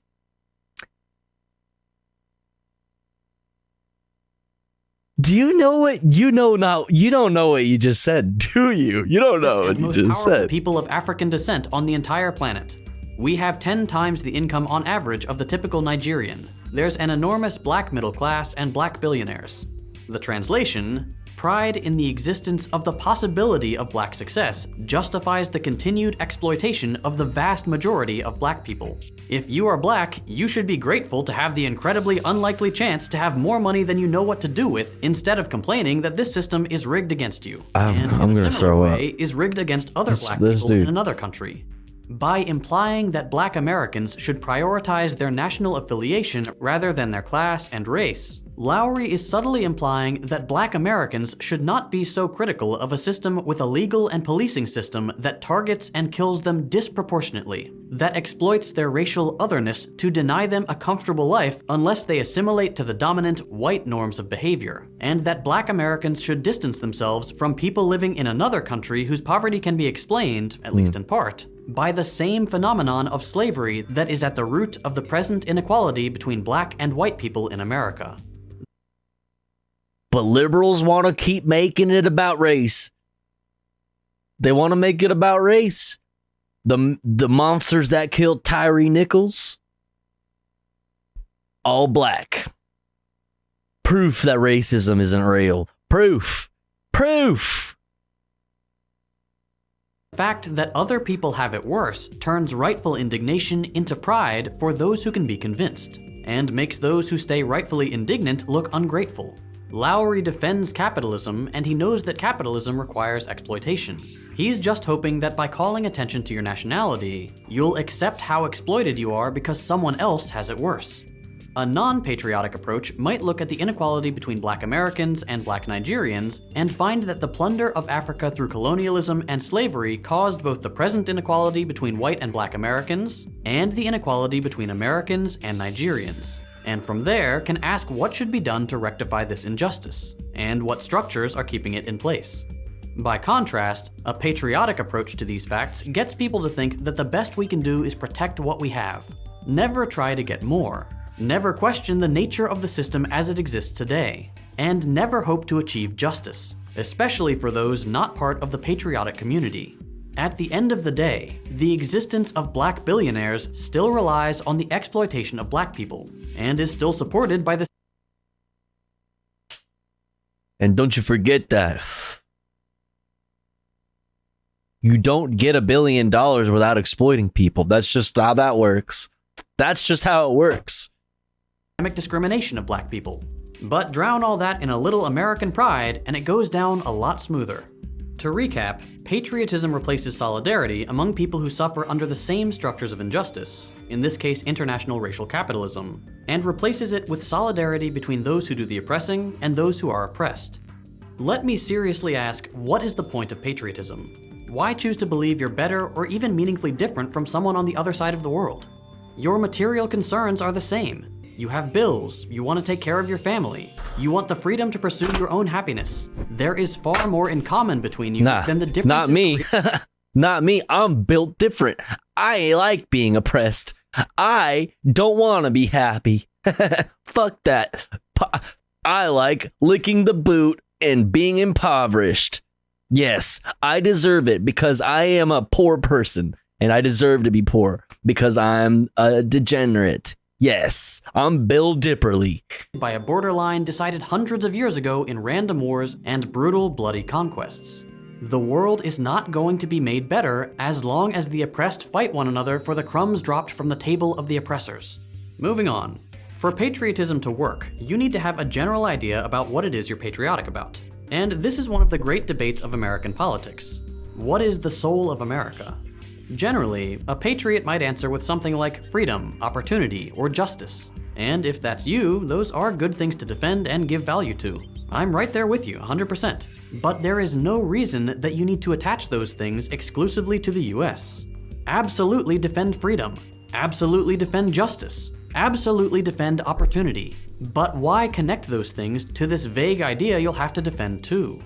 Because both historically and presently, while American political discourse likes to promote these ideas of freedom and justice, American political action and the structures of American politics and the American economy actively work against these things. I'm not going to rehash all of American history to make this point. Suffice it to say that slavery, manifest destiny, meaning the still ongoing genocide of Native Americans, and the various imperial wars the US has led, are all cases where the nation's first goal and economic motivation was suppressing the freedom of people categorized as others, and therefore outside the mythologized community. Defending something like freedom within the context of American patriotism has rarely ever meant actually defending freedom. And it's almost always meant taking it away from those who were in the way of a greater project of wealth accumulation. And I can already hear a commenter saying something like, if the US can be blamed for, say, Jim Crow, then it should also be praised for the civil rights movement.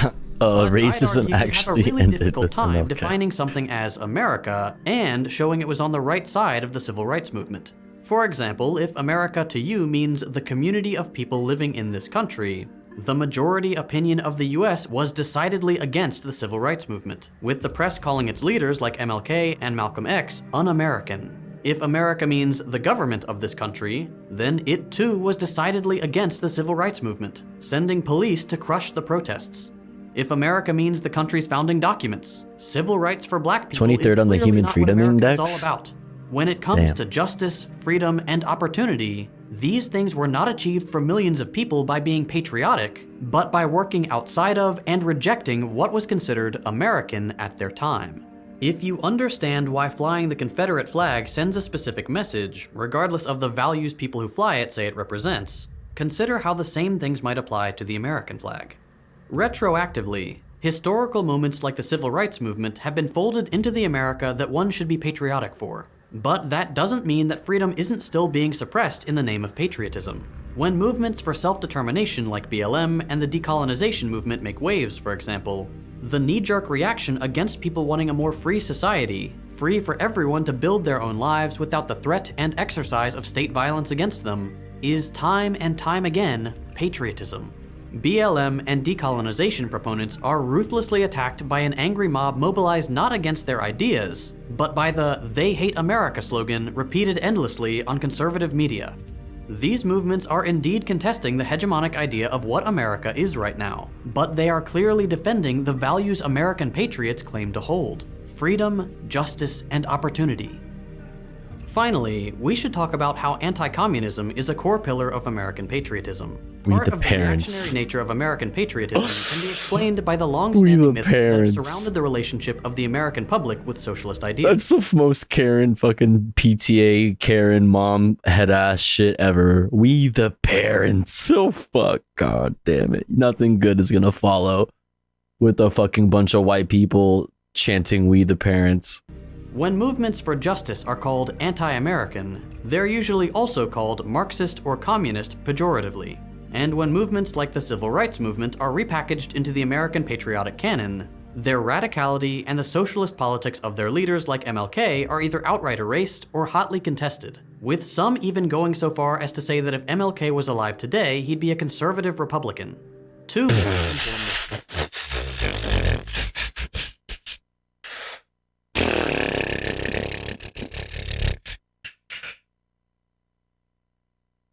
Conservative, huh? Explicitly anti-capitalist. Martin Luther King Jr. Conservative, you say? That's interesting. That's certainly a take. Okay, bud. What? Yo, good night, Cultivize. Thanks for hanging out. I hope you have a good night. See you next time. Appreciate ya. Yeah. One, that America is ontologically capitalist, meaning that it is in the nature of the United States to be a capitalist nation, rather than the more realistic idea that economic systems come and go, and just because the US has a capitalist economy right now doesn't mean it will forever. And two, that capitalism is the only thing. Either America will not always be a capitalist nation, or it will not always be a nation. Works, and socialism always fails. The second claim is clearly a myth because this isn't what I would call working, and historically, American foreign policy... That goes for, like, humanity, to be fair. ...has been intent on crushing as well, socialism just generally, rather than letting it fail on its own like the pro-capitalist claim it will. In this country, anti-communism has been something we've nurtured for a long time, with things like the Immigration Acts of 1903 and 1918, which enabled the government to deport foreign-born anarchists, communists, and labor organizers, the successive Red Scares during the 20th century, and obviously the Cold War. The notion that anti-communism is patriotic is a really well-established one. Humanity not always a nation. When combined with capitalist Except realism, she doesn't love you. This idea of a resolutely anti-communist, ontologically capitalist America makes it seem like there is no alternative, and anyone proposing anything that would clearly improve your life, if they're doing so by challenging a capitalist norm, might be ruining the only thing that we know works, even if it clearly hasn't been working for a long time now. Yeah, what, like, patriot. The idea that it was working, well, didn't like feudalism work? You know what I mean? Like monarchies and shit like that worked.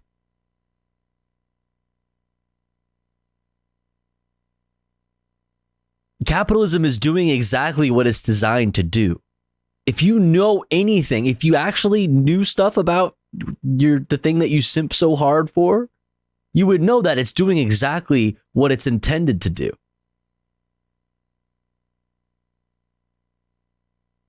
Like capitalist realism, really limits our imagination. Hello. When people come up with good ideas about how to change things for the better, if we keep calling them un-American and shooting them down right away, this country won't get any better for the vast majority of the people living both inside and outside its borders. Denounce terrorist groups, Antifa and BLM, says the fucking group of people invading a government building. Like, it would be sick if Antifa was as cool as they thought Antifa was.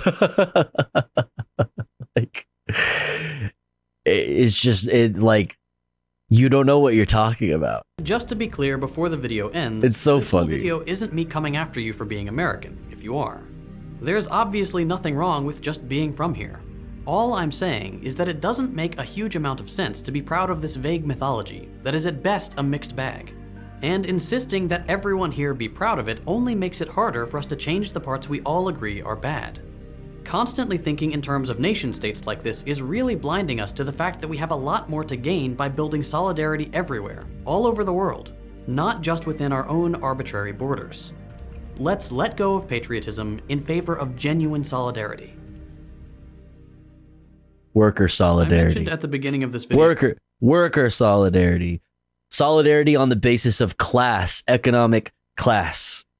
You must. This is the way. This is the way. We have momentum. We have 71% approval rating of unions in the United States. That's also including conservatives. People who think they're conservatives don't realize how left they are when it comes to economics. They don't realize how left they are when it comes to labor rights. This is the way. This is how we change shit. This is how we organize, is we start in the workplace. You start talking to your coworkers about how much money you're being paid. These are the things that we must do in order for everything else to come with it. All the social issues that we care so much about will come with that. We must. Anyway. My channel is only possible thanks to my patrons on Patreon.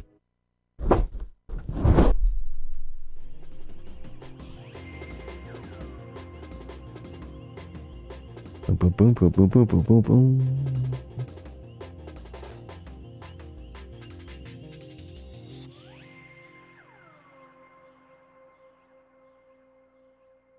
What this? Didn't, like, feudalism work? You know what I mean? Like, monarchies and shit, like, that worked.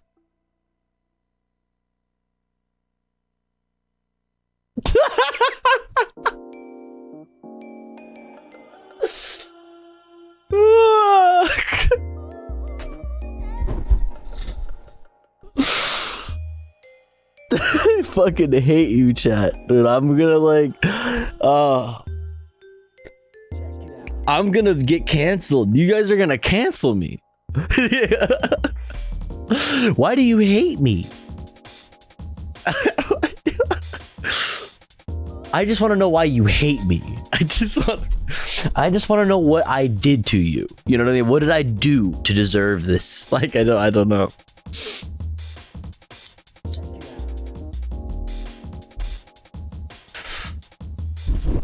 You're trying to fucking silence me, dude. This is cancel culture. This is cancel culture. The woke mob.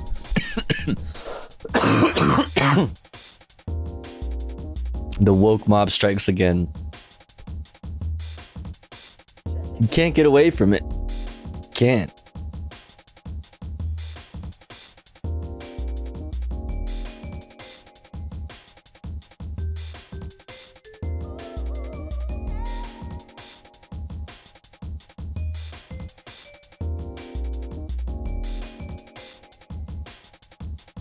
Boom, boom, boom, boom, boom.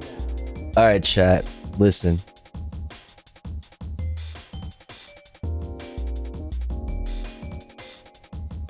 Listen. It's been a good ass stream. I've had a really good time hanging out with y'all. And I really wanted to get to some more comfy reacts and chess. But I'm pretty hungry and pretty sleepy. I didn't sleep much. Slept all weird skis. No Grandmaster chess player tofu. Listen, I know I really wanted to. I really want to play chess. I just followed the Botez sisters on Twitch. Bro, I'm all on this chess shit. I'm all about this chess shit. Like, I'm serious. I'm inspired to get good.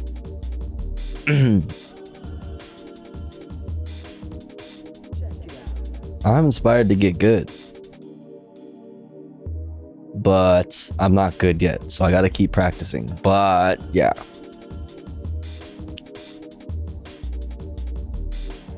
Where should we raid? Thank you for the stream. Thank you for chats. Thank you for your chats. Thank you for being so poggers and wholesome, chat. I really love this community. Seriously. I really do. I really do. I love it. I'm very blessed to have so many cool fucking people hanging out in here. Where are we gonna go though? Where are we gonna hang out? I'm not gonna we're still gonna be chilling. You know what I mean? Our hangout session is not over, even though the stream is over. But where are we going? Conyers on, but every time Conyers has like the same schedule as me. but we'll raid Conyer. That's what I was thinking too, but I'm afraid that they'll be getting off soon. You should raid Tofu. That would be cool, huh? What if I did that? What if we... Why the half day? Why the half day? What you mean? What you talking about? Yo, chat, spam these emotes. Wait, Fossabot has a sub, I just noticed. Who gifted a sub to Fossabot? Pog. Good night, Garden Variety Cat Lady. Good night, Water Porch. Good night, Skyanon. Good night, Flunky. Good night, Dat T. Dat T. Good night, Lut Doot Doot. Good night, Progressive Squirrel. Good night, Sauce 240. Good night, Arlie. Good night, Eon. Good night, everyone. Good night, Smycheck. Good night, Skyanon. Good night, Tabby. Good night, Left Justified. Good night, Jacato. Good night, She Doesn't Love You. Good night, everybody. Who else? Everybody. Night, night. Good night, Always Be Gaming. Good night, Eon. Good night. Sweet dreams. Appreciate you all. Spam those emotes. Spam the emotes. I'll see you in the chat. Thanks for all the subbies. Thanks for all the biddies. Thanks for all the good vibes. Night, night, night, night.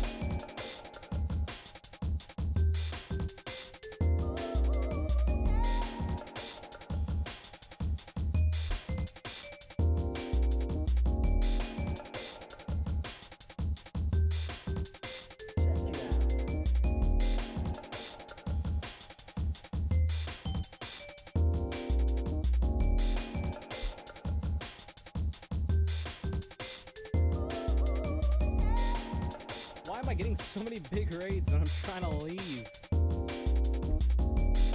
Thank you very much, Tofu Ghost, for the raid. I hope you had a good stream. What is up? Tofu was actually in chat when I started streaming.